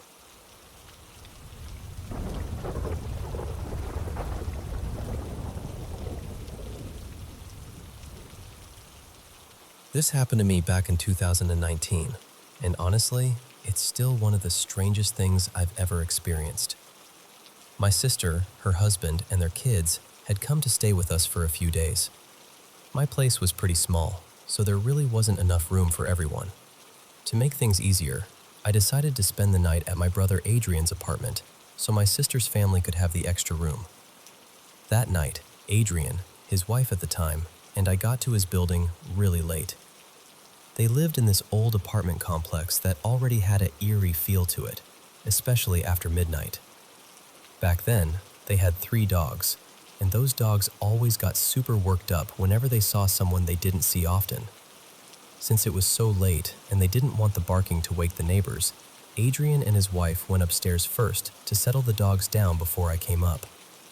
So I stayed downstairs by myself in the hallway for a few minutes. I sat on the stairs and started scrolling on my phone, just waiting. Behind me were 2 apartment doors, facing each other across the hall, where a couple of neighbors lived. After a minute or two, I heard a sound behind me. One of the doors opened. I remember thinking it was probably just one of the neighbors stepping out, even though it was a strange time for that. But it was late spring, maybe early summer, and I figured maybe someone wanted a little fresh air or a quiet walk outside. For some reason, I didn't turn around right away. I just stayed there looking at my phone. But I could hear someone walking behind me. Slow, steady footsteps. And I could also see a shadow stretching across the floor. That's the part I remember most clearly. From the shadow, I could tell the person looked very tall, taller than me, and I'm not exactly short. The shape even looked like he was wearing some kind of hat. The footsteps came closer, and then stopped directly behind me, near the other apartment door. That's when I finally turned around. Not because I felt scared, not at first. It was more curiosity than anything. I was sitting on the stairs, and I started to wonder if I was in the way. So I turned to look, and there was no one there. No one. But just a second before that, I had heard the footsteps right behind me. I had seen that shadow on the floor, and then suddenly, nothing. Just complete silence in the hallway. I remember sitting there feeling totally confused, trying to make sense of what had just happened. Where did that person go? What had opened the door? What exactly had I seen? A little later, Adrian texted me and told me to come upstairs. The next morning, I told him everything, and he was pretty unsettled by it too. He said he'd never noticed anything strange or paranormal in that building before. But I never forgot it. It was one of the weirdest moments of my life. And sometime later, when I was in that same hallway again, I actually tried to recreate it. I used a light and stood in the same area, trying to cast a shadow onto the floor the way I'd seen it that night. I couldn't do it. No matter where I stood, no matter how I angled the light, it just didn't work. I couldn't make a shadow appear in that same spot the way that one had. And that's what still gets to me. Because sometimes I wonder, maybe whatever I saw that night wasn't behind me at all. Maybe it was standing in front of me the whole time.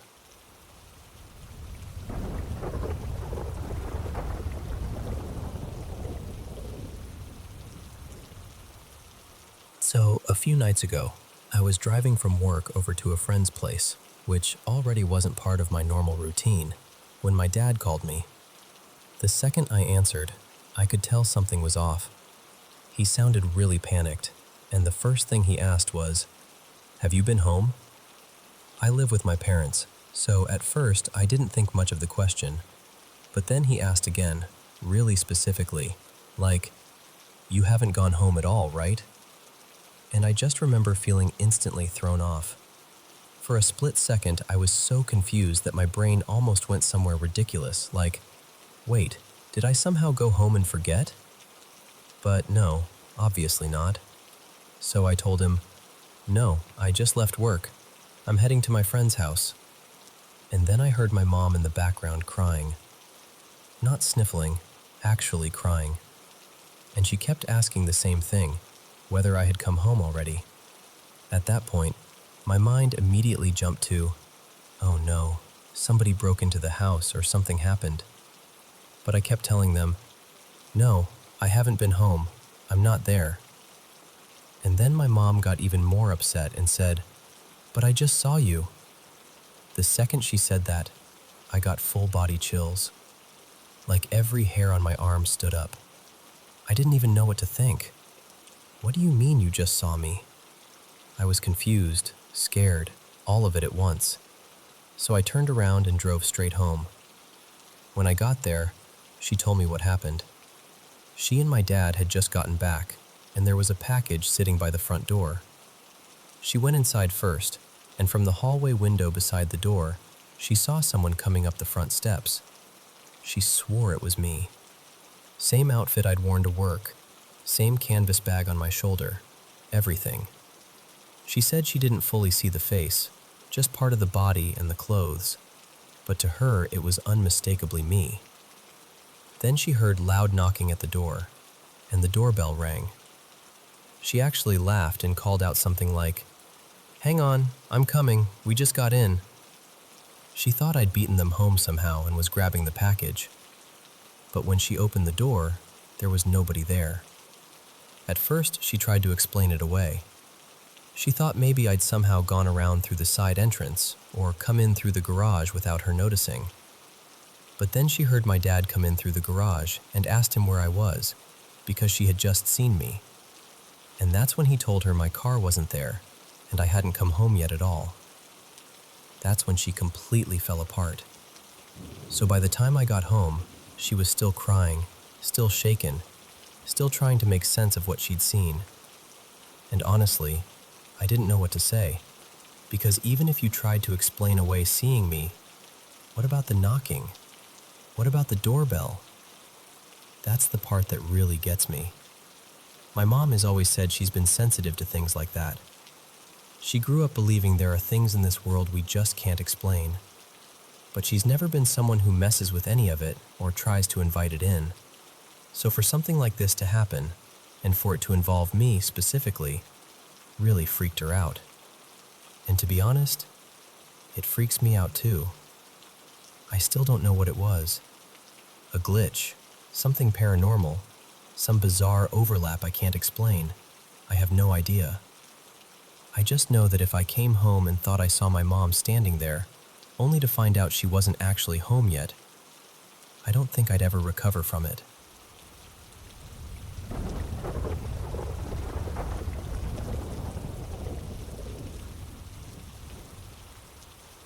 Hey, my name's Franco. I'm 16, and I want to tell you about something spiritual that's been happening to me for years. It didn't start because of horror movies, but after I watched the Conjuring films, everything started to feel more intense, like whatever had been around me before suddenly got stronger. A few nights ago, around 4:15 in the morning, I woke up and saw a woman standing at the end of my bed, right in the corner of my room. My little sister was asleep beside me, so I knew right away it wasn't her. This figure was small, maybe a little over 5 feet tall, wearing a long white dress with something like a veil covering her head. She looked almost see-through, but I could still see her clearly enough to know she was there. I couldn't make out her face, and she didn't move at all. She just stood there, staring at me. The feeling in that moment was awful. It was like the whole room got heavy, and my body felt pinned down by fear. But somehow I forced myself up, grabbed my phone, turned on the flashlight, and walked past her like I hadn't seen anything. I went straight to the bathroom and tried to act normal. That was the third time I'd seen her, always in the exact same place, always the same way. Not long before that, I had another experience that really shook me. I was lying in bed on the phone with my girlfriend, just talking like normal, when suddenly I felt this strong pressure slam down on me. It was like something was holding me to the mattress. At first I tried to laugh it off and tell myself maybe I was just tired or imagining it, but it didn't feel imagined. It felt real, physical, and honestly, terrifying. The atmosphere in my house doesn't make any of this easier. My mom and stepdad argue all the time, and there's always this tense energy hanging around. On top of that, my mom has a habit of bringing random things home that she finds outside. A little while ago, she brought in this pink scarf she found on the street and left it in my room. The second I saw it, I felt like something about it was wrong. I ended up throwing it out and asked her to please be more careful about what she brings into the house, but she doesn't really believe in any of this. My dad does, though, and so do I. When I was younger, I could never sleep by myself. It got so bad that my family took me to see a spiritual healer. They told us there were 2 spirits attached to me. They said those spirits didn't want to hurt me, but they fed off my fear. Back then, I used to have panic attacks in the dark and never understood why. One moment that has never left me was hearing a child's voice whisper, "Do you want to play with me?" I still remember exactly how it sounded. To me, it felt completely real. Now I keep a crystal pyramid in my room that my dad gave me. He told me that as long as it stays there, nothing bad can touch me. I still keep it close, and I want to believe it's protecting me. But even with that in the room, I still see the woman in the veil sometimes. So I'm sharing this because I really want to know if anyone else has gone through something like this. Seeing a woman in white, feeling watched, feeling that crushing pressure, living in a house with heavy energy, dealing with unexplained fear since childhood. I just want to understand if there's a reason for it, if there's a way it ends, or a way to make it stop.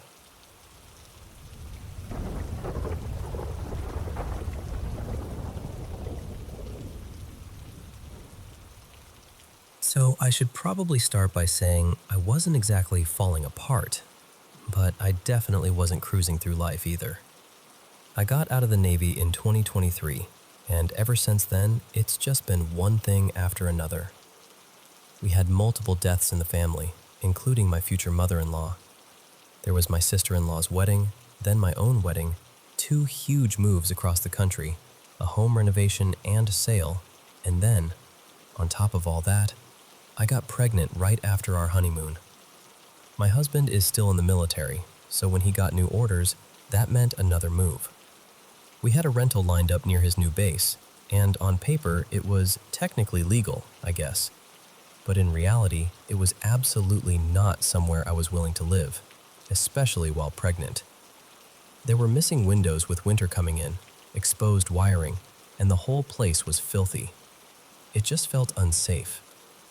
The problem was, all our stuff was already packed up and heading that way on the truck.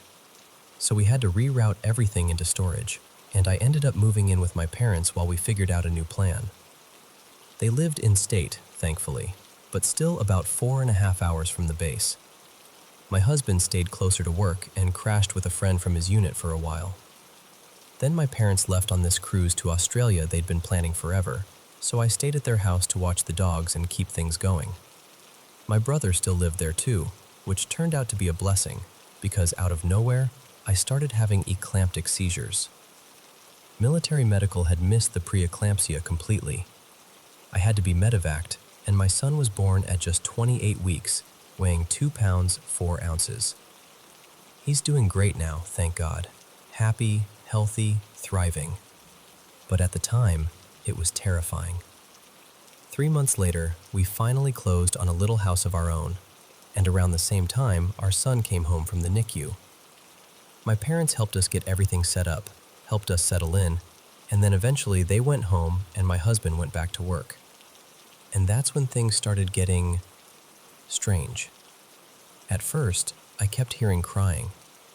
Not loud, not constant, just this faint, distant baby crying. Kind of vague, easy enough to brush off. I was exhausted, sleep-deprived, a first-time mom, recovering from everything, and I figured maybe this was just one of those postpartum things nobody warns you about. Then the baby monitor started picking up motion in the nursery when there was clearly nothing there. It had a camera, and every time I checked, the room looked exactly the same. No movement, no baby, nothing. I told myself maybe it was the curtains shifting or the light changing. Then it got weirder. The monitor started alerting for crying while my son was asleep in my arms downstairs. I checked all the settings, thinking maybe the microphone sensitivity was too high and it was picking up a lawnmower outside or something random like that. But then one day, I actually heard the crying coming through the monitor speaker. It sounded exactly like my son when he was uncomfortable and squirmy from gas. I looked at the screen and he was sound asleep. Or sometimes he wasn't even upstairs at all. He was right there with me. Since it was a Wi-Fi monitor, I started wondering if somehow there was interference. I even changed the password, half jokingly thinking maybe a neighbor had accidentally connected their monitor to ours. It sounded ridiculous, but honestly, it felt more believable than what was happening. So I made an appointment with a psychiatrist and just kept moving. Then one afternoon, my husband came home early. The baby and I were outside in the backyard, trying to start a little garden. He came out looking concerned and asked why I had left the baby upstairs crying. And I just stared at him, because our son was right there next to me. Then he paused. He looked at the baby, looked back at me, and you could see the confusion hit him, because he could still hear the crying. He said it was coming from upstairs and from the monitor. And I remember saying, "Oh, you hear that too?" That's actually really comforting because I was starting to think I was losing my mind. After that, he went out and bought a brand new, expensive baby monitor. And then, when it kept happening, he bought another one. Different brand, different setup, same result. We still heard this impossible baby crying. The strangest part was that it would stop if I went into the nursery and said something gentle like, "You okay, sweetheart? Mama's here. I love you." And I know how that sounds. I really do. But whatever it was, it's happened less and less over time. These days, it's rare. We don't really have an explanation for it, and honestly, we've stopped trying so hard to find one. We just sort of live with it. And somehow, that feels stranger than anything else.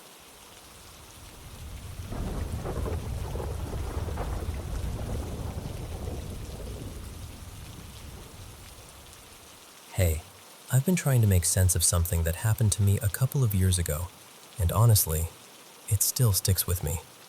Anytime people start swapping wild smoking stories, or even when I think back on that phase of my life, this memory comes right back.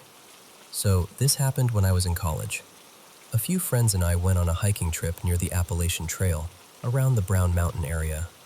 It was supposed to be a short trip, just 4 or 5 days, nothing too intense. The first couple of days were pretty normal. We covered a lot of ground, probably close to 30 miles each day, but we took breaks, laughed a lot, and just enjoyed being out there. On the third day, sometime in the early evening, we set up camp near a creek. The plan was to relax, maybe fish a little, eat, and settle in for the night. That's when one of my friends pulled out some edibles and offered them around. Everybody else took a small amount, something reasonable. But me, being way too confident, decided I could handle a ridiculous amount. Looking back now, I really have no idea why I thought that was a good idea. At first, everything felt fine. We had a fire going, everyone was talking, and the whole night felt peaceful. But after a while, it hit me way harder than I expected. By maybe 8 or 9 o'clock, I was completely gone. My friends were winding down and getting ready to sleep, and for some reason, I got it in my head that I should go for a walk. Back home, whenever I used to take anything, I liked walking around to clear my head. So in that moment, that felt normal to me. The problem is, I went alone. At night. In the woods. With no flashlight. Just my phone. And this is where it gets strange, because I don't remember the walk at all. Nothing. It's just blank. What I do remember is coming back to camp and seeing everybody awake and panicked. They looked terrified. I was confused, because to me it felt like I had only been gone a short while. But they told me they had been searching for me for hours. They were trying to get enough signal to call for help. They thought something awful had happened. They said when I came back, I looked mostly okay, just dirty, like I'd been lying in leaves somewhere. And apparently the first thing I said was something like, "Sorry, I was just walking and talking with some people." That's the part that's never left me. According to them, I was completely serious.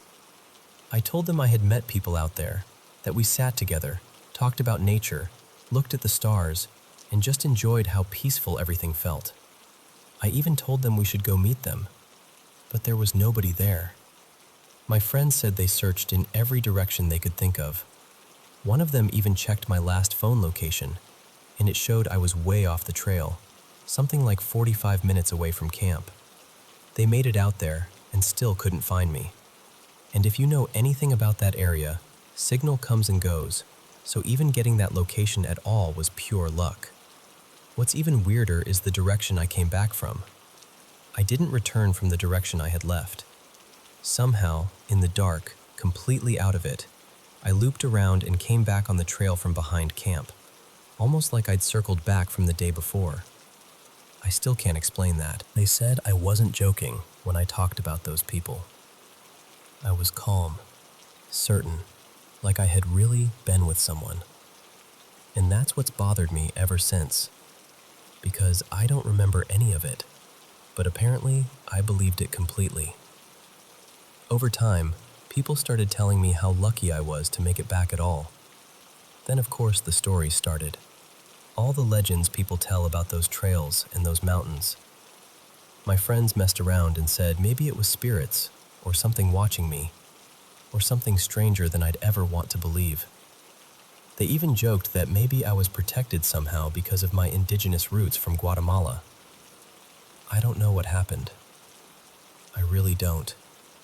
Part of me thinks I was just unbelievably high, and my brain filled in the blanks with something dreamlike. Part of me thinks I got lucky in a way I still don't fully understand. But whatever it was, it's one of those experiences that stays with you. And even now, I still catch myself wondering where I actually went that night, and who I thought I was talking to.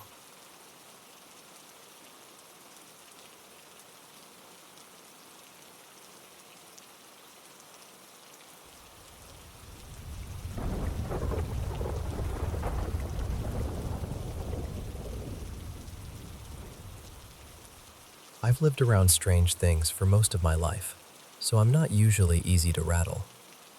Growing up, it was normal in our house for things to shift on their own, go missing, or turn up somewhere that made no sense later. That part, honestly, never shocked me much. But this was different. I remember it so clearly. It was around 4 in the afternoon, broad daylight, and I was standing in my kitchen making coffee. I was on the phone with my sister, Mara, and one of her friends, just chatting like it was any ordinary day. Nothing felt off. The room was calm, quiet, completely normal. I was wearing my favorite necklace that day, a honey-colored crystal pendant on this thick silver chain I trusted because it was solid, sturdy, the kind that never broke or came loose. And then, out of nowhere, I felt two soft little tugs at my neck. Not hard, just enough to make me stop. So I reached up right away, thinking maybe the pendant had flipped around or gotten caught in my hair. But when I touched the chain, the pendant was gone. Not broken off, not hanging funny, gone. The chain was still clasped shut around my neck, still intact, but the crystal and the silver piece it sat in had completely vanished. I was just standing there holding an empty chain. Nothing else happened. No cold rush, no weird shadow, no sudden silence in the room. Just those two light tugs. I remember running my fingers over the chain again and again, trying to convince myself it had somehow slipped behind my neck or down the back of my shirt. My mind kept trying to force a normal explanation onto something that absolutely did not have one. I'd think, maybe it twisted around somehow. Maybe it fell and I missed it. Maybe I imagined the tugs. But then I'd come right back to the same question. How? How could any of that happen when I felt those two distinct pulls? For days, I kept doing that to myself, coming up with explanations, then quietly ignoring the one part that made all of them impossible. I ended up calling my mom because I was so shaken. And I'll never forget this. She didn't laugh, didn't question me, didn't try to talk me down. The first thing she said was, "Well, who did you upset?" And weirdly, that comforted me. My family has always been a little mystical, a little witchy, so her mind went straight to the idea that maybe something had been sent, or something had decided to make itself known. I told her I hadn't done anything to anyone. I genuinely couldn't think of a single reason. She said something that stuck with me. She told me she didn't think the tugs were necessary to take the pendant. She thought whatever did it wanted me to notice. Wanted me to know, right in that moment, that it was gone, before I could explain it away later, which is exactly what I always try to do. And she was right. Because I was standing on a hard kitchen floor. If that pendant had fallen, I would have heard it hit. It would have made a sharp little clatter. There's no way I could have missed that. And even beyond that, I still can't understand how the whole silver setting could have come off the chain without the chain opening. It wasn't one of those flimsy loops you can bend apart. It was closed, secure. There was just no physical way for it to happen. Still, even knowing that, I searched. Of course I did. My sister, 2 friends, and I went over that kitchen again and again. We checked every corner, every crack, under appliances, in drawers, in places it couldn't possibly be. I kept looking because some part of me needed the comfort of trying, needed the illusion that maybe reality still worked the way I thought it did. But we never found it. It was just gone. And that's what unsettles me even now. I believe in the paranormal. I believe there are things we don't understand. I've had other experiences in my life, strange ones, even powerful ones. But most of them, eventually, I can at least place into some kind of framework. I can live with them. This one still bothers me because I can't explain what took it, or why. Later on, the only theory I could come up with was maybe it was some kind of guide, something looking out for me, maybe in a harsh way, because I had become too dependent on that stone. I wore it constantly. I drew comfort from it, maybe too much. At the time, though, it didn't feel protective. It felt invasive. It felt personal. I was scared, honestly. Not just because I lost something I loved, but because whatever did that could do it so easily. That thought stayed with me longer than losing the necklace itself. Because if something could take a pendant right off my body without opening the chain, what else could it do? And the strangest part is, nothing else was ever taken. Nothing like that ever happened again. Just that one necklace. Just those two gentle tugs. And then it was gone forever. I've told this story a few times over the years, hoping someone would say, "Oh, I know exactly what that was." Or at least, that happened to me too. But I've never really gotten an answer. So all I'm left with is the memory of standing in my kitchen in the middle of an ordinary afternoon, reaching for something that should have still been there, and finding only an empty chain.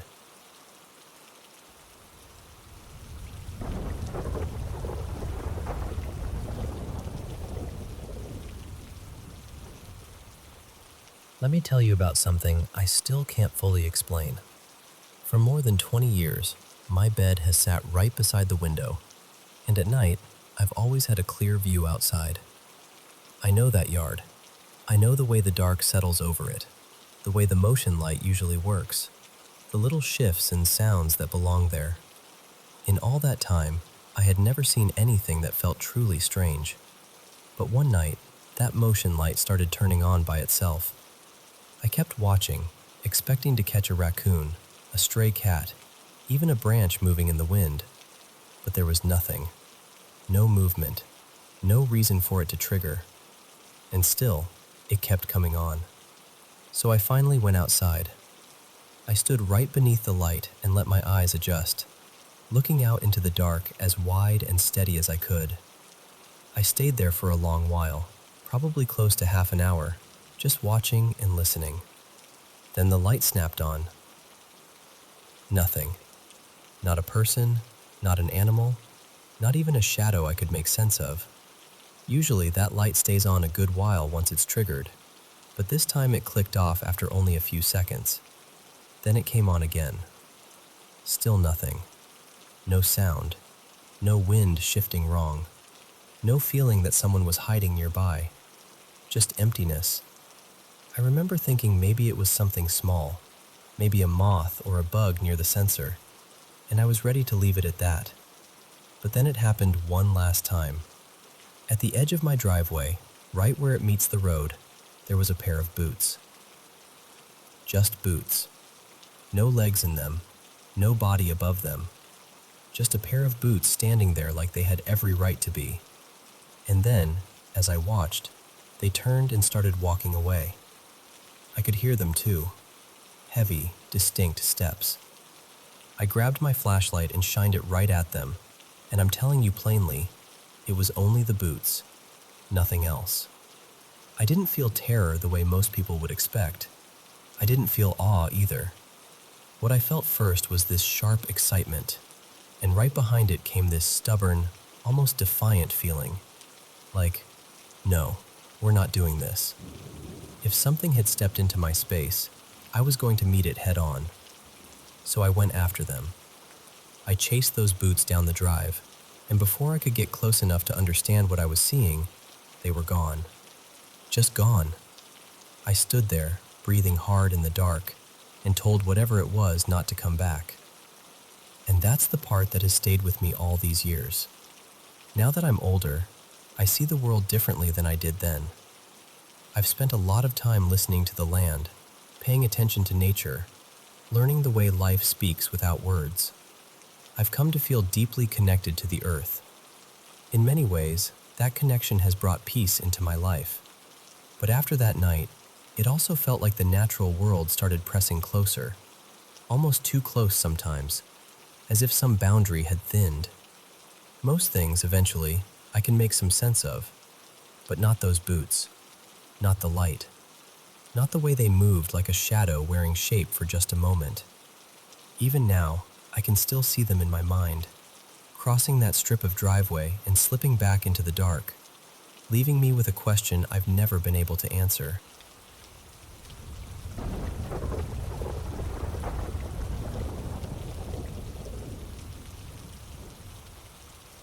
I still think about this sometimes, and honestly, I've never fully explained it to myself. I was probably around 9, maybe 10, when my school took us on this evening field trip to a Space Center exhibit.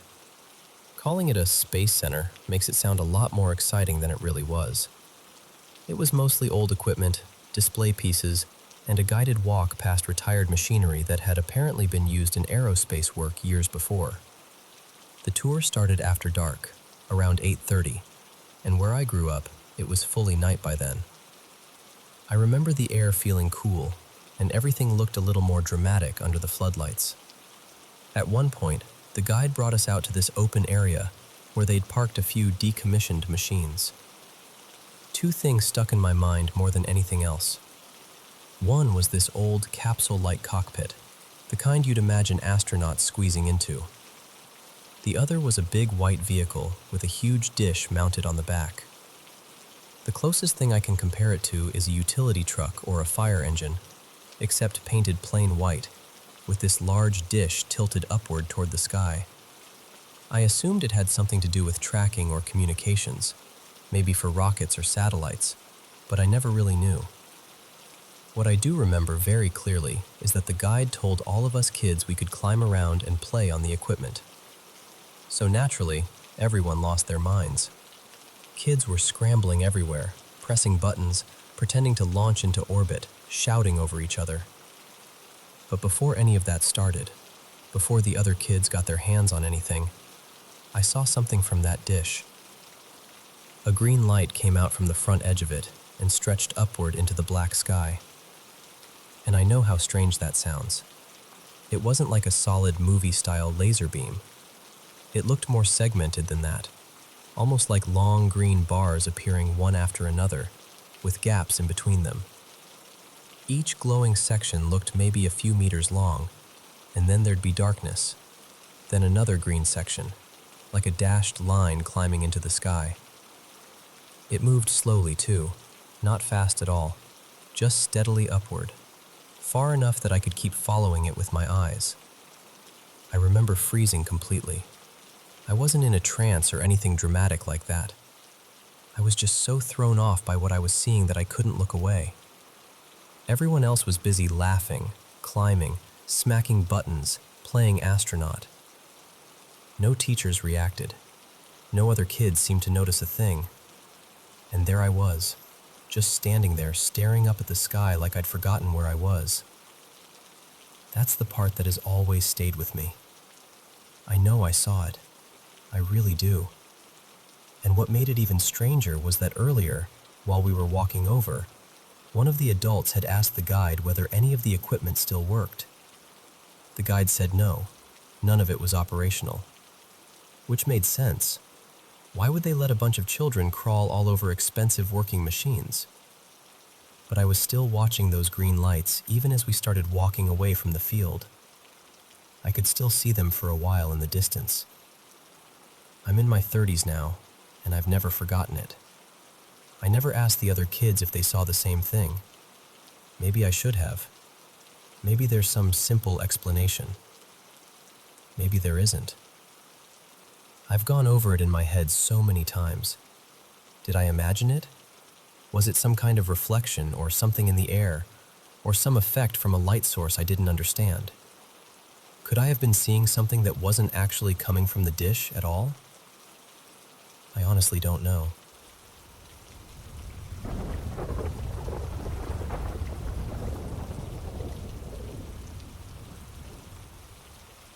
I try to keep an open mind about things I can't truly prove, one way or the other. So when I went to the show, I wasn't walking in as a believer, but I also wasn't determined to dismiss everything. I've lost both of my parents, and even though I quietly hoped for some kind of moment, I knew the chances of being picked were slim, especially from where I was sitting up in the mezzanine. Funny enough, she did come up that way at one point and read someone just a few seats ahead of me, which made it all feel a little more possible for a second. What stood out to me most, being there in person, was that the people she spoke to did not seem staged. That was the one thing I felt I could rule out with confidence. The tears, the shaking, the emotion in the room, It all felt deeply real. Now, that doesn't automatically mean everything was genuine. It could still mean she's incredibly skilled at reading people who are already vulnerable and longing to hear from someone they miss. I understand that argument completely. Since she never read me directly, I didn't leave with some big personal revelation. But I honestly thought I'd come away feeling more certain in one direction or the other. Instead, I left in this strange middle place. I can't say for sure that what she does is real, but I also can't say I saw her clearly expose herself as a fake. And if it is all an act, then she is remarkably composed and very, very good at it. The whole time, she carried herself with this steady calm. She was confident, centered, and sometimes surprisingly persistent, even when what she said wasn't immediately recognized by the person she was speaking to. Yes, there were moments where the information sounded broad enough that more than one person in the audience could probably connect to it. She even addressed that at the start, asking people not to shout out during someone else's reading. But there were also details that felt much more specific, the kind that made the room go quiet. And honestly, one thing that surprised me was this. It wasn't mostly older relatives she claimed to be connecting with. A lot of the spirits she referred to were younger, teens, young adults, even very small children. That shifted the tone in a way I wasn't expecting. It made some of the moments feel heavier and harder to explain away so easily. There were times when someone clearly didn't understand what she meant, and after a little while she would simply say she was going to leave it there and move on. She didn't really retreat from what she had said, though. Then there were other moments when someone said they had no idea what she was referring to, and she stayed with it. She'd insist the spirit was being very strong about it, and that eventually a relative or friend would help make sense of it later. Maybe that's manipulation. Maybe it is. But some of those details were specific enough that I found myself expecting her to back off sooner if she were just fishing. So I'm still not completely sure how I feel. I really am somewhere in the middle. But if I'm being honest, I think I walked out feeling like I had seen a little more in her favor than against her. Not enough to make some bold declaration, just enough to leave me wondering. And maybe that's why it stayed with me.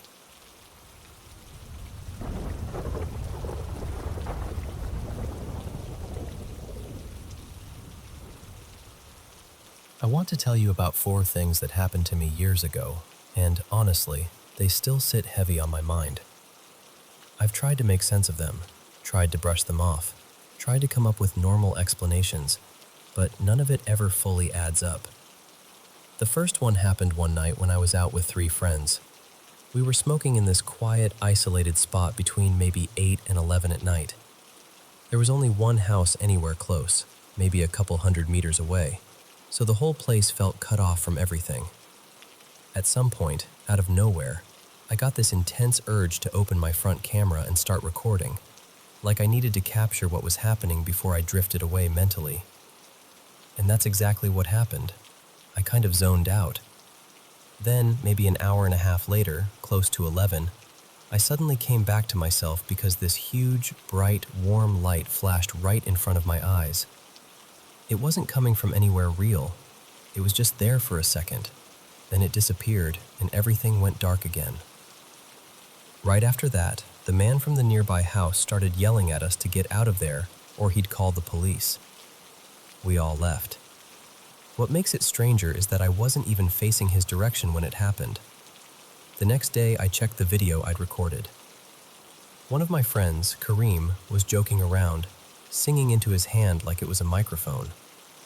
But when I played it back, it didn't sound normal at all.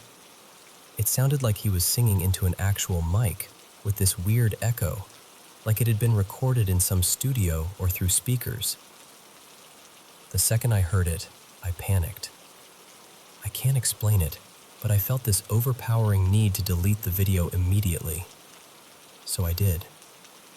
Then later that same evening, those same friends came by again. I was standing there smoking, and without even thinking about it, I started humming the exact same song from that video. My friend froze and looked at me like I'd done something impossible. He asked me how I knew it. He said he had only written that song a few hours earlier, like that afternoon. And I had no answer for him. None. The second thing happened about 3 years later. I was out by the river with another friend, drinking and just messing around. At some point, I zoned out again. And while I was in that state, I had this really specific image in my mind. I saw myself walking home near a pharmacy in my neighborhood, and my dad pulled up behind me in the car, honked, smiled, and said, "Where have you been wandering around?" It felt vivid, but I was drunk, so I didn't take it seriously. I kept walking home. But when I got to that exact same spot near the pharmacy, I suddenly heard a car horn behind me.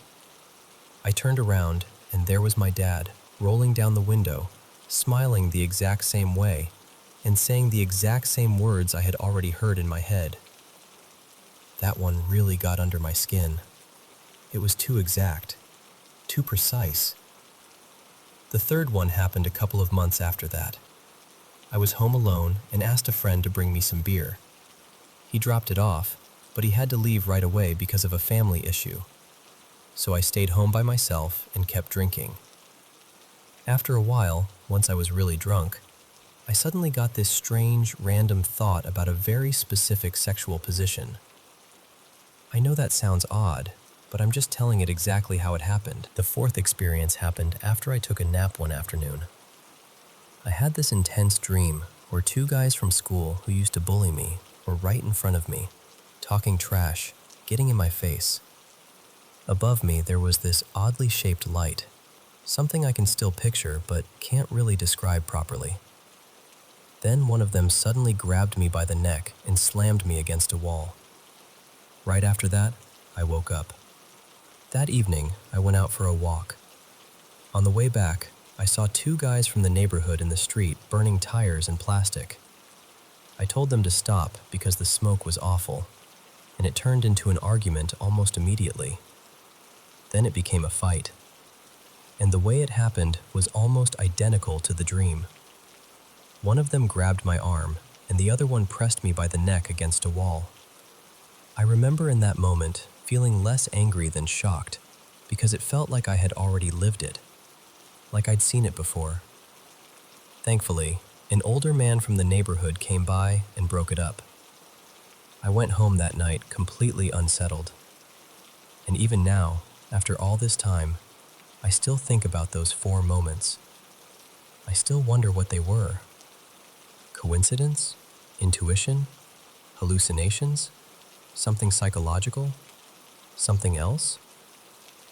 I honestly don't know. I just know they felt real when they happened, and they've never really left me.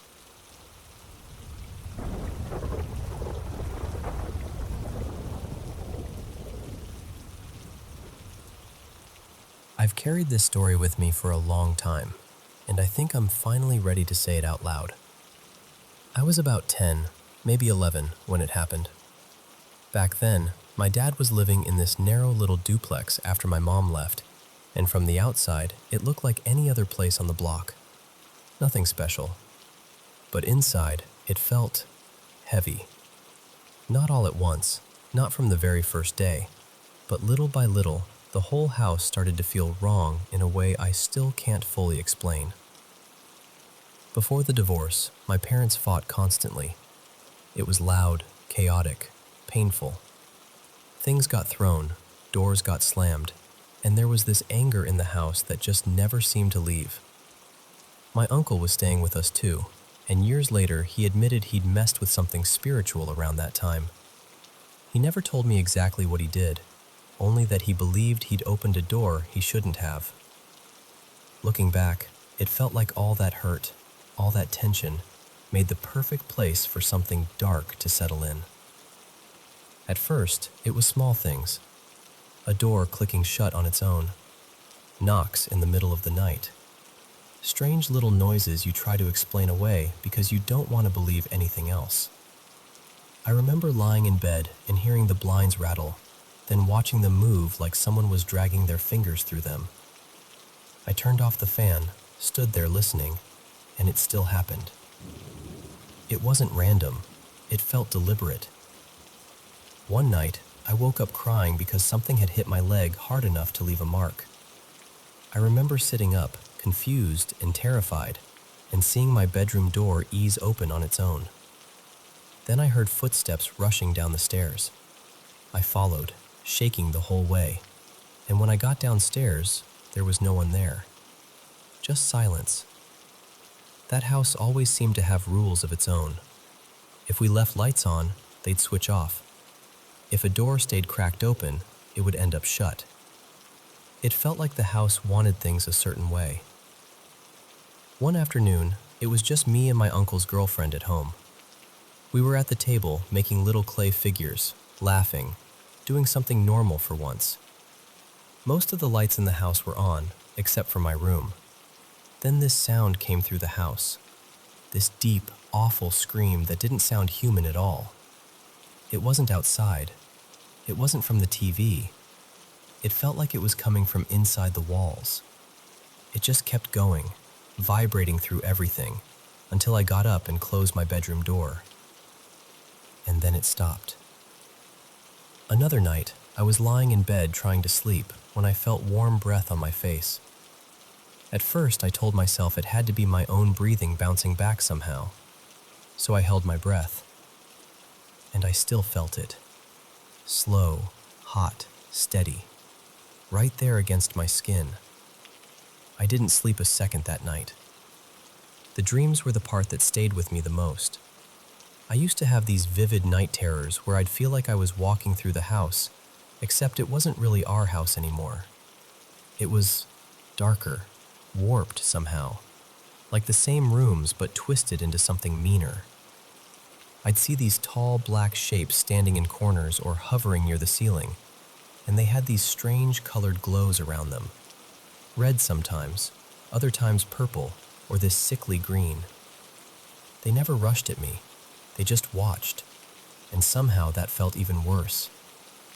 What scared me most was that I'd catch glimpses of them when I was awake too, not just asleep.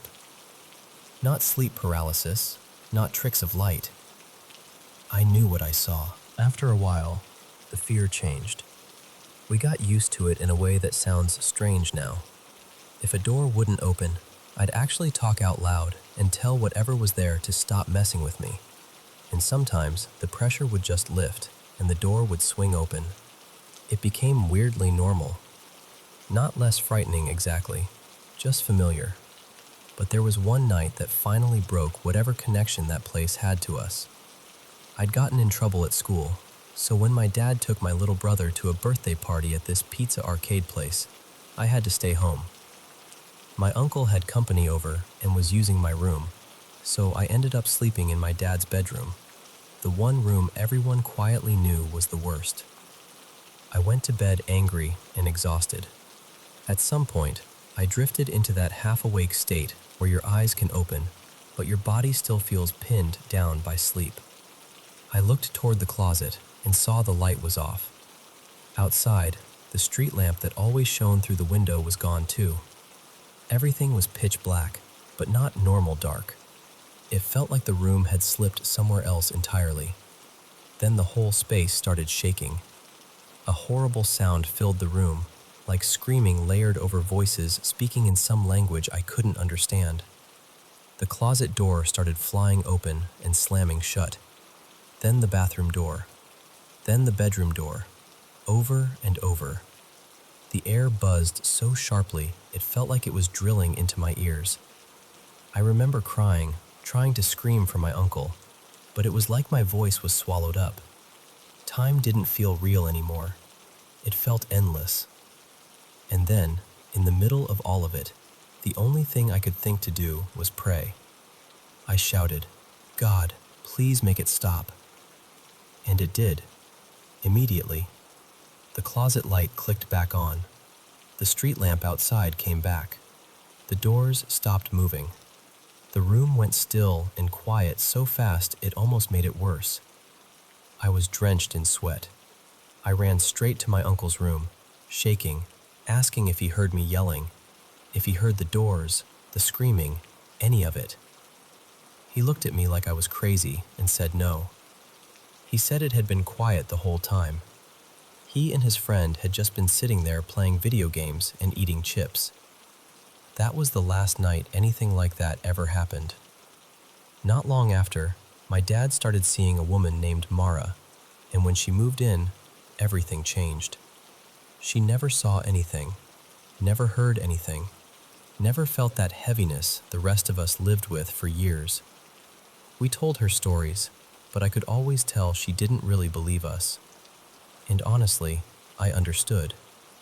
If someone told me that story and I hadn't lived it, I probably wouldn't know what to do with it either. I still don't know why it stopped. Maybe she brought peace into that house. Maybe whatever had been there fed on all the anger and finally had nothing left to hold on to. I can't say for sure.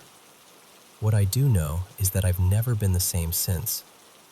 Even now, I can walk into certain places, old houses, empty rooms, buildings with a strange history, and feel when something is off. It's hard to explain to people without sounding dramatic, so I usually keep it to myself. But every now and then, especially when I'm alone somewhere unfamiliar, I still get that same feeling I had as a kid. And even after all these years, I still can't sleep in complete darkness. I still remember every bit of it.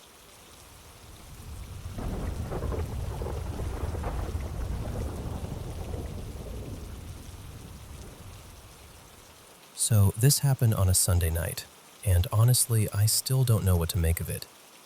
My friend was supposed to come by around 8, so we could have a couple beers, play some pool, and just unwind after a long day. For the sake of the story, I'll call him Brent. I've known him for well over a decade, so this wasn't some casual acquaintance showing up. This was somebody I knew really, really well. Earlier that day, the family had been doing the whole Father's Day thing, and by that evening, the house had finally gone quiet. My wife and kids were still over at her dad's place, and I was home alone, looking forward to a calm night. At about 7:55, I heard a knock at the side door, which is the door everyone uses. I got up from the couch, walked over, opened it, and there he was. It looked exactly like Brent. Same face, same build, same way he stood. He even had this faint little smile on his face, like everything was normal. The only thing that struck me right away was that he wasn't carrying the beer he said he was bringing. So I kind of laughed and said something like, "What happened, man? You forget the drinks? Or did you finish them on the way here?" And he just stared at me. Didn't say a word. Didn't react. Just stood there with that calm little smile. I remember feeling confused almost instantly. Before I could even ask what was going on or tell him to come inside, he turned to his right, really casually, and started walking back up the driveway. That's when I noticed something else that made no sense at all. There was no truck. Nowhere. I live out in a pretty rural area, and the driveway is long and gravel, with a few places people usually park. His vehicle wasn't there. Not near the house, not off to the side, not anywhere I could see. He was just walking away like he'd been dropped off by nobody. I finally snapped out of it and called after him. "Hey, Brent, you good?" Nothing. He didn't turn around, didn't wave, didn't slow down. He just kept walking up the driveway until he hit the bend and disappeared from view toward the road. And I just stood there. I remember closing the door slowly and going back into the living room, trying to make sense of what had just happened. I picked up my phone and called him. No answer. I waited maybe half a minute and called again. Still nothing. At that point, the house felt way too quiet. You know how a house can suddenly feel different when something weird happens? That's exactly what it felt like. Then, maybe a minute or two later, my phone rang. It was Brent. He sounded completely normal, laughing even. He told me he was still on his way, but he'd gotten pulled over near the liquor store and was stuck getting a seatbelt ticket. He said he saw my calls, but didn't want to answer while the officer was standing there writing him up. I just stood there listening, trying to keep my voice steady. I told him, "Okay, yeah, come on over. We're still good." About 10 or 15 minutes later, I heard a car door shut outside. This time I went out right away, already tense before I even reached the door. And there he was, the real Brent, holding the ticket in one hand and carrying a full case of beer with the other, grinning and joking that since he bought the beer, I should be the one paying his fine. I never told him what happened. Actually, I didn't tell anybody for a long time. I just acted normal and went through the rest of the night like nothing was wrong. Because what was I supposed to say? How do you even begin to explain that? I know what I saw. Or at least, I know who I thought was standing at my door.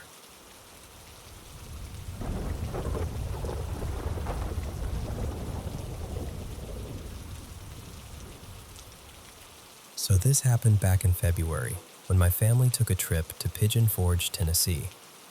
We rented this sweet little cabin tucked near a golf course, and it honestly felt like something out of a postcard. It was me, my sister, my cousin, my parents, my grandma, my aunt and her daughter, plus my brother, his girlfriend, and his dad. One afternoon, most of them decided to go out and explore the wooded riding trails nearby. So the only people left at the cabin were me, my sister, and my cousin Talia. Maybe half an hour after everyone left, the three of us were sitting around the dining table playing Cards Against Humanity, just laughing until we were crying over how ridiculous some of the cards were. The dining room had windows everywhere, probably 8 or 9 of them, and one of those windows looked straight toward the front door. The way the door was angled, you could pretty much see it clearly from the table. Right when all this started, I had gotten up to check on a batch of cookies in the oven, so I was standing in a spot where I couldn't actually see the front door anymore, but my sister and Talia could. Then we heard a knock. I remember turning, and my sister was frozen, staring at the door. Talia was looking at me with this expression I still can't fully explain. It was this mix of confusion and fear, and it immediately made me uneasy. I set down the oven mitts and started walking toward the front door anyway, just out of instinct. But before I even made it halfway there, I heard my sister call my name from the back door. And I need to explain why that shook me so badly. I could still see my sister sitting at the dining table. She had not moved. But at the same time, something from the back of the cabin had called me by my full first name, the formal one nobody in my family uses unless they're teasing me or reading off paperwork. My sister definitely doesn't call me that. She hasn't since we were kids. The second I heard it, every alarm bell in my body went off. I just stopped where I was and thought, no, absolutely not. I was not opening that door. So I turned around, sat back down, and we all just tried to ignore it, even though the whole room felt wrong after that. What makes it even stranger is that the night before, I'd already had this really unsettling experience. I had called my older cousin to vent about some drama with my ex, and while we were talking, I went outside to sit on this metal glider on the porch near the hot tub.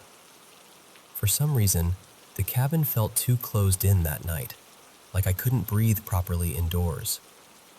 While I was sitting there, I looked down the hill and noticed something standing on the little golf cart bridge below me. Just standing there, completely still, looking straight at me.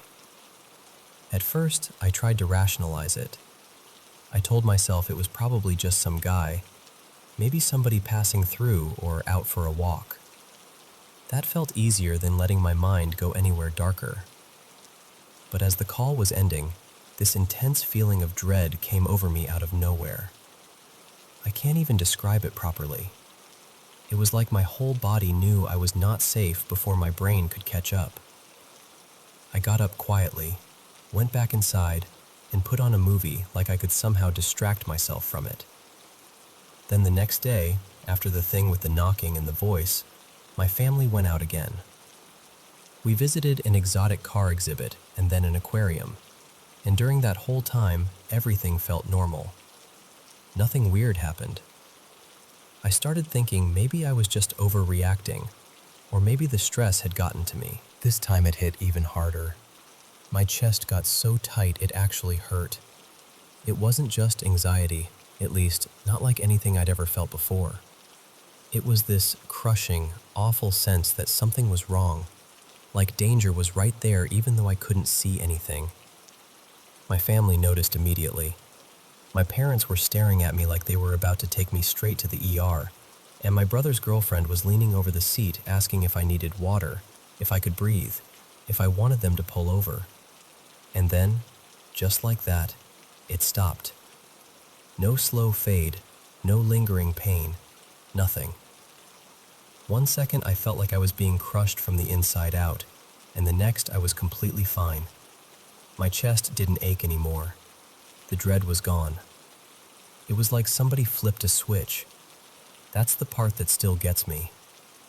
I can handle creepy. I can handle unexplained. But whatever that was felt aware. It felt intentional. And even now, months later, I still think about that voice, the thing on the bridge, and that awful wave of fear that came over me like it was coming from something outside of me.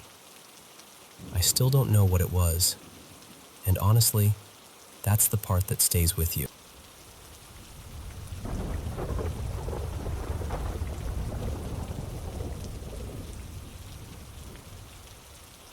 Okay, so this happened to me and my friend Mara in the last week of October 2024, and I still can't fully explain it. We'd decided, kind of on a whim, to take a late-night trip up to these hot springs in the mountains. It was one of those spontaneous ideas that sounds fun at the time, you know? Just the two of us, a quiet night, a familiar trail, nothing that seemed risky or unusual. The hike itself was mostly uneventful. We did run into a few people up there who felt a little off, but nothing dramatic happened. No obvious warning signs, no scary noises, nothing like that. For most of the night, everything felt normal. And then, on the way back, everything changed. We were maybe a few minutes from the parking area. I could already see where the cars were through the trees, and I was in the middle of telling Mara some random story as we walked. And then, out of nowhere, I felt it. The only way I can describe it is that it was like stepping through some invisible boundary. 1 second I was fine, and the next, this overwhelming feeling of fear just slammed into me. Not normal fear, not the kind where you hear a noise and get startled. I'm talking about this deep, suffocating, unnatural sense of dread that seemed to hit every part of me at once. My whole body went on alert. It felt like something in me was screaming, "You need to leave, right now." It honestly felt evil. That's the word I keep coming back to, even though it sounds extreme. It felt like walking into a place where something did not want us there. I didn't want to scare Mara, so I tried to keep talking like everything was normal, but I could hear it in my own voice that I was forcing it. I started walking faster without really meaning to, scanning the dark around us, trying to see if there was someone nearby, or some obvious reason for what I was feeling. But there was nothing. Then, as we got closer to the lot, Mara went completely quiet. A second later, she looked at me and said, really calmly, "Something feels wrong." That was the moment my stomach dropped, because I hadn't said a word to her about what I was feeling, not even a hint, and somehow she was feeling it too. I just looked at her and said, "Get to the car." At that point, we both started moving fast, not full panic yet, but close. And when we stepped into the gravel lot, I noticed there was one vehicle still sitting there off by itself. The windows looked fogged up, and there was some kind of covering or curtain over the inside. It immediately made the whole scene feel even worse. We got into my car, locked the doors, and I asked her, "You feel that too, right?" And she said, "Yes, we need to go. Now." So I started the car and got out of there as fast as I could. The strangest part is that the second we got farther down the road and out of that area, the feeling started to lift. It was like whatever it was had stayed behind in that canyon. Once we were far enough away, we finally started talking about it, trying to make sense of it. And both of us kept using the same words: evil, unnatural, wrong. I didn't see anything. I didn't hear anything. There wasn't some figure in the trees or a voice in the dark. It was just this crushing sense that we were in the presence of something deeply wrong, and that if we stayed there, something terrible was going to happen. For months after that, I kept checking local news and community pages, half expecting to find out something had happened there. But I never found anything. No incident, no explanation, nothing. Because even now, what I remember most clearly is that feeling, like we crossed into the edge of something invisible and hostile. Like something knew we were there, and we were absolutely not welcome.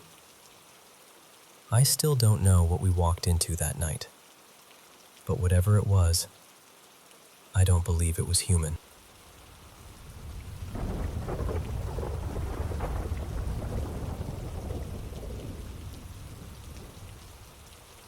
I still think about this sometimes, even now. It happened in the winter of 2019, when I was living with my family in a quiet seaside village in northern Morocco.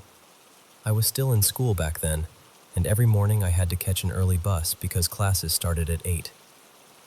The bus was never especially reliable, so I got into the habit of leaving the house a little before 7, just to be safe. One Monday morning, it was especially cold. I remember stepping outside at around 6:45, still half asleep, with that heavy silence you only get before sunrise. Our house was up on a hill, a little apart from everything else. Most of the nearby homes were only used in summer, so during the rest of the year, the area felt almost abandoned. Most days, it really felt like we were the only people there. I started down the path toward the main road, and after a moment, I noticed someone standing near the roadside ahead of me, maybe 100 meters away. The person was wearing a brown jalaba with a hooded cape, something completely normal for winter where I lived. So at first, I didn't think much of it. I figured maybe he was on his way to the mosque farther down the hill. But the closer I got, the stranger it felt. He wasn't walking. He wasn't shifting his weight. He wasn't looking around. He was just standing there, perfectly still, with his back turned to me. And I remember thinking how unnatural that stillness felt. Not relaxed, not casual, just fixed there. I kept going anyway. What else was I supposed to do? As I got within a couple of steps of him, I turned my head and looked straight at his face. And there was nothing there.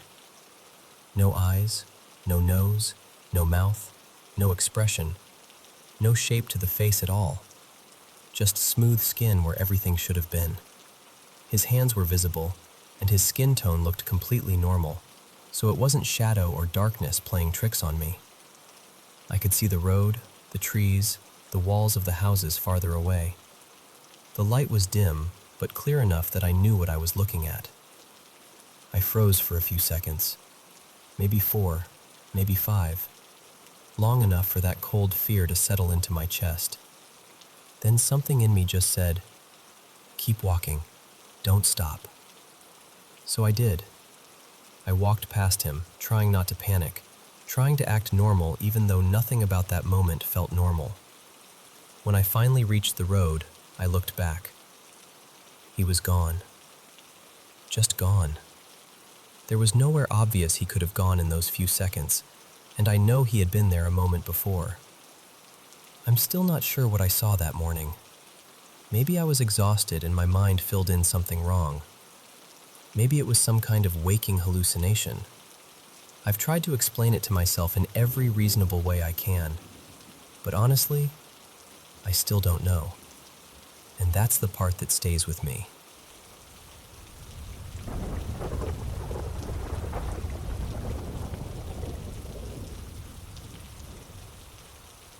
You know, this happened a little over a year ago now, and I still catch myself thinking about it sometimes. I live in an assisted living community, and it's actually a pretty calm place most of the time. The residents are all different ages, probably anywhere from their 20s up to their 60s. Most of us are pretty low care, so it's not the kind of place where alarms are constantly going off or where loss becomes routine. When someone does pass away, it really means something. It stays with people. Back then, I'd already started moving away from paranormal beliefs. I used to be really deep into New Age ideas and ghost stories and all of that. But over time, as my mental health got more stable and I got proper treatment for my anxiety and other stuff, I kind of stepped back. I became a lot more skeptical. These days, I usually assume there's a normal explanation for things, even when they seem strange at first. That's part of why this moment bothered me so much. My room was bright that afternoon. Sunlight was pouring in, the overhead light was on, and I was feeling completely awake and steady. I wasn't drowsy, I wasn't half dreaming, and I wasn't in one of those anxious states where every little noise feels huge. I was just relaxed, scrolling on my phone, having what I'd honestly call a pretty decent day. Across the room, near my mini fridge and microwave, I had some random things sitting on the counter. One of them was a long metal nail file, the kind with two ends. Pretty solid, not light or flimsy. And then, out of nowhere, I heard this sharp thud. Right after that came this unmistakable metallic clatter, like the file had been lifted up fast and then dropped. It was loud enough that I looked over immediately. At first, I figured maybe it had just fallen from somewhere. Maybe it had slipped off the top of the microwave or gotten nudged somehow. But when I went to check, I realized I was mixing it up with another tool I had sitting there, one that looked kind of similar from a distance. That other tool was still exactly where it had been. And the nail file? It had moved in a way that didn't make any sense to me. So I started testing it. I picked it up, dropped it, tried to recreate the sound, tapped the counter, even tried jostling things a little to see whether something could have caused it naturally. But that file had enough weight to it that it wasn't the kind of thing that just skitters around on its own. And no matter what I tried, I couldn't make the whole thing match what I'd heard. What made it even stranger was that the staff in the med room next to mine, literally sharing the wall, hadn't heard a thing. So later, I brought it up to the manager. She's one of those people I trust because she's smart, grounded, and not the type to feed into nonsense. She helped keep the place steady through the pandemic in a way I still think was kind of amazing.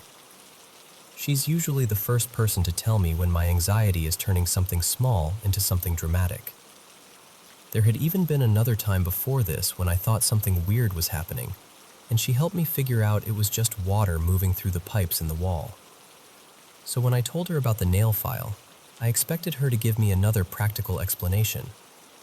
Instead, completely serious, she said, "Honestly, it might have been a ghost." Then she told me the building was haunted like it was just common knowledge. Apparently, she'd had her own experience. She and one of the caregivers had once been in the office when a doll suddenly shot across the room. Not tipped over, not slid, shot across the room. She said they both grabbed what they needed and got out of there fast. And I don't know. That stuck with me, and maybe that's why it still feels so unsettling. If there really are things we can't explain, maybe they don't show up in big cinematic ways. Maybe they show up in tiny, inconsistent moments like that. Just enough to make you stop and question what you know, but never enough to be easy to prove. I've actually thought about it kind of like trying to measure how intelligent cats are. Cats don't exactly cooperate just because science wants clear data. They do what they want, when they want, and that makes them hard to study. But anyone who's lived with a cat knows they can be weirdly clever. Maybe unexplained things are like that too. Elusive, uncooperative, real enough to leave an impression, but slippery enough that the second you try to pin them down, they're gone.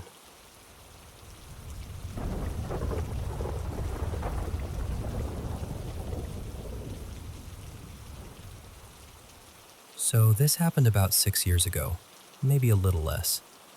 At the time, I was living in the basement of my sister and her husband's townhouse for close to a year. It was a pretty ordinary setup, nothing creepy about it, and I've always been the kind of person who looks for the practical explanation first. One night, really late, I was lying in bed trying to fall asleep when I started hearing this sound from under my bed. It sounded like someone breathing. Not just breathing either. Heavy, slow, deliberate breathing. At first, I honestly wasn't scared. I figured it had to be the house making some weird noise. Old places creak, vents hum, pipes do strange things. And I knew for a fact it was just the three of us in the house, my sister, her husband, and me. But the sound kept going. It was getting on my nerves more than anything, because I was exhausted and just wanted to sleep. Then I noticed something strange. The moment I got out of bed, the breathing stopped. So I stood up, turned on the basement light, and checked under the bed. I pulled out this big gym bag I kept under there, full of clothes, and looked behind it, around it, everywhere. Nothing. Just the bag. No animal, no person, nothing that could explain that sound. So I told myself, okay, fine. Maybe it's just the house. I shoved the bag back under the bed, turned off the light, and lay back down. A few minutes later, it started again. This time it was louder, heavier, like whatever it was had moved closer somehow. I sat straight up, switched the light on again, and looked under the bed. Nothing. Still just the bag. Still no explanation. And because I'm stubbornly logical, I kept trying to reason it away. I thought, it has to be some sound traveling through the floor or the vents. It has to be. So I turned the light off again and got back into bed. Then I noticed the strangest part. Whenever I shifted even a little, moved my leg, rolled my shoulder, adjusted the blanket, the breathing stopped immediately. The second I went still again, it started back up under me. At that point, I grabbed my phone and texted my group chat. Something is breathing under my bed. I even tried to record it because I knew how ridiculous it sounded. But of course, the second I moved to get my phone in position, the sound stopped. Every single time. By then, I was actually getting scared. Not panicked exactly, but that deep kind of fear where your imagination starts filling in the blanks. I remember thinking that when I stepped off the bed, something was going to grab my ankle. Still, I got up one last time and turned on the light. This time, I was determined to figure it out. I thought maybe some animal had gotten in earlier while a door was open.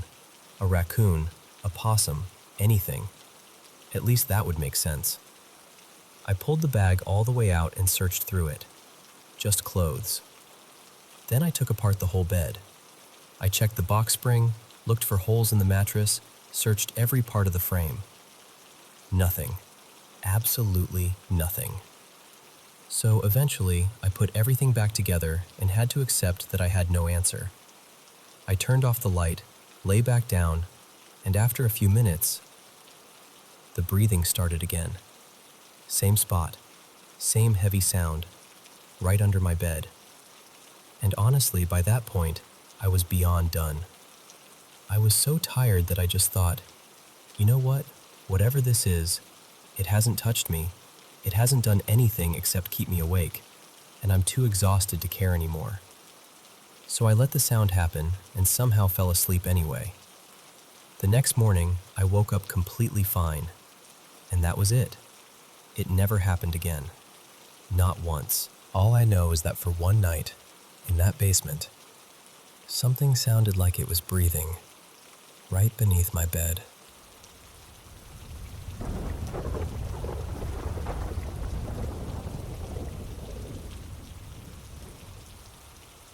Hello, my dear martial arts friends of the Paranormal M channel. At last, it's my favorite time of all. I get to sit down with the mic and share mysterious experiences from all over with you, helping you relax and drift off to sleep more peacefully.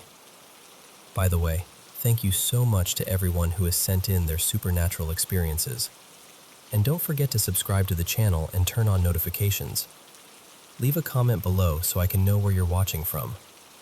Wishing you a good night and sweet dreams.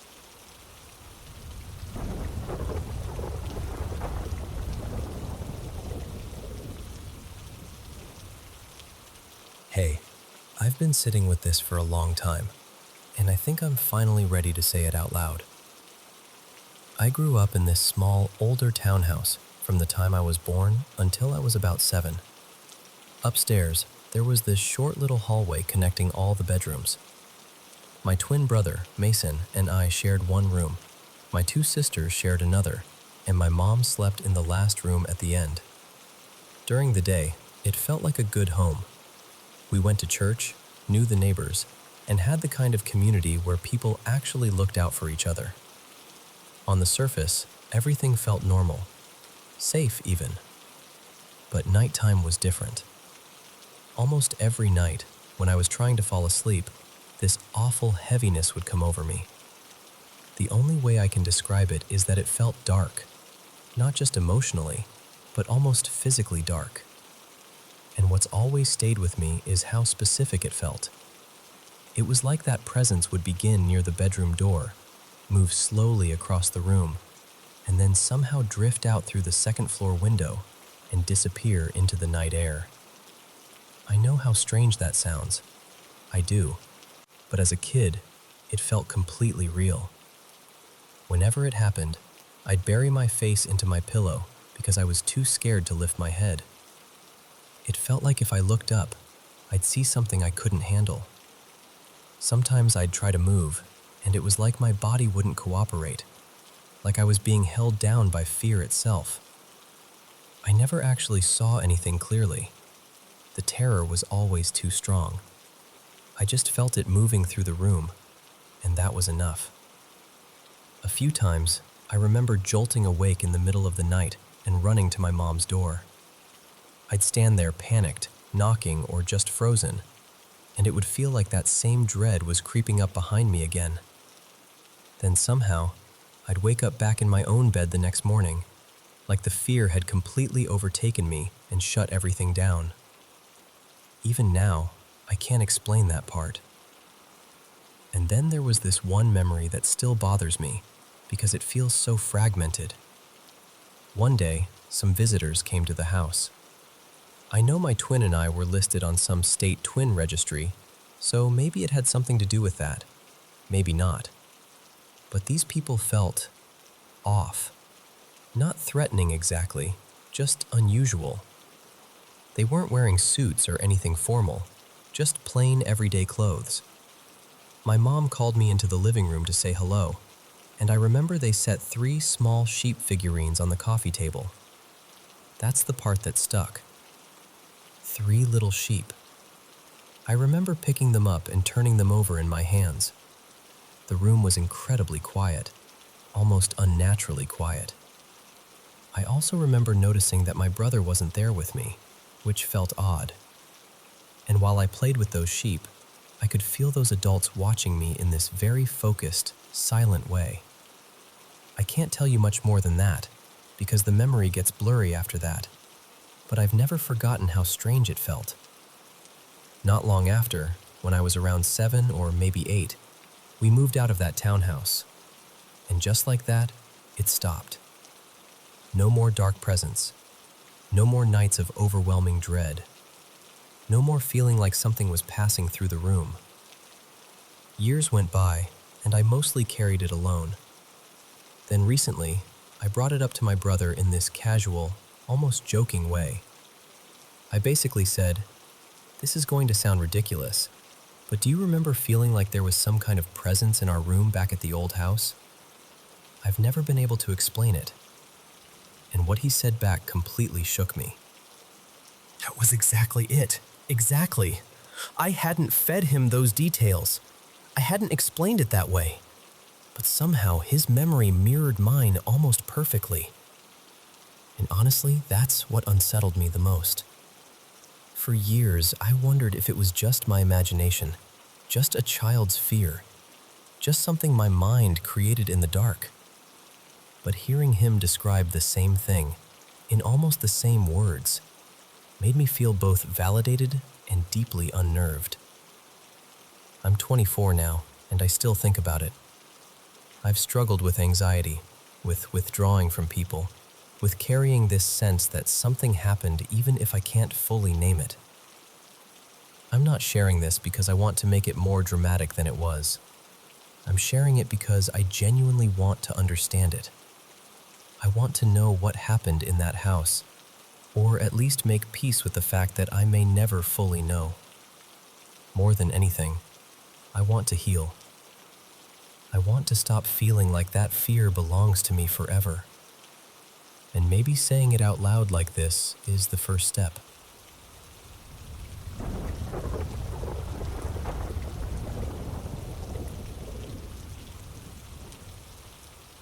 You know, I've been asking myself for years whether generational curses are actually real, or whether some families just seem to carry an unusual amount of pain and bad luck from one generation to the next. And honestly, I can't shake the feeling that something has been hanging over my family for a very long time. On my dad's side especially, it's always felt like there's this pattern no one can quite explain. Money problems, health problems, one hardship after another. I'm one of 3 sisters, and somehow, each of us ended up dealing with completely different illnesses. My oldest sister has POTS, I have lupus, and my youngest sister has endometriosis. Even growing up, it felt like strange things were always happening to us. So much so that people would actually stop and say, "Wow, your family really does have the worst luck." My oldest sister especially was always sick as a child. This would have been sometime in the mid to late 90s, and it felt like she caught everything imaginable. At one point, doctors were even stunned by one illness she had because they said it was so uncommon in humans. It was always one thing after another. And what scares me most is that it doesn't seem isolated. It feels like it started long before me and my sisters, passed through my mother when she married into the family, and now it's landed on us. I have a daughter now, and there are nieces and nephews in the family too, and I can't stop worrying that whatever this is might keep going. What makes it harder to ignore is that there's a story in my family that I used to think was made up. One of those stories adults tell to keep kids away from creepy things. But the older I get, the more I wonder whether there was something real behind it. This all happened in Portugal, sometime around 1991 or 1992. My dad was mostly raised by his grandparents, so the house they lived in was a really important place in the family. My great-grandmother was almost completely blind because of diabetes, but she could still make out strong contrasts, light against dark, shadows, that kind of thing. She used to sit out on the front porch in the sun and sweep around the entrance like she always did. There was a woman in the neighborhood who constantly caused trouble. She had feelings for my great-grandfather, and she and my great-grandmother fought often because of it. One day, that woman actually asked him to leave his wife and be with her instead. He refused, of course, and apparently she flew into a rage. My mother said that later that night, the woman came back and threw something onto the porch and front doorstep. It was some kind of pale powder. My great-grandmother, not knowing any different, swept it away the next morning like she always would have. That evening, my parents were there for dinner with my great-grandparents and one of my dad's relatives. And according to my mother, that's when everything changed. She said my great-grandmother suddenly started acting in a way that made no sense at all. It was as if she could suddenly see perfectly. She stood up from the table without hesitation and stabbed my great-grandfather's hand with a fork over and over, like she knew exactly where she was aiming. Then she turned and looked directly at my mother, right into her eyes, and, in this deep, masculine voice, said my great-grandfather's name and then said, "So, there's a new daughter in the family." My mom said it was nothing like my great-grandmother's normal voice. It didn't sound like her at all. And then, just as suddenly, she seemed to come back to herself. She looked confused, saw the injury, and started panicking and apologizing, like she had no idea what had just happened. For years, I honestly thought the whole thing was exaggerated, or maybe just one of those stories that changes a little every time it's told. But then in 2016, when we visited Portugal, I asked to see the house for myself. We walked by it, and it was completely abandoned. I was told no one had lived there in well over a decade because people said it felt wrong, heavy, negative, unsettling. Like the house itself carried something bad. What really got to me was my dad's reaction. He's the kind of man who never scares easily, never shows emotion, never makes a fuss about anything. But he won't even walk on the path beside that house. If I bring it up, he shuts the conversation down immediately, and sometimes he even gets angry.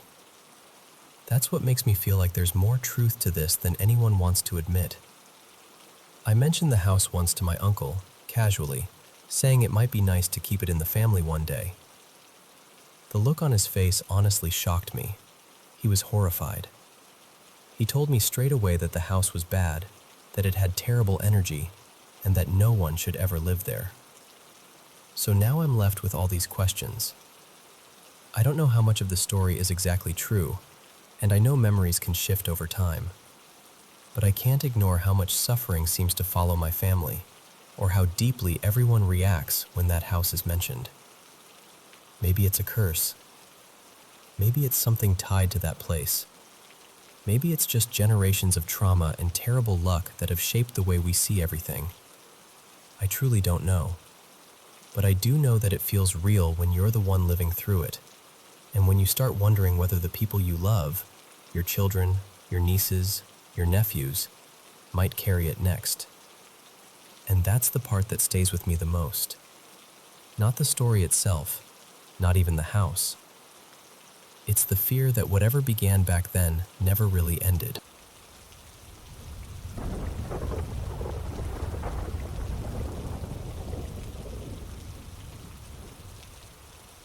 I've had strange experiences for as long as I can remember.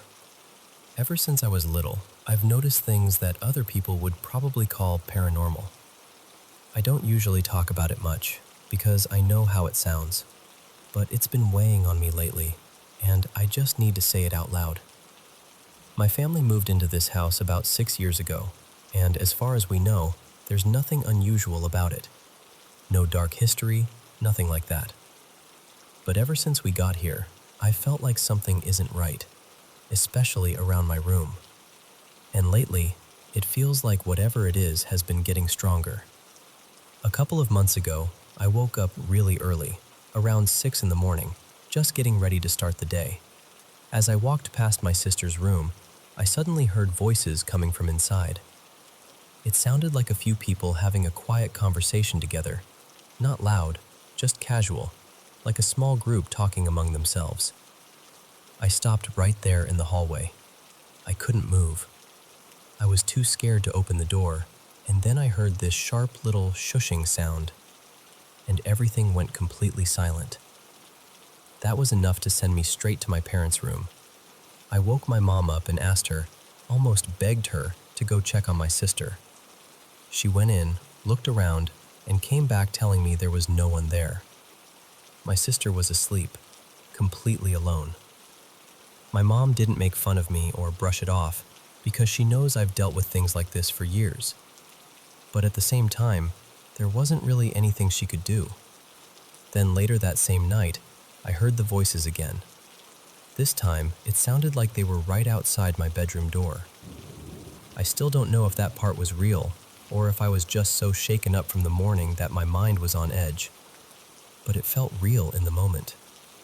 Then, about a month later, something else happened. I had bought a standing fan for my room because it gets really warm at night. The fan used to rotate on its own, but it had been broken for a long time, and by then it only moved if someone physically pushed it. One night I was lying in bed, half awake, half asleep, and I suddenly got that awful feeling that someone was watching me. I started looking around the room, thinking maybe my cat had snuck in. And for a second, I locked eyes with something. At first, my eyes hadn't fully adjusted to the dark, so I couldn't make it out clearly. But the moment they did, it was gone. Then I looked over at the fan and watched it slowly turn on its own toward the curtains. The air caught them immediately, and they started moving wildly. I just stared at it, frozen. Eventually, I forced myself out of bed and turned the fan back toward me. Maybe it was nothing. Maybe it was some weird coincidence. But deep down, it didn't feel like nothing. The most frightening thing happened just over a week ago. For years, I used to have nightmares that all felt strangely similar, but they had stopped for a long time. Then that night, they came back in a way that felt far too real. I can't even explain the fear of that moment. I was trapped in my own body. It only lasted maybe half a minute, but it felt so much longer. Somehow I remembered I was still on the phone, and I managed to force out the word, "Help." Right after that, I jolted upright. I was sweating, crying, completely panicked. I ran to my mom's room, and she let me sleep there while she took the couch. Later that day, my mom and I decided to sage both my room and my sister's room. I'm not a deeply religious or spiritual person, and neither is she in an extreme way, but we just wanted to do something, anything, that might bring some peace. Since then, things have been quiet. But honestly, I'm still scared. I keep waiting for it to happen again. I don't know what this is, and I don't know what I'm supposed to do next. I just know I needed to tell someone, because keeping it to myself has been making it worse. And I guess I'm hoping that maybe someone out there has felt something like this too.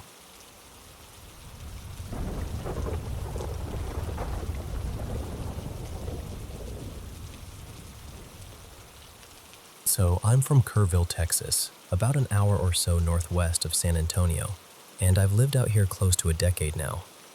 I'm really used to country life. I see deer all the time, almost every single day, honestly.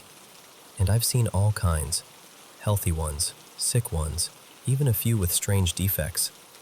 Back in school, I took animal science, so I've been around enough animals to know when something looks off. And just so you know where I'm coming from, I'm not really someone who jumps to supernatural explanations. I'm pretty grounded, pretty skeptical. Anyway, I'm 20 now, and I've been working a summer job before heading back to college in the fall. I do overnight security at a camp out in Hunt, Texas. It's been a pretty easy gig so far. Most nights, I just ride around in a golf cart from midnight until about 4 in the morning, checking the grounds, making sure everything's quiet. For the first couple of weeks, nothing unusual ever happened. A few kids sneaking around late at night, maybe, but that was it. Then one night, something happened that I still can't explain. It was around 3:30 in the morning, and I was heading back toward the main part of the camp. There's this stretch of road between the entrance and the cabins where the woods get really dense, and there are rocky slopes rising up on both sides. It's always a little eerie there at night, but I'd driven through it plenty of times already. Out of nowhere, I got this strong feeling that something was watching me. You know that feeling when your body notices something before your brain catches up? It was like that. So I started scanning the trees, thinking maybe one of the campers had wandered out or something.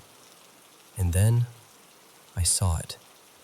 Up on the ridge, maybe 15 or 20 feet from the path, there was what looked like a deer standing there and staring straight at me. At first, my brain tried to make it normal. It had the general shape of a doe, I guess, but almost immediately, I could tell something was seriously wrong. It was way too tall, easily around 8 feet, maybe more counting how it was standing on the incline. Its whole body looked unnaturally heavy, thick in a way that didn't make sense. Deer usually look balanced, you know? Their necks are slimmer, their heads fit their frame, everything looks proportionate. But this thing didn't. Its neck was thick and solid, and its head looked huge. It was standing beside a cedar tree, and its head and neck looked almost as wide as the trunk. What really got me, though, was the face. I can't even explain that part well. It wasn't like glowing eyes or anything dramatic like that. It was subtler, which somehow made it worse. The eyes just looked wrong.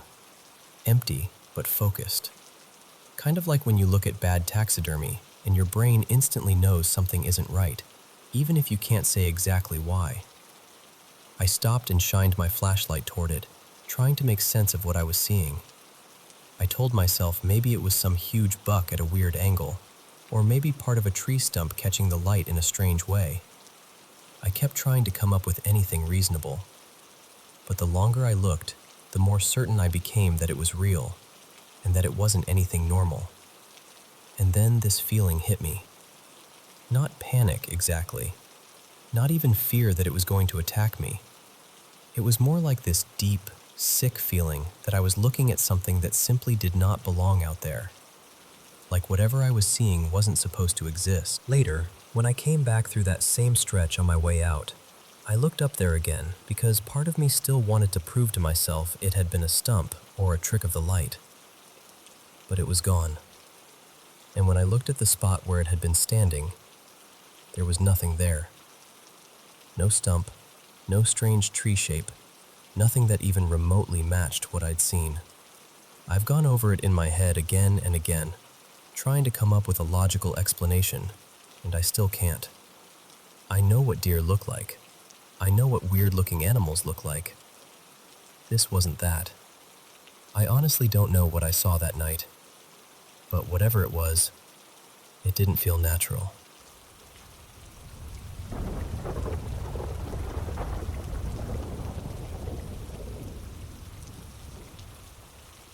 So, a few months ago, my fiancé and I moved back into the upper floor of my grandparents' old house. It's been in the family forever. My great-grandfather built it in the mid-1940s, and my grandparents still live downstairs while we stay upstairs. This house carries a lot of history, and not all of it is easy to talk about. There have been several deaths connected to it over the years. My great-grandfather passed away suddenly at the breakfast table. An uncle of mine died by suicide out behind the garage a long time ago. And a few years back, my father also took his life in the small bedroom right next to ours. So that's the kind of weight this place already has. One night, really late, maybe closer to 3:30 in the morning, I was lying in bed next to my fiancé. He was completely asleep. Our cat was out cold too, curled up in her little window perch across the room. I was on my side facing him, half scrolling on my phone, half trying to fall asleep. My back was toward the wall, and there was just a narrow gap between me and the edge of the bed. My shirt had bunched up a little without me noticing. And then I felt it. It was like one cold finger slowly dragged across the bare skin of my lower back. Not a breeze, not fabric shifting. A finger. I felt it slide down my skin, catch briefly on the waistband of my shorts, and then let go. I even heard that little elastic snap. I froze. I turned around immediately and looked behind me, but there was nothing there. The room was still. Everyone in the house was asleep. I remember just staring into that space, trying to make sense of it, telling myself there had to be some explanation. I couldn't think of one. I rolled onto my back, pulled the blanket up, and shut my eyes, hoping that if I ignored it, that would be the end of it. But maybe 30 seconds later, I felt the mattress move. At first, it was subtle enough that I thought maybe I imagined it too. Then it happened again. And again. I opened my eyes and realized the bed frame and mattress were actually rocking. Not vibrating, not settling. Rocking. Slowly and steadily, like someone had their hands at the foot of the bed and was deliberately moving it back and forth. I looked at my fiancé. He hadn't moved at all. He was dead asleep. The cat hadn't stirred either. For a second, I wondered if it could be a small earthquake, but nothing else in the room was moving. The dresser was still, the lamp was still, everything else was normal. But the bed was absolutely moving. In the glow from the television, I could see the sheets shifting with the motion, and I could hear the wooden slats underneath giving that soft, rhythmic creak as the frame rocked. It wasn't frantic. It wasn't violent. Honestly, that made it worse. It felt intentional. I just lay there and kept my eyes closed again. In my head, over and over, I said, "You do not scare me. You do not scare me." I didn't want to wake my fiancé. I know that probably sounds strange, but in that moment, I felt like if this was something I couldn't explain, something spiritual, something dark, I didn't want to feed it more fear or attention. The rocking kept going for several minutes. It would stop for a moment, and I'd think it was over, and then it would start again. Same steady motion, same awful feeling. Eventually, it stopped for good. The next morning, I told my fiancé everything. He had slept through all of it, had no idea, but this was not that. This felt wrong. I've also wondered before whether my father's presence still lingers there sometimes. But whatever touched me that night didn't feel like family. It didn't feel loving. It didn't even feel neutral. It felt invasive, cold, deliberate, like it wanted me to feel afraid and powerless. That's the part I can't shake. I'm usually the kind of person who tries to explain things away first. I look for logical answers before I ever call something paranormal. But with this, I keep replaying it, and I still can't find a rational explanation that fits everything I felt and heard. So now I'm left with that question.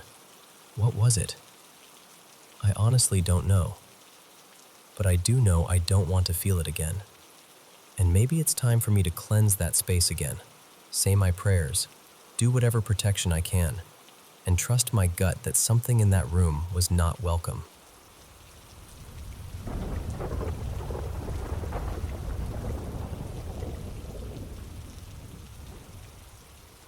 So I honestly don't even know the best way to tell this, because every time I go over it in my head, it still sounds unreal.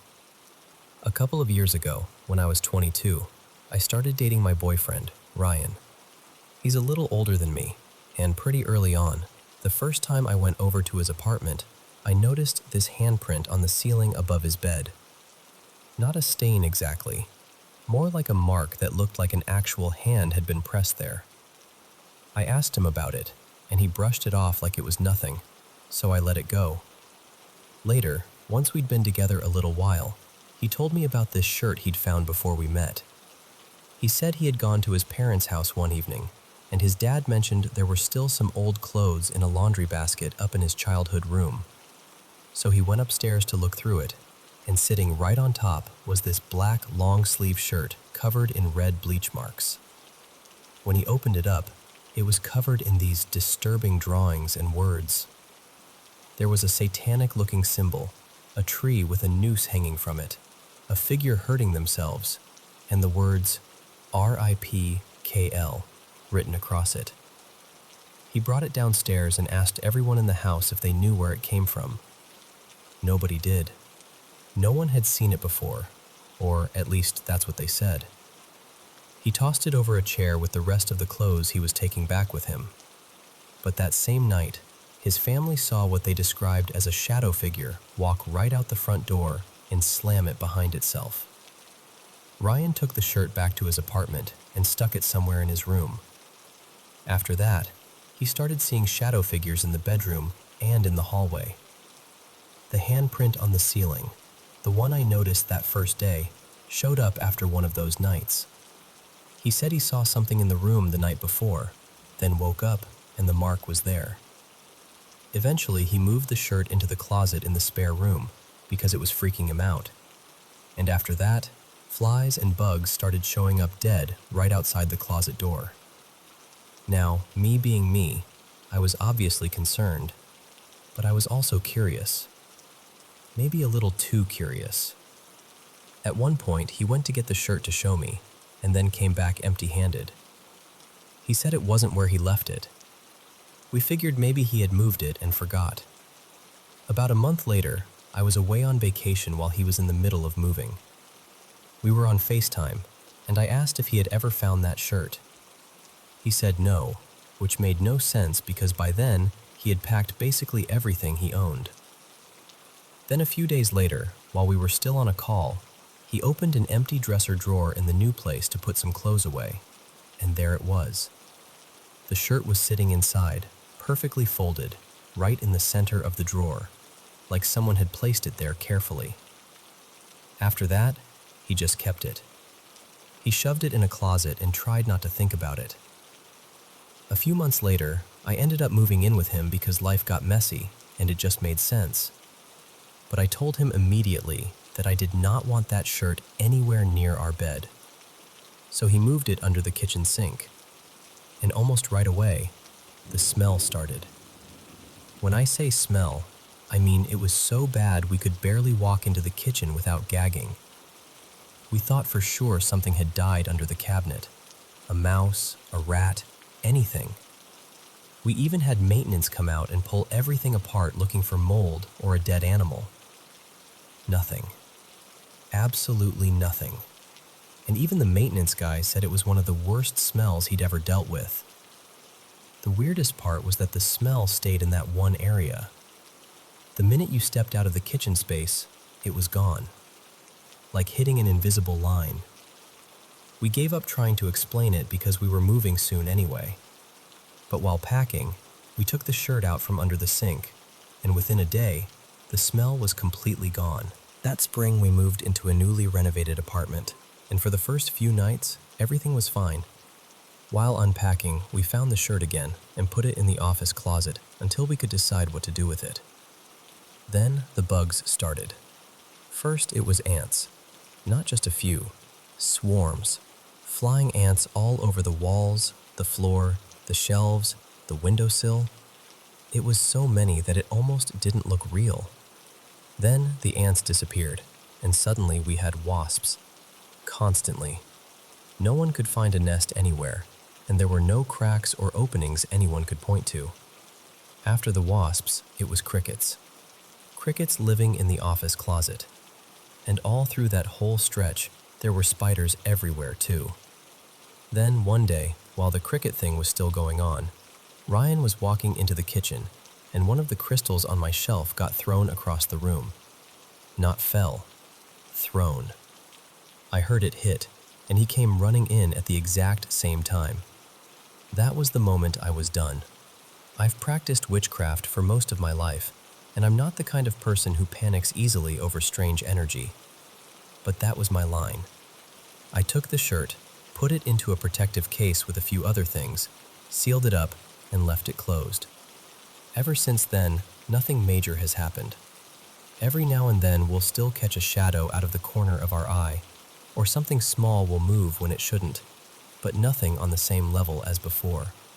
It's been almost a year now, and the shirt is still sealed. We keep it sitting on the floor in the dining area beside a bookshelf. And now we have a cat. He refuses to walk past it. If he wants to get to the front part of the apartment, he'll literally take the long way around just to avoid going near that sealed case. We even keep his toys up on the shelf nearby because it's the one spot he never tries to climb toward. I've talked to Ryan about getting rid of it, but he doesn't want to. And honestly, I don't really want to bury it anywhere near where we live, and I definitely don't want to hand it off and make it someone else's problem. So for now, we just live with it. And maybe that sounds ridiculous. Maybe it sounds dramatic. But when you've lived with something that seems to drag shadows, bugs, smells, and this constant heavy feeling behind it, you stop laughing at it. You just learn to respect it.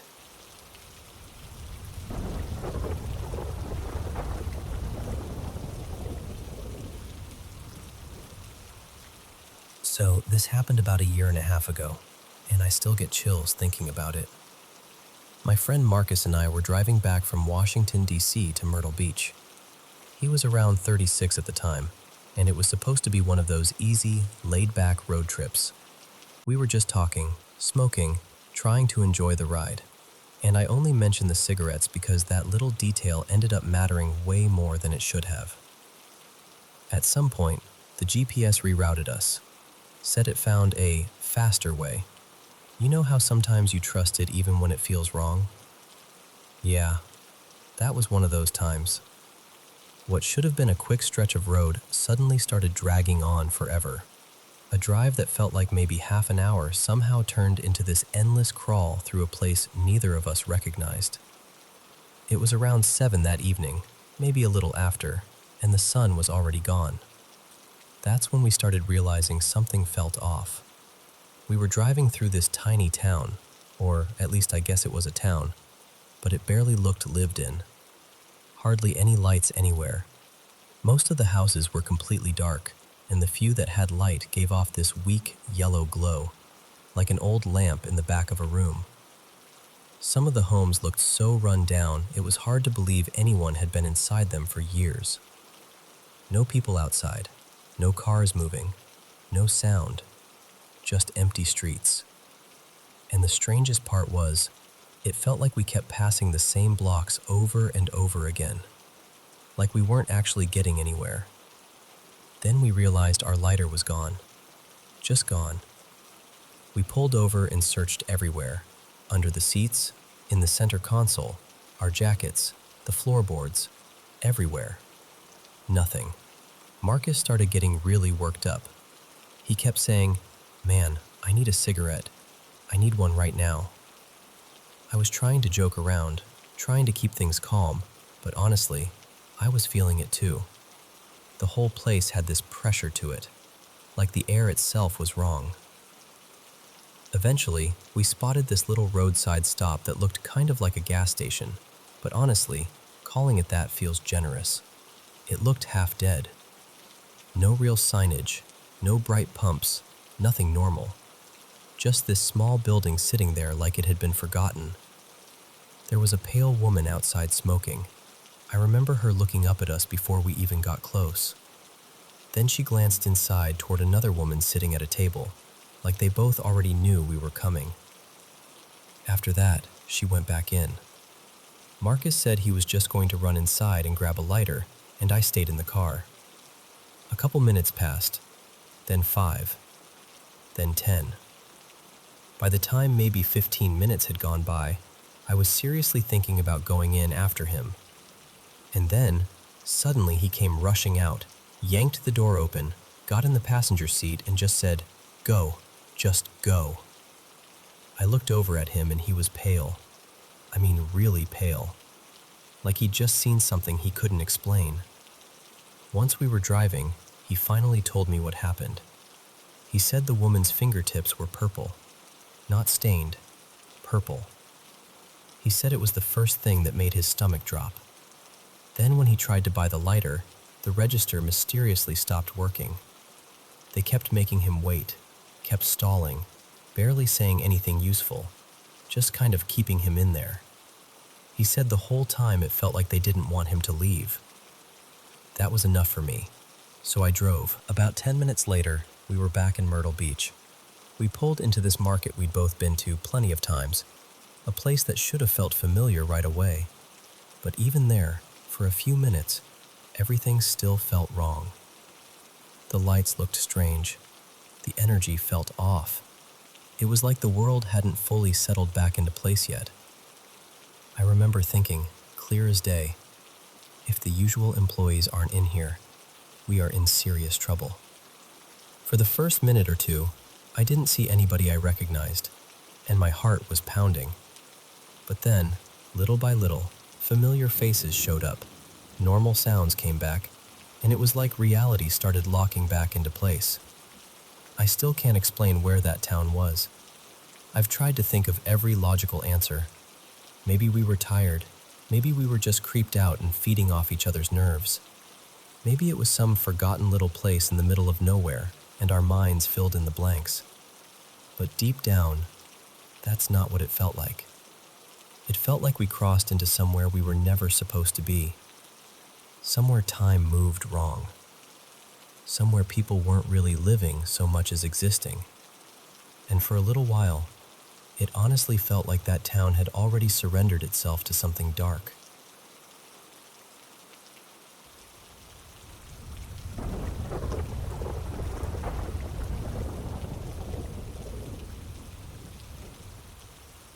So, here's something that has stayed with me for years.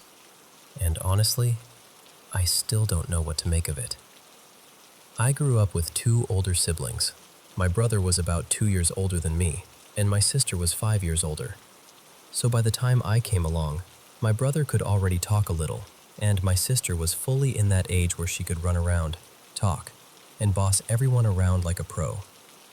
And like a lot of siblings, we didn't exactly get along all the time. We argued constantly, teased each other, picked fights over nothing, the usual. I remember this one day when I was around 10, maybe 11. We had this dining area that opened right into the kitchen, so it all felt like one big room. I was sitting at the dining table with a bowl of cereal, and my brother, his name was Mason, was over by the fridge. I could see him perfectly from where I was sitting. He was maybe 12 or 13 then, and he said something like, "I'm heading over to my friend's house." I don't remember exactly how he said it, but I do remember the name he used. I think it was Evan. For some reason, I immediately got sarcastic and shot back. "I thought you didn't have any real friends, just imaginary ones." He snapped back with something about me not having friends either, and at that point I was scrambling for a better comeback. So I said, "Oh right, Evan, your imaginary friend. Is that who you mean?" And I was completely making that up. I just said it to mess with him. But the second I said that name, something happened that I still can't explain. Out of nowhere, this memory came rushing back to me, clear as day. Not fuzzy, not dreamlike. It felt sharp and real, like I had somehow stepped straight into it. In the memory, I was a baby, maybe around a year old, maybe even younger. I was sitting in one of those baby carriers, and my brother, just a toddler then, was leaning over the left side of it. I heard him say, really clearly, "Hey Evan, come over here. Isn't she cute?" Then I heard footsteps, soft ones, light and careful. And then, this long white beard dropped down into the carrier and brushed against my face, tickling my nose. I remember giggling. I can still feel that part somehow. Then a wrinkled hand gently pulled the beard back, and this old man leaned over the other side of the carrier. He looked incredibly old. Like, not just elderly, ancient. Maybe in his late 90s, if I had to guess. He had short white hair, like it had just been neatly trimmed, and a long white beard. He had this kind, gentle face. He was wearing a gray wool coat, maybe a trench coat, something heavy looking. But the strangest part was that he didn't look fully solid. He was there, and I could see him, but there was something faint about him too. Not transparent exactly, just not fully like a normal person. Then, in this soft, scratchy old voice, he said, "Hello, Lila." And hearing my own name, well, a version of my name, from him, absolutely terrified me. I remember feeling scared in the memory itself, like my little baby body was panicking. But at the same time, I was also scared sitting there at the table at 10 or 11 years old, reliving it. It was like I was frightened in both moments at once. And then I realized I was actually crying. The memory just ended there. One second I was in that strange moment as a baby, and the next, I was back at the kitchen table, staring down into my cereal like I'd just been dropped back into reality. I never forgot that. So I've always had this quiet feeling that maybe, just maybe, I saw a ghost that day. What really messes with me is that my memory is honestly terrible. My mom swears I have a great memory, but I really don't think I do. I forget things all the time. I can barely remember what I did last week with that much detail. So the fact that I suddenly remembered something from when I was about a year old, or maybe even younger, just doesn't make sense to me. That's the part I still can't get over.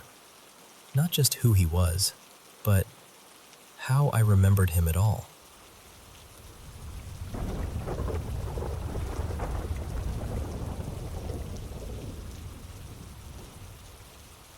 I've told this story a few times in my head, but saying it out loud still gives me chills. This all happened in 2016 when I was a senior in high school. It started on prom night. I was at my girlfriend's house, sitting alone in her pool house while she and a few friends had stepped outside for a smoke. I kept every light off because we didn't want her mom noticing we were still awake, so I was just sitting there in the dark, scrolling on my phone, waiting for them to come back. It had probably been 20 or 30 minutes when I suddenly heard it, clear as day, footsteps in the grass right outside. Not one or two either, more like 9 or 10 steady steps, like someone was walking right up to the building. I called out, thinking my friends were back, but nobody answered. That feeling hit me immediately, like the air had changed. I stepped outside to look around, and there was no one there. No movement, no voices, nothing. At the time, I tried to talk myself down and act like maybe I was just hearing things in the dark. But deep down, I knew I had heard those footsteps. Then, 2 nights later, things got even stranger. My girlfriend called me in the middle of the night, around 2 a.m., crying. She said something was outside her house, banging against the wall. She held the phone up near her window, and I could hear it too. It sounded almost rhythmic, like someone throwing a ball against the siding over and over. Then, just as suddenly as it started, it stopped. She looked outside and couldn't see anyone. Now, even before that week, we'd already half joked that her house felt haunted. There was always this weird heaviness there, like you were never fully alone. But after the footsteps and the banging, it stopped feeling like a joke. So, in the kind of decision only teenagers would make, we decided to use a Ouija board the next night. We borrowed one from a friend and waited until her mom had gone to bed. Then we set up in the sunroom, me, my girlfriend, and our close friend, who already believed he had some kind of spirit attached to him after visiting a haunted prison. We put the board on the coffee table, sat around it, and placed our fingers on the planchette. The first thing we asked was simple: "Is anyone here with us?"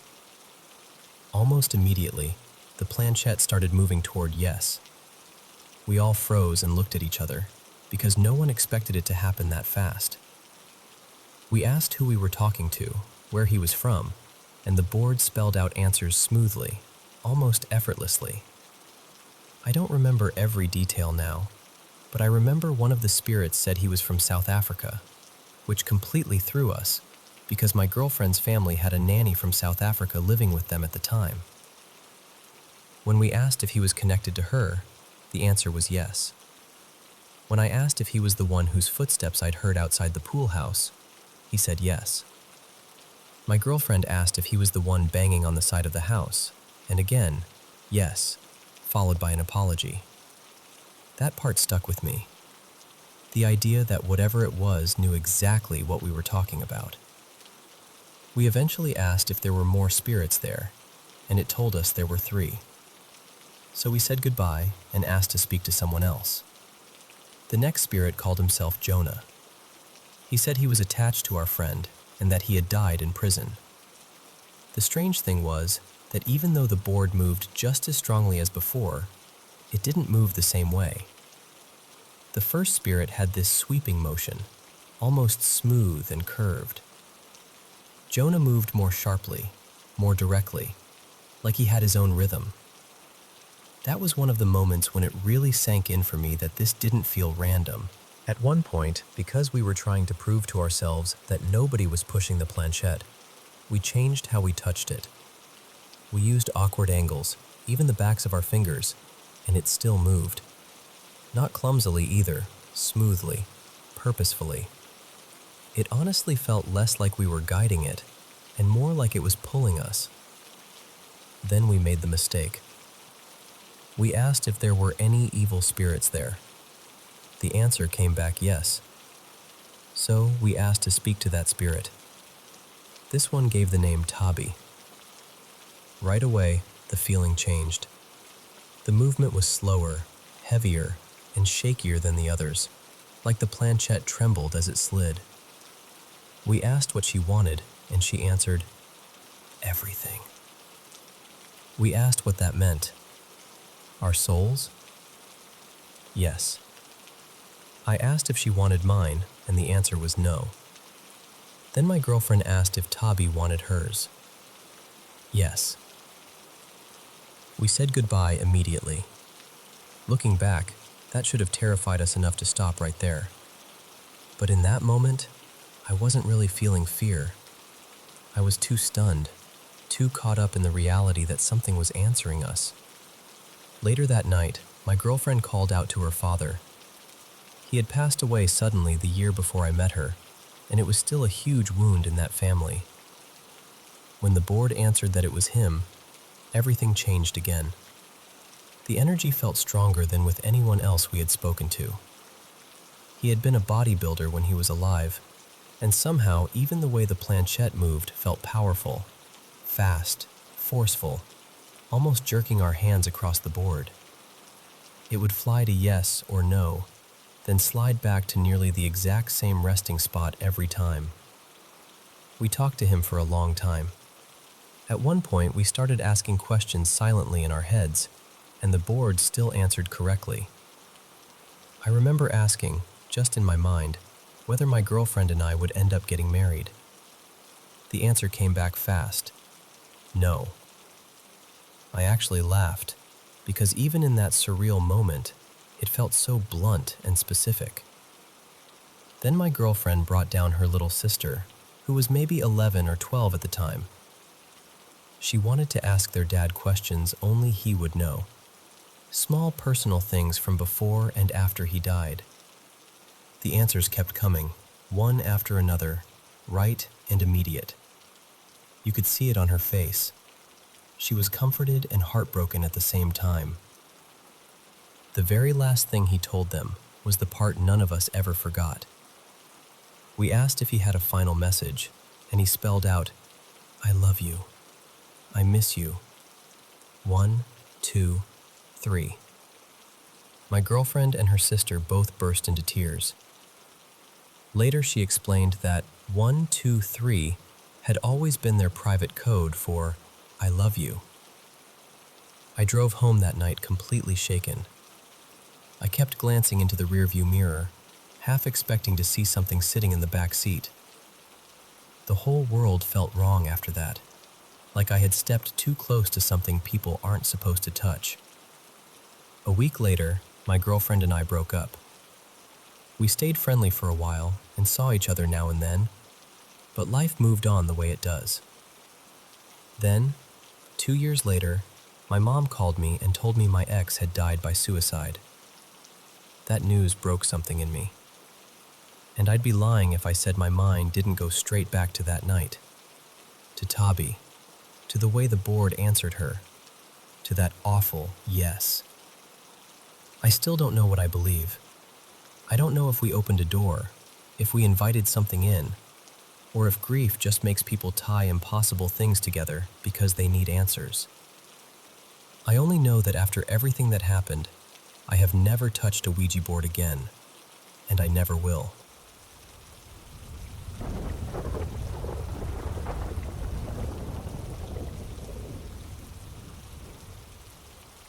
I still remember that drive up from New Jersey to Connecticut in the fall of 2008. The air had that sharp, clean bite to it, and the hills were covered in deep reds, golds, and orange leaves. It should have been one of those peaceful weekends you look back on with a smile. I was on my way to visit my old friend Sadie, Her mother and mine had been close for years, so we basically grew up like family, and her husband, Michael. I hadn't seen them in a long time, and they'd just moved into this old place out in the countryside, not far from the Massachusetts border. It was beautiful out there. Rolling hills, wooded roads, that kind of quiet you only get far away from the city. From the outside, the house looked charming in that worn, old-fashioned way. It was a big colonial built sometime in the 1800s, set back from the road, surrounded by huge oaks and maples. The kind of place that feels full of stories. But the second I pulled into the driveway, I got this feeling I couldn't explain. Just this sudden uneasiness, like I'd stepped somewhere I wasn't supposed to be. It felt like the house noticed me. I told myself I was just nervous from not having seen them in years, and I let it go. I wish I hadn't. That first evening was completely normal. Warm, friendly, easy. We had dinner, caught up on life, laughed about old memories, talked about what they wanted to fix up in the house and all the antique furniture they'd been collecting. Nothing about it hinted at what was coming. The first real thing happened on the second night. I was asleep in the guest room upstairs when I woke up to a scream. Not the kind you mistake for a TV or a dream. This was raw, terrified. It sounded like it came from inside the house itself. I sat straight up in bed, heart pounding, just listening. Then everything went silent. I got up and stepped into the hallway, trying to figure out where it had come from. The air felt strange, heavier somehow. But by the time I moved toward the sound, it had stopped, completely. Like whatever made it knew I was listening. I stood there for a while, debating whether I should wake Sadie and Michael, but I didn't want to scare them over something I couldn't explain. So I went back to my room. Then I heard it again. Louder this time. And right after it, this low, awful laugh. I've never heard anything like that before or since. It didn't sound human. It sounded cruel, deliberate, like something was enjoying my fear. What made it worse was that neither of them woke up. I kept thinking, how are they not hearing this? Over the next few hours, things just kept getting worse. My room turned freezing cold even though the heat was running. I heard footsteps in the hallway, then whispers. I couldn't make out the words, but I could hear them coming through the walls, low and threatening. Out of the corner of my eye, I kept seeing movement, shadows twisting where there shouldn't have been anything. At some point, near dawn, I woke up again and saw something on the walls. At first I thought I was dreaming, but I wasn't. There was this thick black liquid slowly seeping out of the plaster. It was dark and glossy and wrong, and the smell hit me almost immediately. Rot, sulfur, something metallic underneath it. It was so strong it turned my stomach. I stumbled out of bed, half choking on the smell, and that's when I finally ran to wake them up. I must have sounded completely out of my mind because I was trying to explain screams and laughter and the walls leaking black sludge all at once. They looked worried, but skeptical. Like maybe I'd had some kind of nightmare. Then Michael went upstairs to check. I'll never forget his face. Sadie came up behind him, saw the wall, and started panicking. Whatever that substance was, it was still there, thick and wet, sliding down the plaster. And then, as if that wasn't enough, Michael looked out the window and stepped back so hard he nearly tripped. There was something outside. A face, pale, watching us from the dark, and two red eyes fixed on the house. I saw it too, just for a second, long enough to know I wasn't imagining any of it. We spent the rest of the night downstairs in the living room with every light on, too afraid to go back upstairs. We could hear furniture dragging above us, heavy footsteps moving from one end of the hallway to the other, and every now and then, that same laughter. By morning, we were done. We didn't even really pack. We grabbed what we could and left. No long discussion, no trying to explain it away. We just got in the car and drove. As we pulled away, I looked back once. There was a figure standing in the upstairs window. I still wish I hadn't looked. Later on, I heard bits and pieces about the place from a local historian. Supposedly, there had been a murder there sometime in the 19th century, something involving a family and a man who claimed he was being spoken to by a pale figure. I never learned the full story. Honestly, I didn't want to. There were other rumors too. Strange rituals in the woods, sightings along the road at night, reports of foul smells on the property, and people seeing things in the windows. Sadie and Michael sold the house not long after that, and from what I understand, they lost money doing it.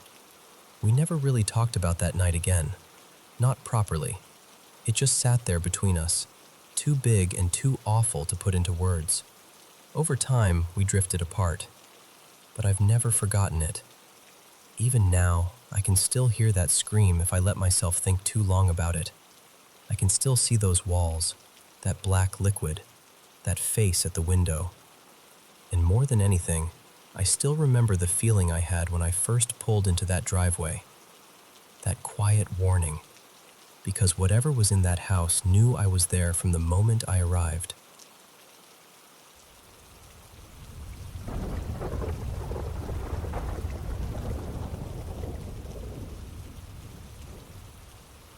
So I need to tell you about something that happened a while back, because even now, I still can't explain it without getting a chill. I woke up in the middle of the night with this incredibly specific feeling that someone was lying behind me in bed. Not just a vague sense that I wasn't alone.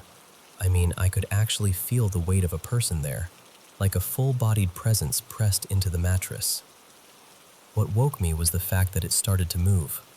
Then, whatever it was seemed to get up.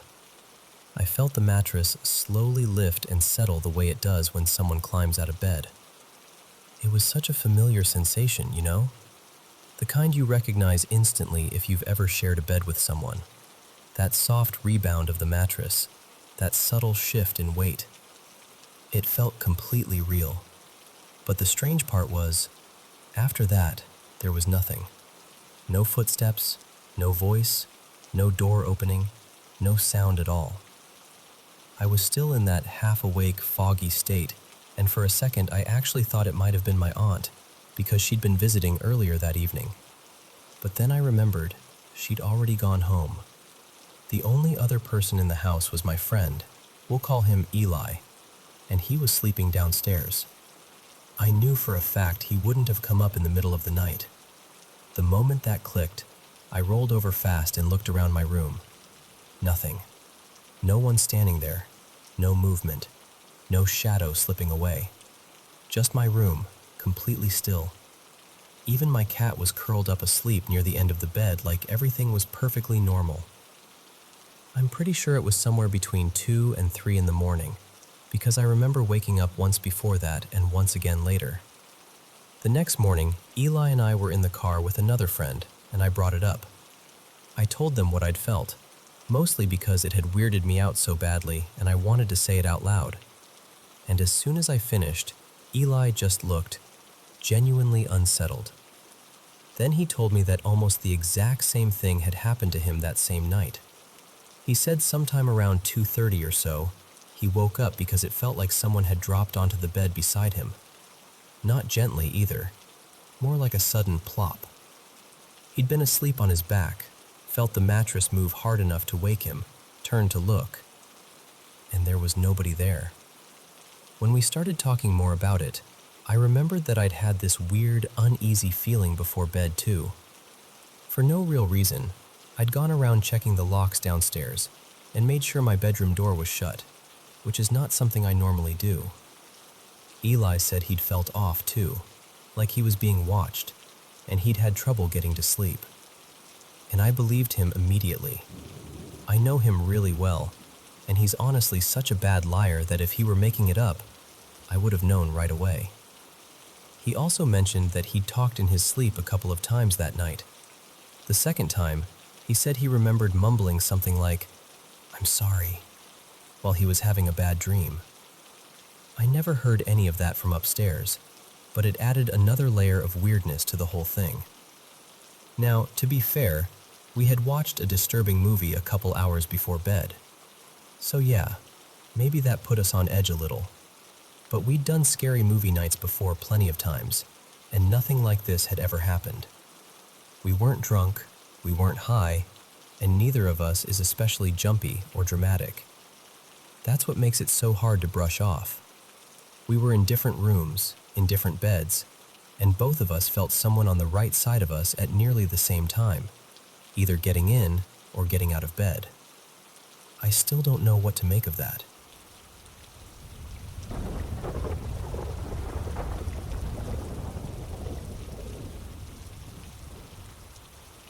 So I've been living in this house for almost 6 years now. It's just me and my 2 sweet little dogs, and for a while, I really tried to convince myself that was the full list of residents here. But honestly, I don't think it is. The strange stuff started almost right away, maybe on the 2nd or 3rd night after I moved in. At first, it was little things, random banging sounds, footsteps when nobody else was there. That heavy feeling you get when something just feels wrong. I kept brushing it off, telling myself I was adjusting to a new place. But then one night, while I was half asleep, I heard, and actually felt, someone breathing right by my ear, like they were leaning over me and whispering. I jolted awake and told myself it had to be a dream. I wanted it to be a dream. Except it kept happening. Night after night. Not long after that, the bedroom light started turning on and off by itself. And I don't mean flickering. I mean the switch itself would physically move, like someone invisible was flipping it. The TV started doing the same thing. Then came the voices, faint at first, like people talking in the next room when I knew perfectly well I was alone. The first time it really shook me was one night when my friend Mara came over to watch a football game. We had dinner, hung out for a few hours, and she left sometime around 1 in the morning. A couple hours later, I got up to step out onto the porch. As I was walking back through the living room, clear as day, I heard a man's voice right in front of me say, "Your friend seems nice." I froze. It scared me so badly I felt it in my chest. And my dogs, who are usually gentle and goofy and completely unbothered by everything, started growling low and baring their teeth at the empty room. I remember saying out loud, "Please don't do that again. I'm not ready for that." And weirdly enough, everything did go quiet for a few days.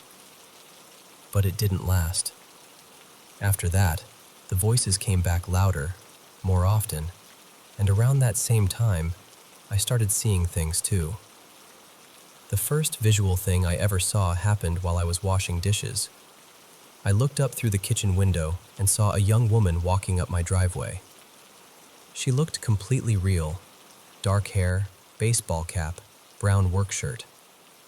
I assumed she was some kind of delivery driver, so I went to the front to tell her she had the wrong side of the house. There was nobody there.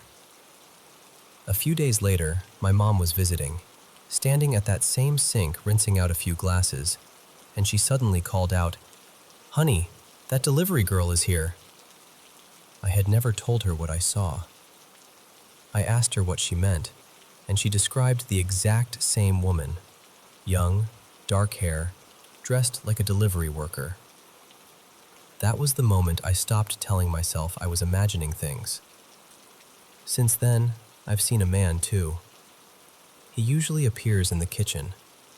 He'll just casually walk through, wearing khaki pants and a faded orange shirt, like he belongs here. More than once, I've watched him head straight through the closed laundry door as if it wasn't even there. I've seen him enough times now that it doesn't even feel surprising in the moment. It's only afterward that it hits me. And then there are the shadows. So many shadows. And what I call the light shows. My dad has seen movement in the hallway too, and my nephew swears he once saw what looked like a person halfway forming near the master bedroom, like a figure trying to come together, but not fully making it. But the strangest thing that has ever happened to me in this house happened while I was taking a bath one night. I was in the tub, just trying to relax, when I heard what sounded like an elderly woman singing in the hallway outside the bathroom. Not humming, singing. Soft, old-fashioned, eerie singing. I got out and opened the door immediately. Nobody. I felt so unsettled that I grabbed my phone off the bathroom counter to call my dad. I noticed the battery was at about 30%, but I dialed anyway. As the call was trying to connect, I heard the singing again, right outside the bathroom door. Then, just as the phone started ringing, I heard that same woman's singing come through the phone itself. For several seconds. Clear as anything. And then the phone died. I just stood there staring at it, dripping water all over the floor, completely stunned. I couldn't reach my dad again until I charged it back up. Honestly, I could keep going. There are strange things happening here all the time. Everyday things that stop feeling ordinary the second you realize there's no explanation for them. I know how all of this sounds, I really do. But I'm not making it up, and I'm not confused about what I've experienced. I'm not unstable, I'm not hallucinating, and I'm not under the influence of anything. I just live in a house that, for whatever reason, is very, very active.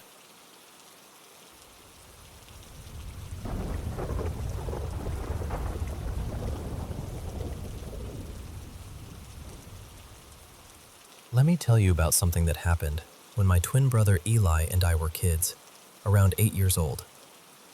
We grew up in rural Australia, out near the foothills where there were only a handful of homes scattered across the land. Our place was big, maybe around a dozen acres, and it had a strange history to it.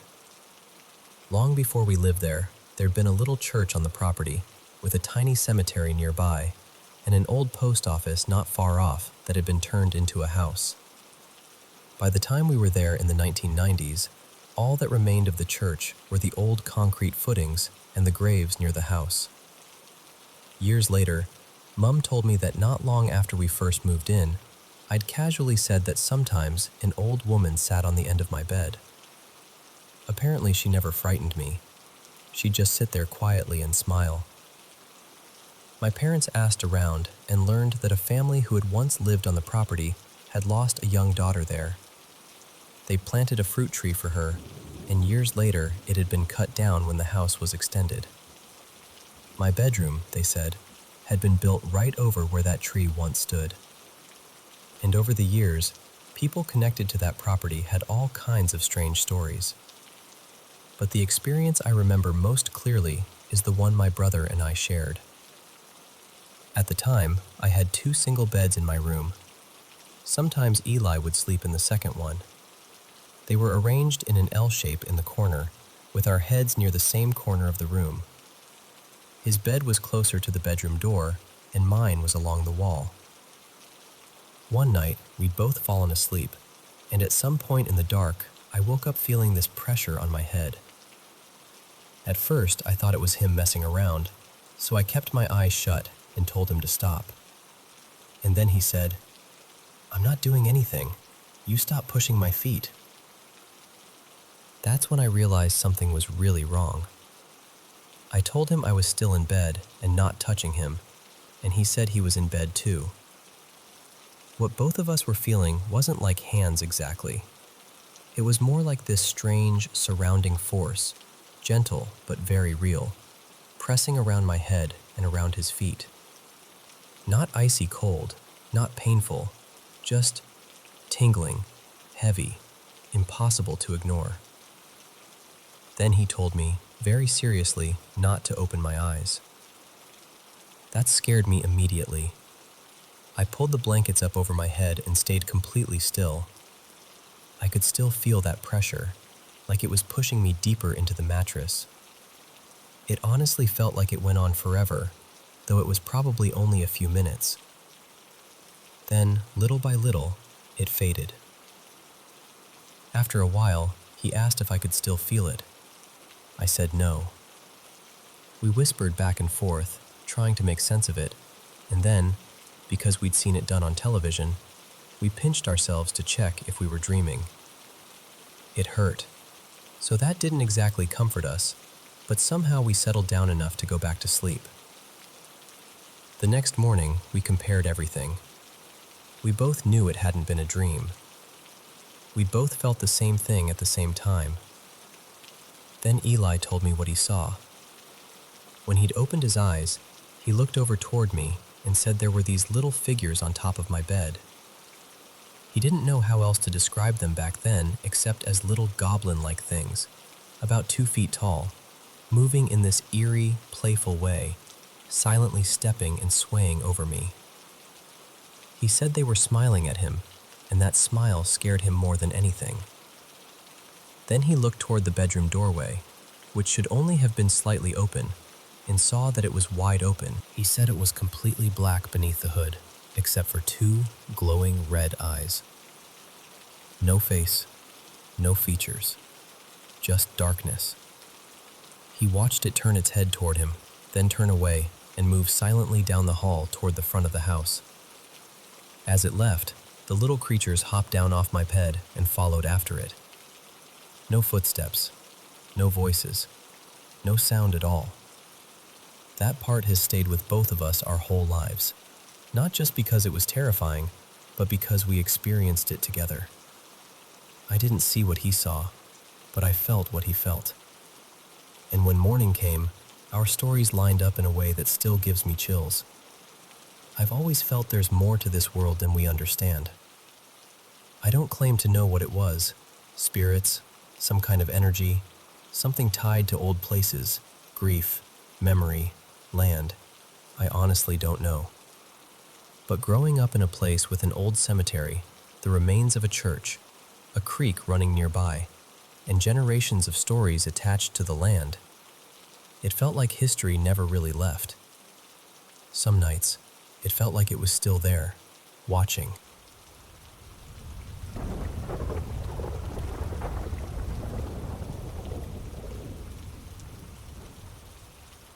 So, this happened on a Friday night, when I was staying over at my manager's house to watch the dogs until Saturday morning while she was out of town. I was sleeping in the guest room, and it was one of those stuffy rooms where everything was shut tight. The windows were closed, the door was closed, and there wasn't even a fan running. One of the dogs, the bigger one, was stretched out near my feet, and the tiny little one, seriously, small enough to fit in a handbag, was curled up right against my back. I had my face turned toward the edge of the bed, and sometime during the middle of the night, I suddenly woke up. Later, when I grabbed my phone, I saw it was exactly 3:20 a.m. What woke me up was the strangest feeling, like someone was gently fanning my face. Not a normal breeze, but the kind you'd feel if someone was waving their hand in front of you because you were hot. And at the same time, I could hear this faint voice, kind of crackly and distant, like words coming through static. I couldn't make out what it was saying at all. I just froze. I've had some unusual experiences before, things I'd definitely call supernatural, but this felt different. I got that full-body goosebump feeling, like the energy in the room had shifted. I was honestly scared to even open my eyes while it was happening. But the second I finally did open them, it all stopped. There was nothing there. I rolled over, and both dogs were still asleep like absolutely nothing had happened. The little one stirred only because I had to move to turn over. After maybe 10 minutes, I somehow calmed down enough to fall back asleep. This time, one dog was still at my feet, and the tiny one had curled up against my stomach. Then at 4:20 a.m., it happened again. Same breeze on my face, same distant, static-like voice. And at that point, I was just done. I had to be up by 5 for work. I'd only gone to sleep around 11, and I was running on way less rest than I wanted.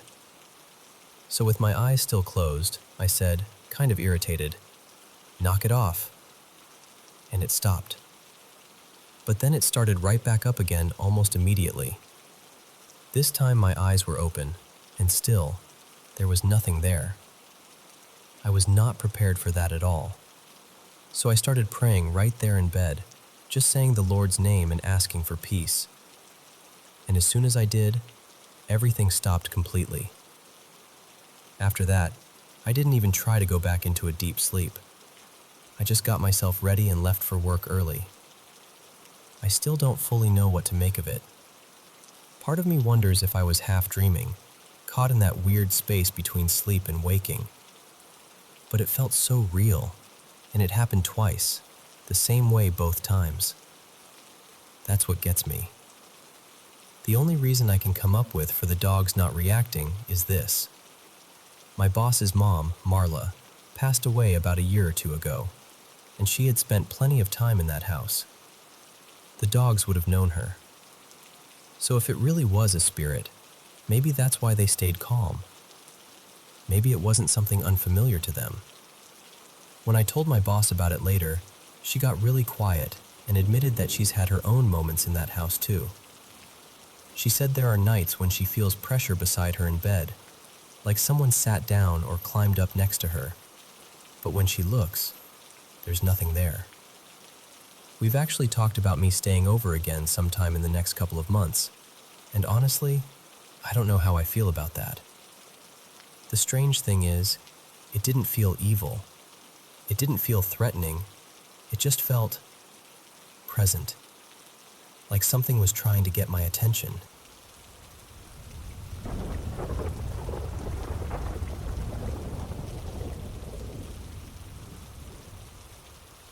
Hello everyone. Thank you so much for your continued support and for tuning in to the mysterious stories here on Paranormal M channel. Tonight's story definitely won't disappoint. And before we begin, leave a comment below and let me know where you're watching from. Now it's time to share my own story. Good night, and don't forget to subscribe and turn on notifications.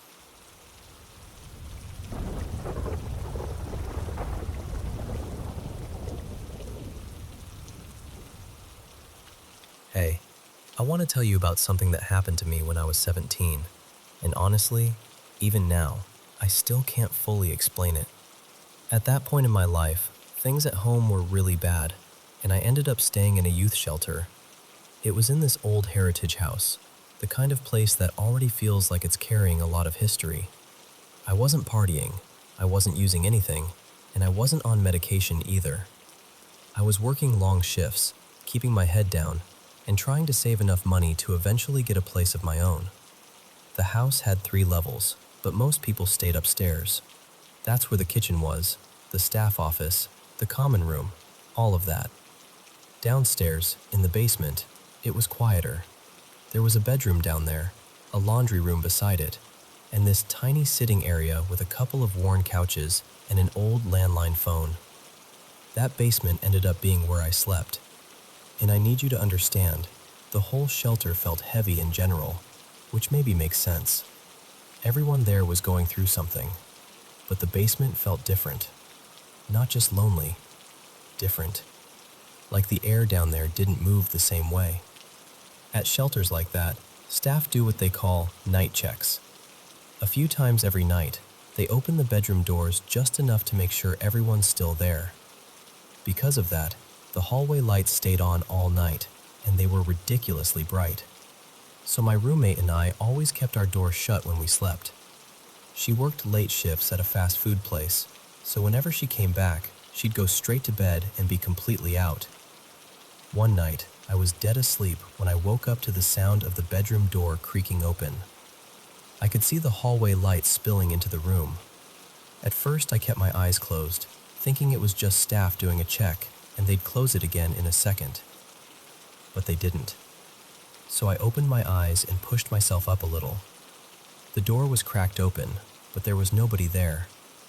I looked over at my roommate, thinking maybe she'd just come in, but she was deeply asleep. Hadn't moved. I remember thinking it was weird, but I was exhausted, so I told myself staff must have forgotten to shut the door. Then I felt the bed dip beside me. Not imagined it. Not thought I felt it. I felt someone sit down on the edge of my bed. I shot upright. And that's when I saw her. She looked like a little girl, but not really. It was like she was shaped like a child, but everything about her felt wrong. She was so dark she almost blended into the room, like a figure made out of shadow, except I could still see her clearly. There was something slick and black about her, almost like her skin or clothes caught the little bit of light in this strange, metallic way. Her hair looked pinned or smoothed back, and her eyes, that's the part I'll never forget. They were this yellowish color, and they were locked on me so intensely that I felt frozen. I couldn't make sense of what I was seeing. I rubbed my eyes. She was still there. I thought maybe I was dreaming, so I pinched myself. I touched the wall beside my bed just to ground myself, and it was cold and solid and real. Then she leaned closer and placed her hand on my knee, and I felt it, clear as anything, like a real person touching me. That was the moment pure fear hit me. I can't even dress it up for you. It wasn't just that I was scared. It was this overwhelming certainty that whatever was sitting there meant me harm. The only thought in my head was, she's going to kill me. I didn't know what else to do, so I lay back down, shut my eyes, and counted to 30. I told myself that when I opened them, she'd be gone.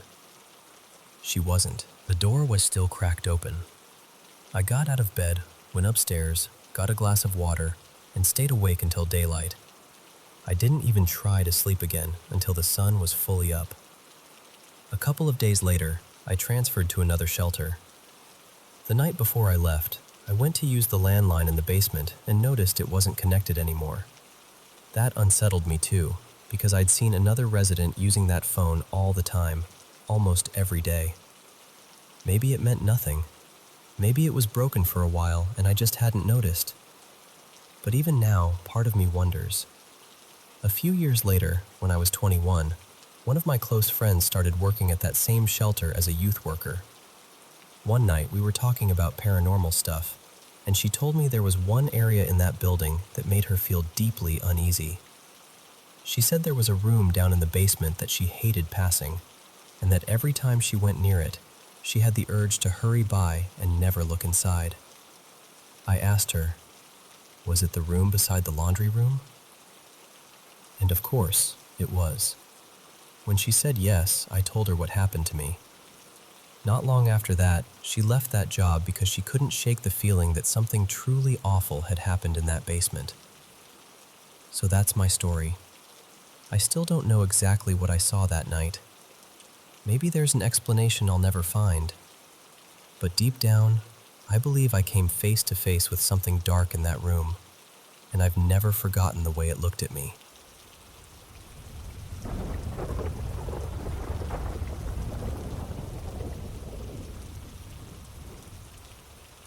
I had a dog growing up, a little cockapoo named Maisie. She made it to 14, and we had to let her go peacefully in the spring of 2023. It was one of the hardest days of my life, honestly. She had this ridiculous nickname in our family, Dumpster Mouse, because she would eat absolutely anything she could get her paws on. I'm serious, anything. At one point, she even figured out how to stomp on unopened snack bags until they popped open, which felt less like dog behavior and more like living with a tiny, fuzzy criminal. As she got older, she went blind, and something about that changed her. She got softer, calmer, sweeter in this really quiet way. She spent a lot of her day asleep in sunny spots around the house, especially on the couch. Of course, by then she supposedly needed help getting up there, unless nobody was watching. Then somehow she could jump up just fine on her own. One of her favorite places to nap was in my room, curled up on top of my clean laundry while I was trying to nap too. I used to leave my bedroom door cracked so she could come in if she wanted. Sometimes I'd wake up and realize she'd shoved the door wide open with her nose. And if I forgot and shut it all the way, she'd stand on the other side snuffling under the door and scratching until I let her in. Back then, I'll admit, it drove me crazy sometimes. Now I would give anything to hear it again. A few weeks after she died, I was trying to take a nap in my room with the door completely closed. I was half asleep when I slipped into sleep paralysis, which happens to me sometimes. It's always awful. I had my eyes shut, but I could hear things, feel things, creepy laughter, the sensation of someone tugging at my hair, even that horrible pressure like I couldn't breathe. Usually, if I can force myself to pray out loud, it starts to break. But that time, I didn't have to. I heard this soft, familiar snuffling at the door. Then I heard the door swing open hard enough that the knob hit the wall. A second later, I heard the little click-click of paws on the floor, and then the rustle of fabric, like she was settling herself into the laundry basket the way she always used to. And just like that, I snapped awake. I could move again. Everything stopped. Of course, the second I fully came to, I remembered she was gone. The door was still shut. The room was dark. Nothing had moved. I'm not saying with certainty that my dead dog chased off whatever was happening to me. It could have just been my brain reaching for something safe and familiar when I was terrified. But I also can't completely say it wasn't her. And honestly, I like to believe that maybe the souls of our dogs stay close for a little while. Maybe they linger, checking on us, keeping watch, before moving on to wherever it is we all go. I really hope that's true.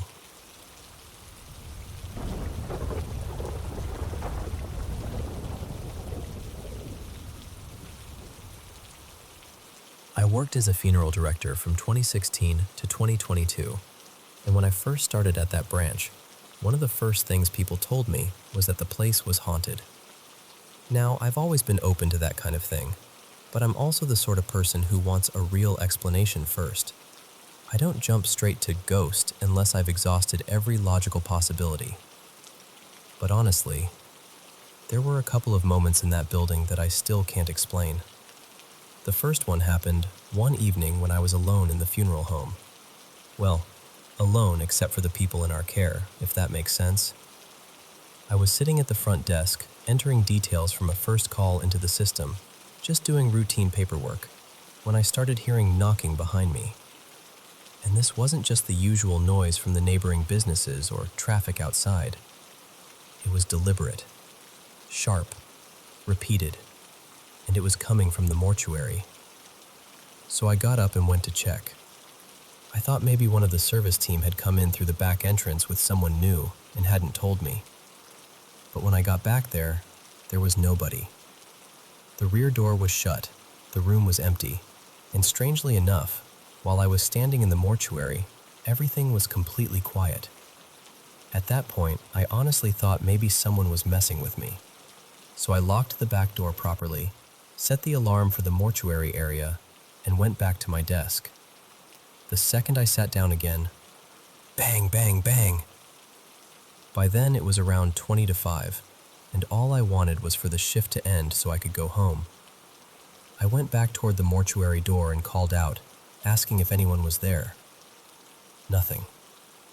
Then I heard what sounded like footsteps moving across the tiled floor inside. Slow, clear movement. But the alarm never went off. I remember leaning in, pressing my ear against the door, trying to work out what I was hearing. And then something slammed hard against the other side of it. I jumped so badly, I actually felt that cold rush go right through me. You know that feeling where the hairs on the back of your neck stand up before your brain has even caught up? It was exactly that. After that, I stayed planted at the front desk for the rest of the evening and did my absolute best to ignore every knock and bang coming from the back. Then a few weeks later, something else happened. I was in the storage room next to the mortuary, filing away old funeral records. That room had a bit of a reputation too. People used to talk about an apparition they called shoulders and head. Apparently it looked like the upper half of a man and had been seen moving through that room and the hallway leading to the staff bathrooms. A lot of the staff hated going down there, especially alone. And honestly, I understood why. There's something deeply unsettling about using the bathroom when people are casually telling you there might be half a ghost wandering nearby. I'd never seen anything myself, though. And believe me, I'd looked. That day, I wasn't even thinking about ghosts. I was just filing paperwork and quietly complaining to myself because some holiday time I'd requested had been turned down.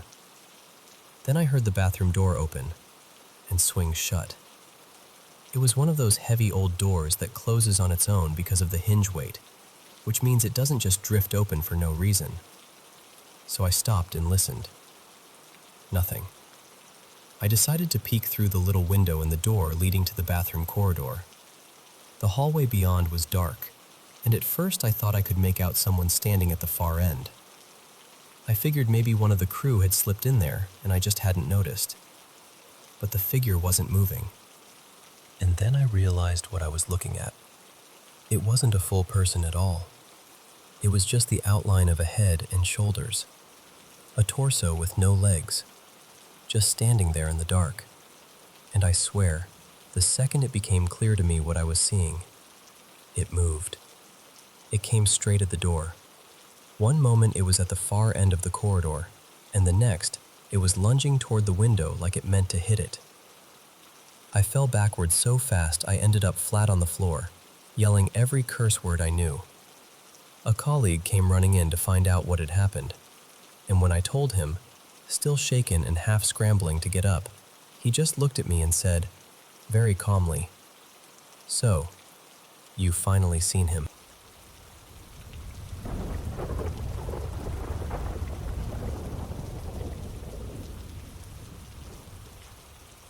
I live in this beautiful old house that was built sometime in the late 1800s, and honestly, it has so much charm. It used to belong to my grandparents, and after they passed, it was left to me. I've always loved this place, but over the years, there have definitely been a few strange things that I can't fully explain. Some of them I've experienced myself, and some were stories people told me. I'm not the kind of person who jumps straight to, "It's paranormal." I always try to rule out every other possibility first. But lately, something has been happening with my little boy that I just can't quite make sense of. My son is about 15 months old, and he's only just starting to talk. He knows a handful of words and uses them pretty consistently. He says things like mama, oma, dog, row for our dog Rudy, yes, no, okay, hi, bye, wawa for water, and nana for banana. He also loves waving and blowing kisses, but usually only at actual people. Well, people, and sometimes mannequins, which is honestly adorable. But recently, he started interacting with someone I can't see. He'll just suddenly stop whatever he's doing, turn toward a certain spot in the room, and wave. Then he'll say, "Hi," like he's greeting someone. It's happened all over the house, but most often upstairs, especially near the bedroom and along the hallway. A few weeks ago, we were sitting in the sitting room, and he pointed toward the doorway and said something that sounded like, "Amelia." I asked him to say it again, but he just laughed, pointed toward the same spot, and said, "Hi." That was the first time I really noticed it, and since then, it's been happening a few times a week. The clearest moment happened one evening not long ago. I'd taken him upstairs before bed like I usually do, just to let him play for a bit and wind down while we watched one of his little shows. In the middle of it, he suddenly whipped his head toward the bedroom door, let out this excited squeal, and ran right over to it. He started waving like mad and saying, "Hi, hi, hi," over and over again, to absolutely nothing that I could see. So I asked him what he was doing. He just pointed and laughed. I asked if he was talking to someone, and he said yes. Then I asked who it was, and, very clearly, he said, "Amelia." Clear as day. Later that same night, I was trying to get him settled to sleep. I usually let him cuddle with me in my bed until he gets drowsy, then I move him into his cot.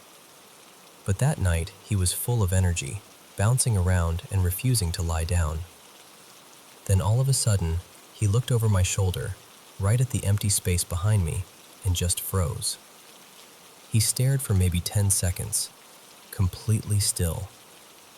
Then he quietly said, "Okay," lay down immediately and settled without a fuss. That part really got to me. A big part of me wants to say this is just normal toddler imagination. He's at that age where he's discovering everything, and maybe he's just inventing things in his own little way. But it's the consistency that throws me.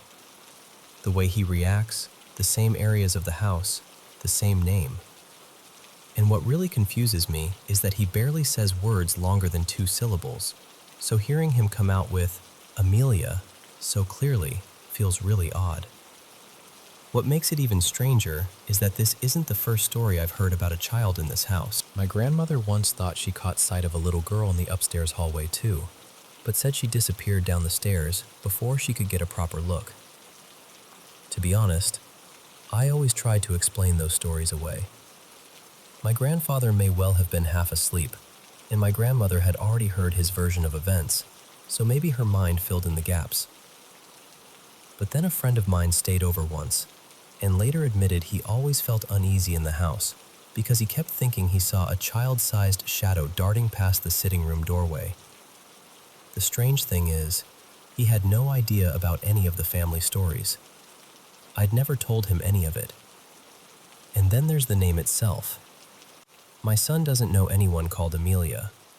My niece is called Millie, but nobody ever calls her Amelia, and she lives abroad anyway. He's only met her once. I even checked with his childminder to see whether there was another child there with that name, just in case he'd picked it up somewhere. There wasn't.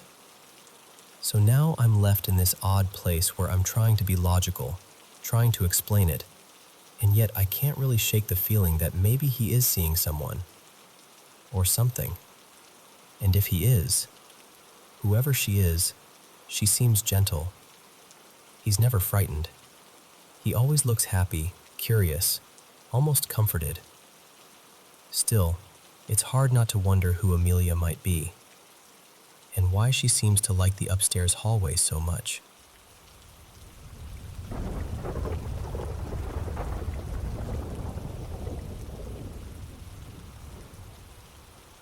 I was about 12 when we moved into the new house my parents had built. At first, everything should have felt exciting. Fresh walls, new rooms, that sense of starting over somewhere meant just for us. But almost right away, I knew something felt off. I remember telling my mom, "I think this house is haunted." And she just brushed it off, laughed a little, and told me it was my imagination. And honestly, for a while, I tried to believe that too. I read a lot back then. My head was always full of stories, so I told myself maybe I was just making things bigger than they were. But even then, the air in that house felt wrong. Heavy. Like something was always there, just outside your line of sight. I'd walk down the hallway and feel like I was being watched from every corner. Sometimes doors would move on their own. Sometimes I'd hear footsteps overhead, and the dining room light would start swaying like someone had just passed by. I'd see the rocking chair shifting gently when nobody had touched it, and every now and then, the whole room would go cold so suddenly that the hair on my arms would lift. Still, I kept quiet. I didn't want to sound foolish. I just kept telling myself, "It's nothing. It's only in your head." We lived in northeastern Appalachia, and in early summer, that place was almost painfully beautiful. The woods were thick and green, full of birdsong. In the evenings, lightning bugs would blink all across the yard like tiny floating stars. The breeze stayed soft and warm, and the sky would turn that pale blue and pink color right before sunset. Everything outside felt calm, gentle, safe. That's what made what happened feel even stranger. One evening, my parents took my baby sister for a walk. My mom had gotten it in her head that she needed to start exercising more, and she pulled my dad along with her.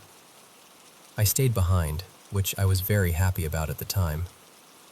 I was stretched out on the couch with a book, completely absorbed in it, enjoying the rare quiet. The windows were open, and the house felt still. Then I heard music. It was faint at first, soft enough that I couldn't quite place it. I remember pausing and thinking maybe one of my sister's toys had gone off by itself. That happened all the time. So I tried to ignore it and went back to reading. But then I listened again. No, that wasn't a toy. I got up and followed the sound to the bottom of the stairs, and then I heard it clearly. F is for friends who do stuff together. U is for you and me. It was my sister's SpongeBob lamp. Now that lamp wasn't voice activated or anything fancy. You had to physically press a button to make it sing. So I stood there for a second, trying to reason it out. Maybe the batteries were dying. Maybe the button had gotten stuck. So I started up the stairs slowly. N is for anywhere, anytime at all. I reached the top and looked down the hall toward my sister's room. Her door was open, and from where I stood, it felt like the room was just waiting for me. That's the only way I know how to describe it. Down here in the deep blue sea. By then, my heart was pounding. I told myself to stop being ridiculous. It was a lamp, just a stupid children's lamp. So I crept to the doorway and looked inside. There it was, sitting on the little table. Nothing else looked out of place. Then it started again. F is for friends who do stuff together. I remember glancing down at the cord and thinking, well, there you go. That explains it. The lamp wasn't plugged in. Then the song kept going. U is for you and me. So I walked over, picked it up, and turned it over in my hands. N is for anywhere, anytime at all. I opened the battery compartment. There were no batteries inside. None. I just stared at it. I remember checking again because my brain wouldn't accept what I was seeing. But it was empty. No cord in the wall, no batteries in the back. And somehow, in my hands, that lamp had been singing. Then it went quiet. The whole room went quiet. And for one strange second, everything in the house felt completely still. Then every smoke detector in the house started screaming all at once. I don't even remember deciding to run. My body just did it. I tore out of that room, down the hall, down the stairs, and straight out the front door as fast as I could. I was gasping, half crying, completely out of my mind with fear. And the second I got outside, the alarms stopped. Just stopped. The house went silent again. My parents were walking back up the driveway right then, and my mom rushed over asking what happened. I tried to explain it between breaths, stumbling over every word. I told her about the lamp, about the missing batteries, about the alarms. I'll never forget the look on her face. Her eyes widened, and for once, she didn't laugh. She didn't tell me it was my imagination. She just went quiet. That night, I lay awake in bed staring toward my doorway, waiting for sleep to come. I was still shaken up, still listening to every little sound. Then I heard a creak. I focused on the door. It was moving. At first, just swaying a little. Then more. Back and forth. Back and forth. Faster and faster until it was swinging enough to make the hinges squeal into the dark hallway. From down the hall, my mother called out, annoyed, "Annie, stop swinging your door." And I said, "Mom, I'm not touching it." After that, there was only silence. And that was the moment I knew, without a doubt, that it had never been my imagination at all.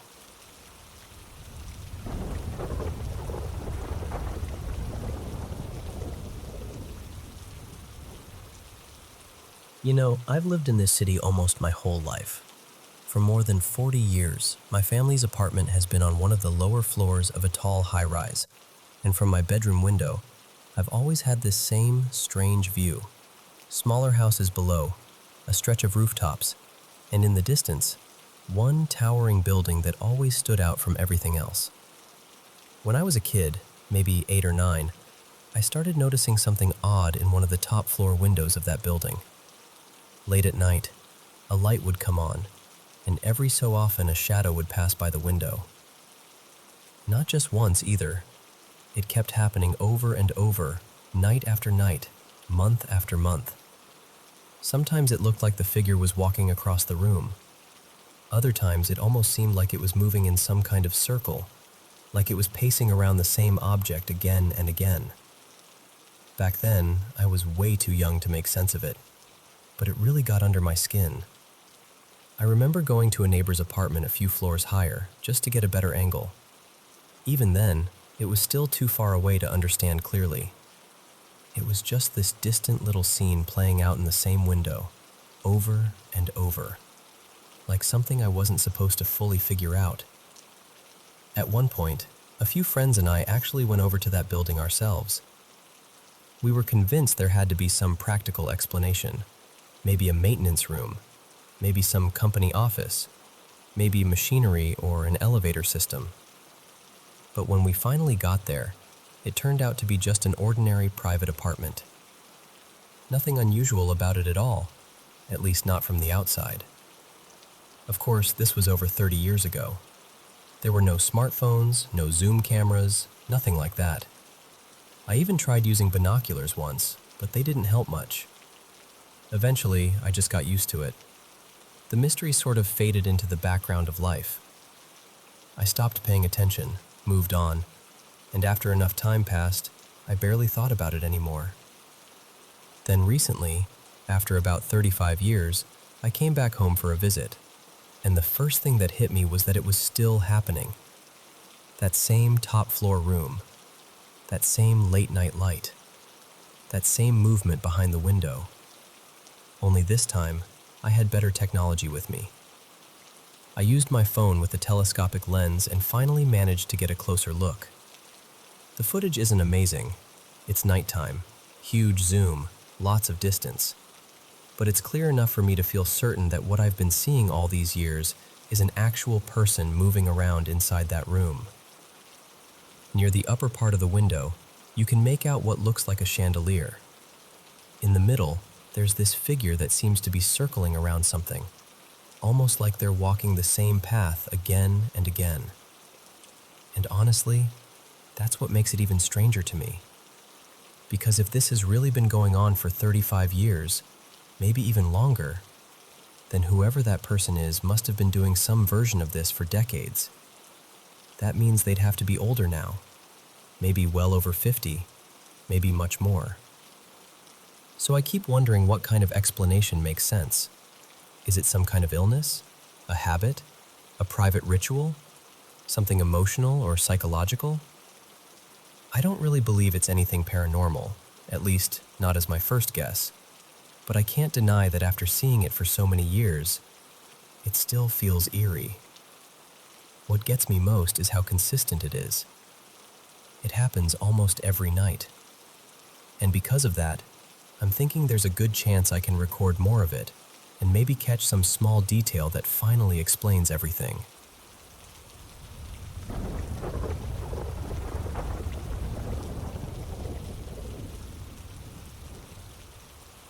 I want to share something personal with you, and I do it with a lot of respect. I have indigenous roots, and I know there are people in the community who feel strongly that certain stories and experiences should stay within the circle. I truly understand that, and I respect it. At the same time, I believe some of these experiences carry real meaning, and when they stay hidden, people outside the culture never get the chance to understand the beauty, depth, and spiritual richness that exists in this way of life. I'm sharing this because I know I'm not the only one who has gone through things like this. Maybe someone listening has had an experience they've never been able to explain. Maybe they've felt alone with it. My hope is that this helps someone feel seen. Even if you don't take these experiences literally the way I do, maybe you can still hear them as something meaningful, something symbolic, something that has shaped lives and traditions for generations. I've been part of many sweat lodge ceremonies over the years, including a few from different tribal traditions. For anyone unfamiliar, a sweat lodge is a small enclosed structure, almost like a low tent or dome, where heated stones are placed in a center pit. Water is poured over them, sometimes with cedar or sweetgrass, and the whole lodge fills with intense heat and steam. It's usually done in complete darkness. The ceremony leader guides everyone through prayer, song, and intention. The focus is often on healing, praying for others, connecting with the earth, and opening yourself spiritually. One thing I've experienced more than once, and I've heard similar stories from others too, is seeing small floating lights in the darkness. Orbs, almost. They seem to drift in the air while we're praying and singing. I was taught that these are spirits, helpers, joining us and listening. And I should say this too, there are protections in ceremony. The intention is to invite only those spirits that come in a good way. I've also heard voices that shouldn't have been there. I've heard women singing with us when only men were inside the lodge and no one else was around. Another time, I heard what sounded like a whole group of men singing when there were only 2 of us present. I was told those were ancestors joining in. But the experience that has stayed with me the most is one that became physical. I was in the lodge with only the ceremony leader, a man I'll call Mika. It was just the 2 of us. Between us was the pit of hot stones, and beside that was a large metal pot of steaming water. It was dark, hot, and quiet, except for his singing and the beat of his hand drum. If you know that kind of drum, you know both hands are occupied. One hand holds it, the other plays it. About halfway through the second song, something started striking my leg. Not lightly. Not like a brush or a tap. I mean hard enough that I immediately thought Mika was trying to get my attention. But that didn't make sense. He was still singing, still drumming, and the sound of his voice hadn't shifted at all. He hadn't moved. Then I realized whatever was touching me wasn't just making contact randomly. It was hitting my leg in rhythm with the drum. That's when I felt a wave of uneasiness come over me. For a moment, I was tense. But then I remembered what I had been taught. Only good spirits are welcomed into that space. So I took a breath, stayed calm, and let the moment happen. And just like that, when the song ended, it stopped. The ceremony continued as normal. Nothing else happened. But afterward, once we were outside, I asked him, casually at first, "You weren't tapping my leg in there, were you?" Then his face changed a little, like he understood exactly what I meant. He told me I handled it well. He said someone else had a similar experience not long before, and they panicked and rushed out of the lodge in fear. I told him I stayed calm because I remembered his teachings. Whatever had been there, I believed it had come in a good way. We talked a little about what it might have meant, but honestly, I'll leave that part open. I know stories like this can make some people uncomfortable. I know not everyone will believe them, but for me, these moments were real, and they changed the way I understand prayer, presence, and the unseen world. So I'm sharing this with you because maybe you've had something happen too, in any setting, spiritual or otherwise, that you still carry with you. And maybe hearing this reminds you that you're not alone.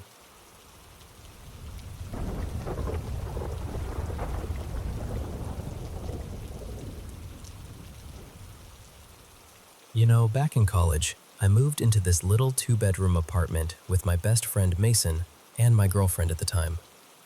It wasn't some creepy old house or anything like that, just a normal apartment in a regular building. Nothing about it looked unusual.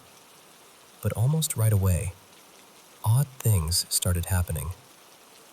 At night, all 3 of us would hear footsteps when we were in our rooms. Sometimes there'd be coughing or sneezing, like someone else was in the apartment with us. At first, we didn't think too much of it. We figured it had to be noise from the other units in the building. We were on the top floor, so it couldn't have been anyone above us, but there were a few apartments in the building, so we just shrugged it off. Then one morning, I was getting ready to leave for work and realized I needed to grab something from my car. I left the apartment door unlocked and ran downstairs. I was gone maybe a minute, tops. When I came back, the door was deadbolted from the inside. I just stood there for a second, confused. I knocked. No answer. I checked my pockets for my keys and realized they were gone. I went back to my car, looked everywhere, came back, knocked again. Still nothing. At that point, I was panicking because I was already running late. So, in a decision that only made sense because I was 20, I climbed up the side of the building, got onto my balcony, and went in through the sliding glass door. The second I stepped inside, I saw my keys sitting on the table, and the TV was on. I remember calling out, thinking my roommate or my girlfriend had to be messing with me, because what else could it be? But the apartment was completely empty. Nobody was there. The first time, I told myself it was weird. By the third time something like that happened, I started feeling like, okay, something is seriously off here. There was another moment in that apartment that I still can't fully explain. We had this utility closet in the hallway with a sliding door, and we always kept it open because that door didn't get in the way. Inside, I had some stuff stacked near the water heater, plastic bins, a cooler, random storage things. One evening, after we'd already started suspecting the place had some kind of energy to it, all three of us were sitting there in the living room. And then, at the exact same time, we all caught movement out of the corner of our eyes. That cooler, this heavy cooler that had been sitting on top of the stacked bins a few feet off the ground, came flying out of the closet. It slammed into the wall with this loud bang. All three of us turned and looked, and I swear to you, that cooler just hung there for what felt like 3 or 4 seconds before it finally dropped to the floor. We didn't say much. We just got up and went outside. My heart was pounding so hard I could feel it in my throat. We were all shaken. Not long after that, I was at work when Mason texted me and said he was hearing footsteps all around his room. I tried to keep it casual and told him maybe he should step outside for a bit, get some air. A few minutes later, he called me, and I could hear in his voice that he was terrified. He told me the footsteps were still happening while he was on the phone with me. He said papers had started flying off his desk. I didn't see it myself, obviously, but hearing him like that made it feel very real. I just kept trying to calm him down, telling him he was okay, that whatever was happening wasn't going to hurt him. Eventually, he said it stopped. Then, sometime later, Mason's mom came by the apartment. I told her a little about what we'd been experiencing, not even everything, just enough to explain why we were uneasy there. And she responded so calmly, like this was not surprising at all. That was one of those moments where everything kind of clicked into place, whether rationally or not. After that, I ended up smudging the apartment, just hoping to shift whatever was there. And honestly, things did seem to quiet down. Or maybe I just got used to it. That's possible too. I remember having friends over later on, and something would happen.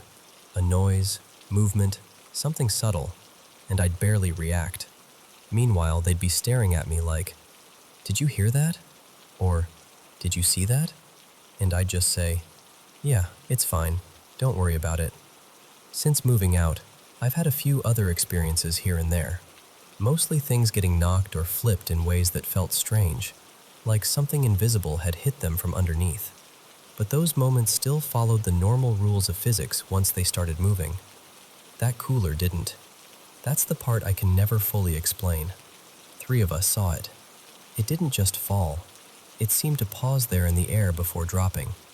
And look, I know there could be rational explanations. I've thought about gas leaks, stress, suggestion, all of that. I'm open to those possibilities.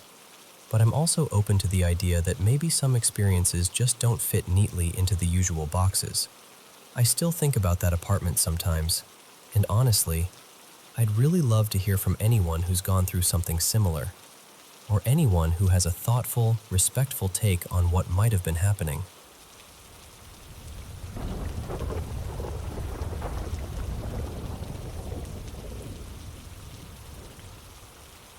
So, to give you a little background, my family and I have been renting this same house for nearly 12 years now, and for most of that time, it just felt like any other home.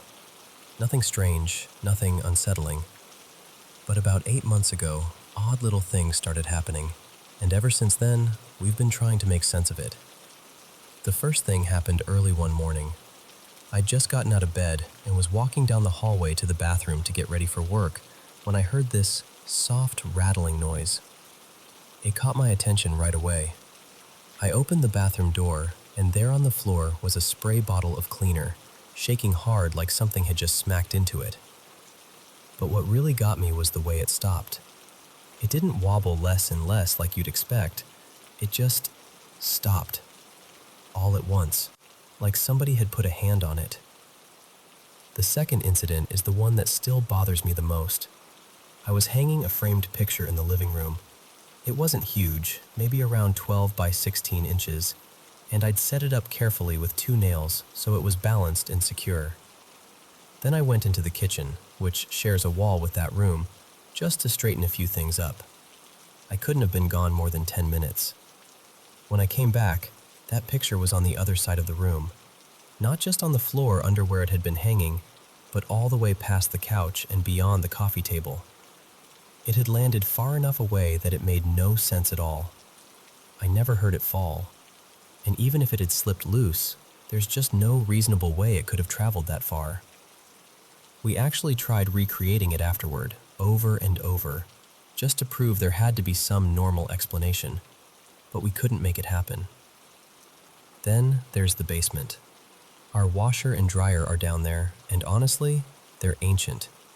The dryer is so bad we usually have to run every load at least 2 or 3 times. We buy our detergent in those giant warehouse-sized containers and keep them on the back edge of the dryer. There's a raised lip there, so they've always stayed put. But in the last few months, 2 separate detergent containers, both still mostly full, ended up on the floor shattered. And I mean shattered, not cracked open, broken apart in pieces, like they'd been thrown down hard. The newest thing was a lot smaller, but still weird enough to stick with me. We have one of those drying racks where we set rinsed dishes and silverware before loading them into the dishwasher. A few days ago, we were in the bedroom when we heard a loud clatter, exactly like a handful of forks and spoons had hit the floor. We both rushed out, thinking something had broken in the dining room or maybe fallen in the kitchen. But when we got there, everything was completely normal. Nothing on the floor, nothing out of place, nothing missing. It was like the sound happened for no reason at all. Through all of this, we've mostly joked around about having a ghost. We haven't made a huge deal out of it. We do have a little daughter, she turned 2 recently, and she started playing peekaboo with someone she calls Ghosty. I really think she probably just picked up the word from hearing us joke around, and kids that age can turn anything into a game. Still, I figured it was worth mentioning. What gets me is that we lived here for over a decade with absolutely nothing like this happening, and then, suddenly it starts out of nowhere. It doesn't feel threatening. I'm not scared to be here. If anything, it just feels strange, random, like something shifted and we don't know why. Other than that, nothing big changed in our lives around that time. We didn't bring anything secondhand into the house. Nobody passed away, and there wasn't any major family event that might explain the sudden shift in energy. So I keep coming back to the same question. What else could this be? And if there really is something here with us, how do we make sure we stay on friendly terms with it?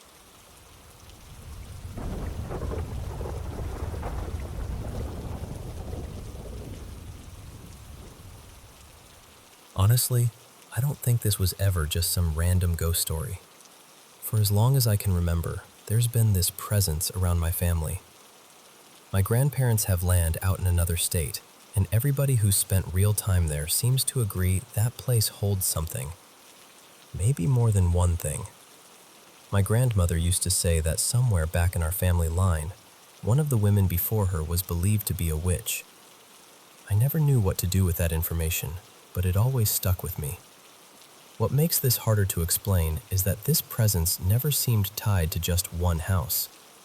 It felt like it moved, followed. For a long time, I had this weird feeling it traveled through certain objects, especially TVs, maybe mirrors too. My family never really thought much about stuff like that. They'd sleep with screens glowing in the room, mirrors uncovered, all of it. And then the sightings started lining up. My cousin saw the same figure years ago outside my grandparents' place, near the back of the property. Later, in a completely different state, my sister saw her sitting on my bed. She was hysterical, crying so hard she wouldn't even come into the room. She described the same girl my cousin had. Long black hair hanging in her face, a pale dress, blood all over her, this messy, almost grungy look. That was the moment I realized this thing wasn't just in my head. But really, it started way before that. When I was little, maybe 6 or so, I was already noticing strange things. Small things at first. I remember staring at a poster on my wall one night. I looked away, and right after that I heard it shake, like someone had brushed past it. I didn't see it move, not directly, but I heard it clearly. And more than that, I always felt watched. I never felt alone. Looking back, I was a scared kid dealing with a lot, and I think that made me vulnerable. Even then, I never felt like it was attached only to me. I think I got the worst of it, but it always felt connected to my family too, especially once my cousin started seeing her. When we moved again, things got heavier. I had to sleep alone, and deep down, I knew I wasn't alone at all. The fear got so bad that I started spiraling, imagining worst-case scenarios every night. Nobody really believed me. Not fully. Even after my sister saw her, everyone just sort of let it fade into the background. Then one night, something happened that changed everything for me. I woke up and saw a girl standing in my doorway. I assumed it was my younger sister trying to come into my room because she was scared, so I told her she could come in. I didn't think twice. I thought I was being kind. But after a moment, she was just gone. So I got up to check on my sister, and there she was, fast asleep in her own bed the whole time. That shook me in a way I can't really explain. That was when I understood I had invited something in without realizing it. Not long after that, I started getting sleep paralysis. The first time was when I was in high school. I'd accidentally fallen asleep before school and woke up unable to move.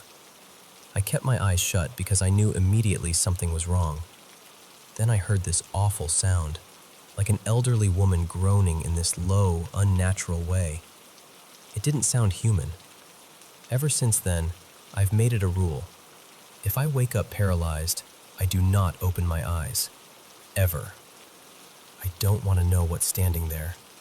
I don't want to see her. Around that same time, I had another experience I still can't fully explain. I remember seeing what looked like a shadowy girl sitting on my chest, pressing down on me, smiling in this horrible way. I blinked, and she was gone. Maybe I was half dreaming, maybe not. I still don't know. Now, to be fair, that property always felt crowded with spirits. I can't say for certain every single thing there was her, but some of it felt personal, especially that box with the knife. Something about that moment never sat right with me. Later on, some relatives were staying in a camper near another house on the same land. They weren't exactly great people, and I'll admit, I wasn't heartbroken to hear they got unsettled out there. They said they heard 2 different voices. One time, they heard what sounded like a child calling for her mother, even though none of the kids were around. Another time, they heard a voice snap, clear as day, Get out. And after all that, I moved again, back to the state where I live now. By then, I knew. I knew something had followed me more than once. At that point, I couldn't just write it off as stress or imagination anymore. If I left haunted places and it still came with me, then something was real. Over time, I learned the less attention I gave it, the quieter things got. Ignoring it seemed to starve it. Acknowledging it seemed to feed it. I'm not perfect at that, though. Sometimes I still talk about it with friends or my partner, and every now and then, it feels like it reminds me it's listening. One of the strangest recent moments was actually kind of funny. A friend was sleeping over, and I had some soft videos playing on the TV. The remote was sitting on the desk beside me. It was early in the morning, that weird hour when everything feels thin and unsettled. Out of nowhere, the remote got smacked right off the desk. No one touched it. I just sat there thinking, okay, I guess she hates relaxing videos. So that's where I am with it now. I still don't know exactly what she is. I don't know whether she can truly hurt anyone. I bruise easily and I'm clumsy, so when I find marks on myself, I can't honestly say what caused them. There was one time my brother thought he'd been scratched, but then he talked himself into a more logical explanation. And maybe he was right. But after everything that's happened, across different homes, different years, different people seeing the same woman, I can't convince myself it's nothing. At this point, I mostly live with it by not feeding it, by acting like it isn't there. But deep down, I still want answers. I still want to know what's been following me and why it seems tied to my family. And more than anything, I want it gone.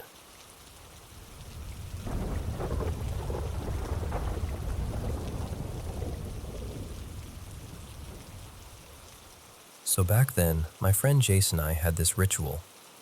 Almost every Friday and Saturday night, we'd head out toward Los Angeles with no real plan, just chasing the night and seeing where it took us. We'd party, get ourselves into weird little adventures, lose track of time, and somehow always end up finding our way back home just before sunrise. One night, we ended up way out past the city, somewhere in the hills in one of the towns surrounding LA. We found this quiet pull-off on a mountain road, the kind with guardrails lining the edge so cars don't go over the side. It was dark out there, really dark. To the right of the car was this small rise with a few trees. The road stretched off to our left, and straight ahead was the guardrail and just blackness beyond it. We parked, settled in, and started doing what we usually did. We had music going, we were smoking, laughing, talking. My friend had taken Molly for the first time that night, and I'd done it before, so I felt more prepared for it than he was. Jace was already the kind of person who could fill any silence without even trying. Super outgoing, always talking, always animated. I was quieter, more the type to sit back and take everything in. So while he kept going on about whatever was on his mind, I was mostly listening, half focused on the music, half looking out into the dark. And that's when I noticed something. At first, I honestly couldn't make sense of it. I had to lean forward and squint through the windshield. There was this shape out there, just beyond the guardrail. It looked like a person, or something shaped like one. I remember freezing as I watched it seem to climb up from the cliffside and over the rail. What made it so unsettling was the way it moved. It wasn't solid and clear the whole time. It would appear in these strange flashes, almost like impressions. I'd see it in one position, then it would fade, and when it showed up again, it was closer. First I saw it at the rail. Then I saw a leg coming over. Then it was fully on our side. I was just sitting there, trying to process what I was seeing, while Jace was beside me in the passenger seat, deep in his own world, still talking non-stop, totally unaware. I asked him if he saw it, but he barely registered what I said. He just kept rambling, happy as could be, while I sat there getting more and more freaked out. The figure kept getting closer in those same strange intervals. Fade out, reappear closer. Fade out, reappear closer. Until I realized that the next time it showed up, it was probably going to be right next to my window. That was it for me. I completely lost it. I yelled, dropped down in my seat, and just hid there, heart pounding. I was absolutely terrified. I wanted to leave so badly, but I wasn't in any state to drive yet, so all I could do was sit there and wait it out while my friend was still having the time of his life, completely oblivious. I stayed like that for what felt like forever. Eventually, after maybe an hour or so, I worked up the nerve to slowly look up again. And when I did, that's the part I still can't explain. There weren't just one or two figures outside anymore. There were dozens of them. They were all around the car, just drifting in and out the same way, appearing like shadows in pieces, then fading, then returning somewhere else nearby. But the strange thing was, they didn't feel aggressive. They weren't banging on the car or trying to scare us. They were just there, walking around casually, almost like people passing by in a public square, completely unbothered by us. Eventually, the effects wore off enough for me to drive, and we got out of there fast. Neither of us ever figured out exactly where that spot was. Somewhere out there in the hills near LA, I guess. And honestly, even now, I still think about it. I've wanted to go back in the daytime just to see what that place really looked like. But whatever happened that night, it's still the wildest thing I've ever experienced.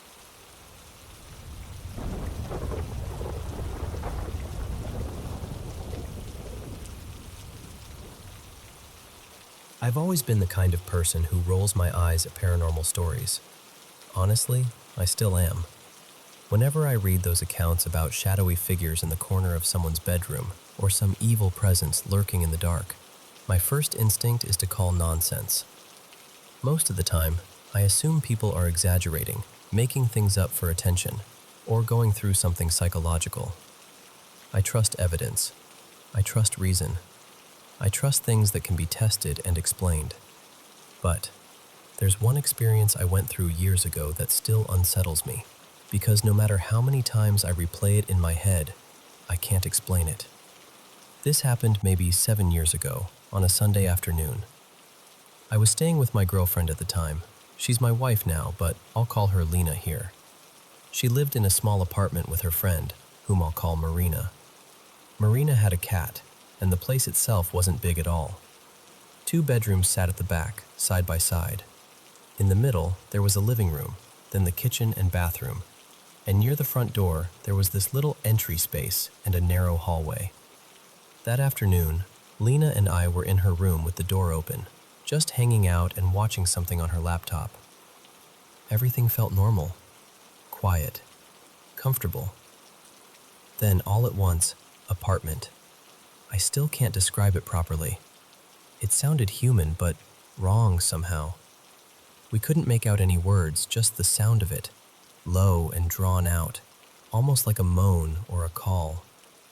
It came from the little foyer near the entrance, far from where we were. I remember both of us freezing instantly. For a second, I thought maybe Marina had said something, but then her cat ran toward the sound, and right after that, Marina called the cat back, from her own room. Her voice was clearly coming from the back of the apartment, nowhere near where that other voice had come from. Lena and I just looked at each other, both of us pale, and then we stepped out and asked Marina if she'd heard it too.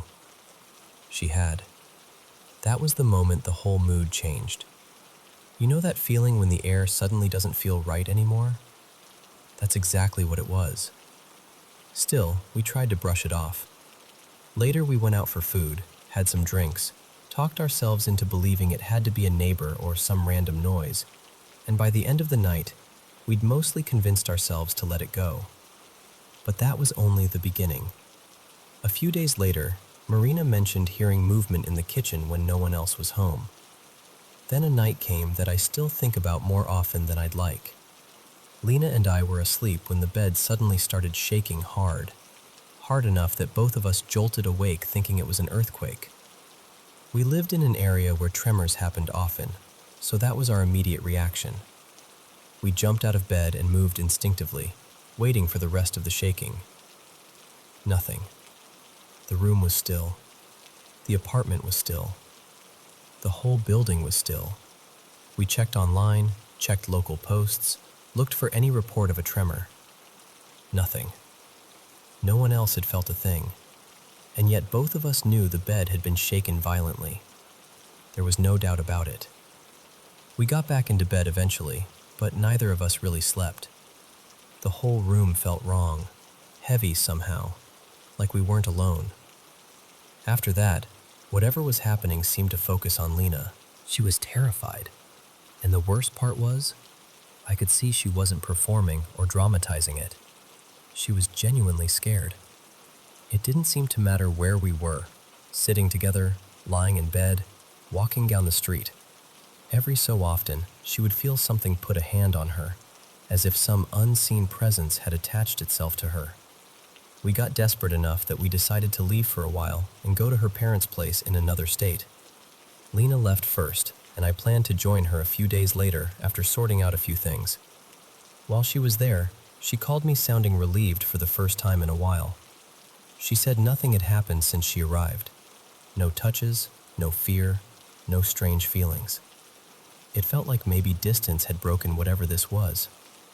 Then came the day I was supposed to fly out. I was alone in the apartment, packing my suitcase, when I suddenly felt this overwhelming presence in the room. I know how vague that sounds, but that's exactly how it felt. Like something was standing there with me, specifically in the space between the bed and the closet. The atmosphere changed in an instant.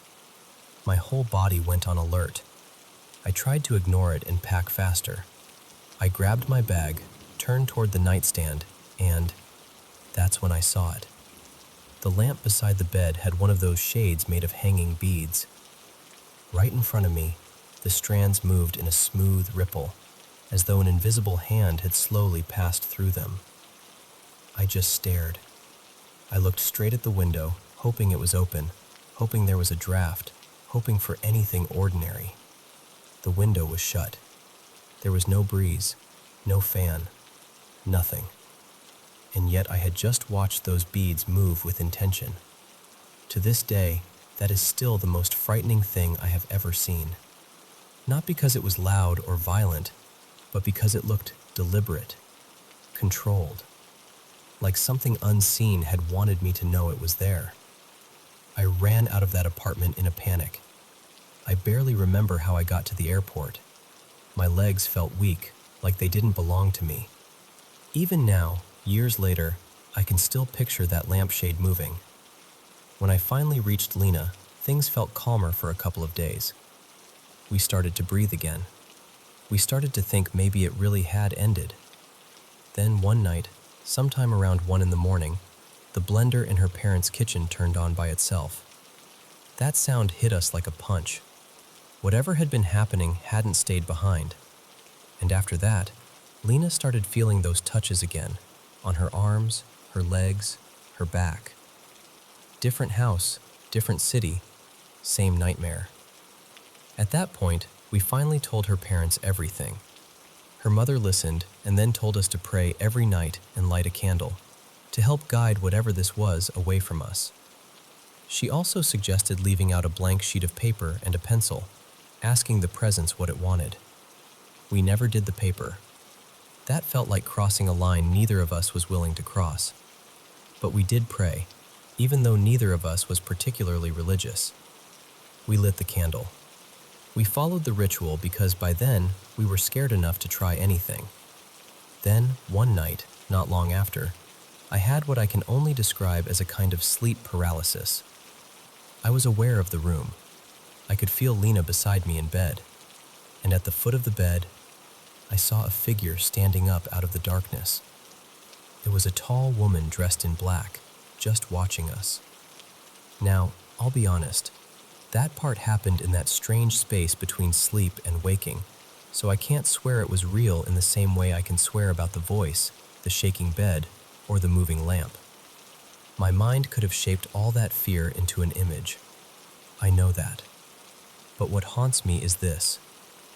After that night, everything stopped. Just like that. And I still don't know what to do with any of it. I wish I had proof. I wish I'd recorded the lamp or caught something on video or had anything concrete to point to. But when something like that happens, your first thought isn't documentation. Your first thought is survival. It's getting out. It's making it stop. Maybe written down like this, it doesn't sound as intense as it felt. But living through it was something else entirely. It was disorienting, terrifying, and deeply personal in a way that's hard to explain. I'm still a skeptic.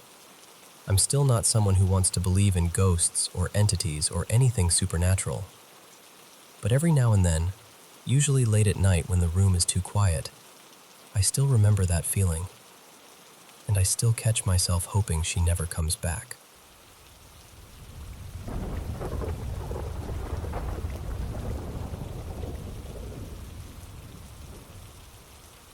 I need to tell you about something that happened last night, because honestly, I still can't shake it. A friend of mine, Arav, and I had gone to a salon in Shivanagar for his haircut. We wrapped up sometime around 8:15, and afterward, we decided to walk to this little Momo cart near my dance studio on Bell Road. It wasn't supposed to be a big deal, maybe half an hour on foot, tops. I know that side of town pretty well, and I had maps open the entire time, so I wasn't worried. Right outside the salon, there was this road that looked calm and kind of beautiful in a strange way. It was lined with trees, really quiet, and seemed to head in the same direction we needed to go. So we looked at each other and thought, why not just take the shortcut?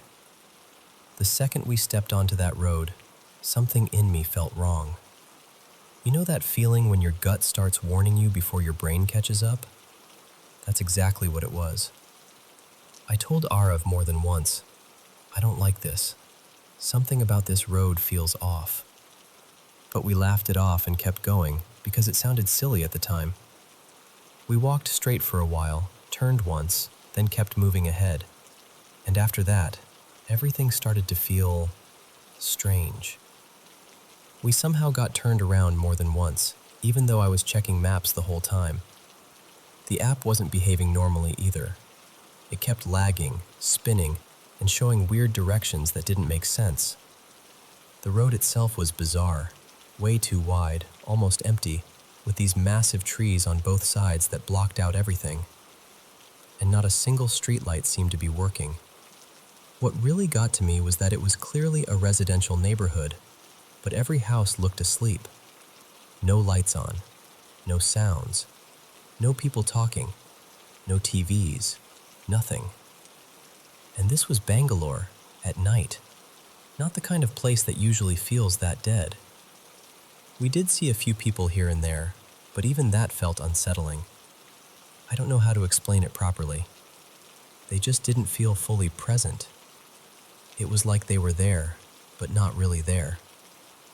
At one point, I checked Ola and Uber because I was starting to think maybe we should just leave the area altogether. And there was nothing. No autos, no cabs, nothing available at all. Not even the usual high demand message. It just felt like we had dropped off the map. Then it stopped being just a weird feeling and started affecting me physically. Out of nowhere, I got freezing cold. Not normal cold, the kind that gets inside you. My hands were icy, and I started shivering hard. The weirdest part is that the weather wasn't even cold, and I'm usually the person who overheats easily. Arav was completely fine, not cold at all. Then we passed this one house, and I swear something about it made me stop walking. I just looked at it and said, "That place is not right." He laughed and asked if I wanted to go closer, and I immediately said no. Absolutely not. Right after that, this wave of exhaustion hit me. It was so sudden. My legs felt unbelievably heavy, like I'd been awake for 2 days straight. I remember thinking, why do I feel like all my energy just got pulled out of me? Still, we kept walking, just trying to get back to Bell Road and get out of there. And then I looked up. We were standing right back in front of the salon, the exact same spot we had started from. Same storefront, same place. And the thing is, we hadn't been looping around, at least not in any way that made sense. We thought we had been walking forward the whole time. The moment we were back near the salon, everything changed. Autos suddenly started showing up in the apps again, like nothing had happened. We found one almost immediately and got in without even thinking twice. When I got home, I took a hot shower and got into bed under 2 blankets, but I still couldn't warm up. For hours, I was cold to the touch. I didn't have a fever. I wasn't sick. I just felt empty, drained in this weird, hollow way I can't really describe. It honestly felt like that road took something out of me. And that's the part I can't stop thinking about.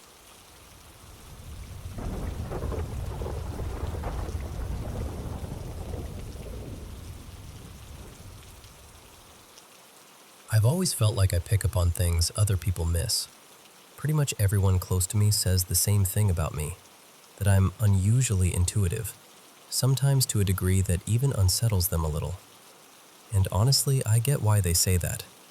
I've had these strange experiences for as long as I can remember, knowing something is about to happen before it does, getting déjà vu all the time, feeling dizzy or nauseous in old places with heavy energy, having vivid spiritual dreams, sleep paralysis, and a few encounters I still can't explain in any normal way. So I guess I'm sharing this because I'm looking for insight, maybe advice, maybe just to hear from someone who understands this better than I do. First, I want to be clear. I do know what sleep paralysis is. I've been through it more than once. I also have nightmares pretty regularly, at least a couple every week, and that's been true for most of my life. So none of that is new to me. And beyond that, I've always felt like I have some kind of extra sensitivity, not just emotionally, but physically too. Sometimes in places that are old, tragic, or supposedly haunted, I'll get this wave of nausea or this cold, electric chill through my body. It's hard to explain unless you felt it yourself.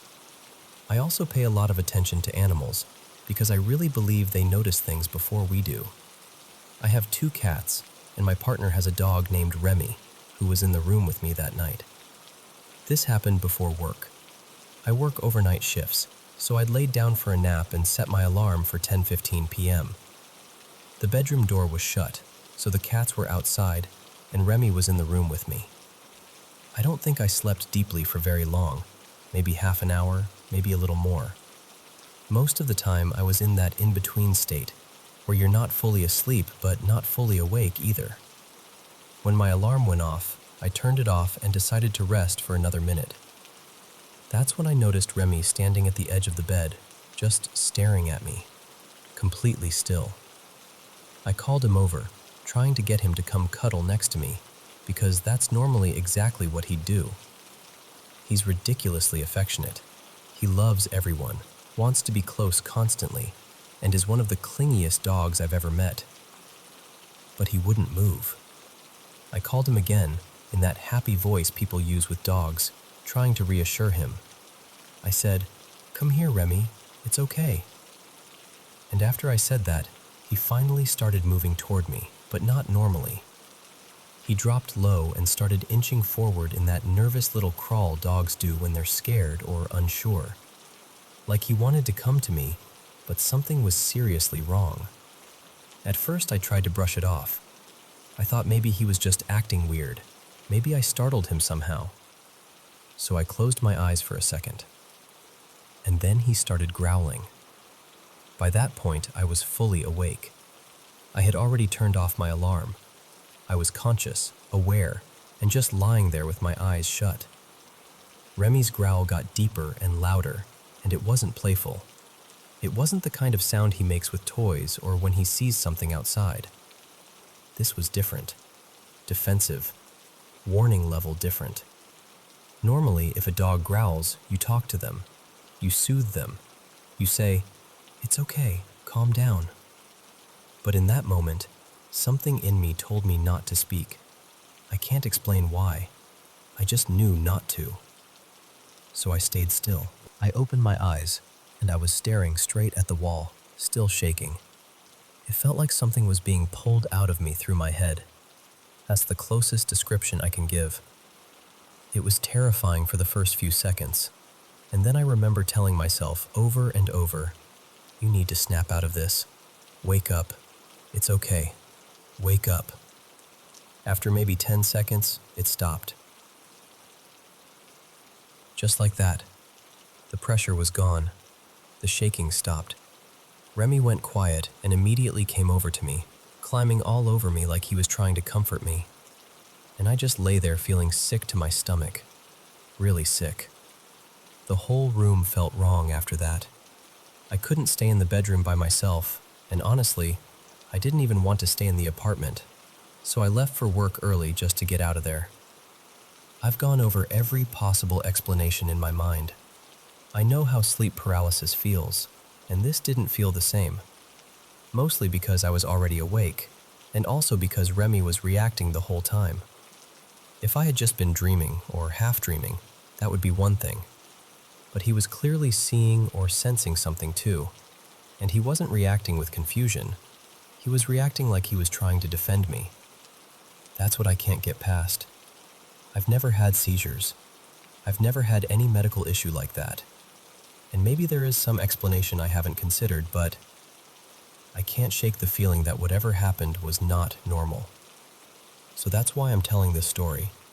Because if this does sound paranormal, or darker than that, I really want to know what you would do next. I've thought about cleansing the apartment, doing some kind of protection ritual, or at the very least, making sure whatever was there doesn't feel welcome again. I just know that what happened felt real, and I haven't been able to stop thinking about it since.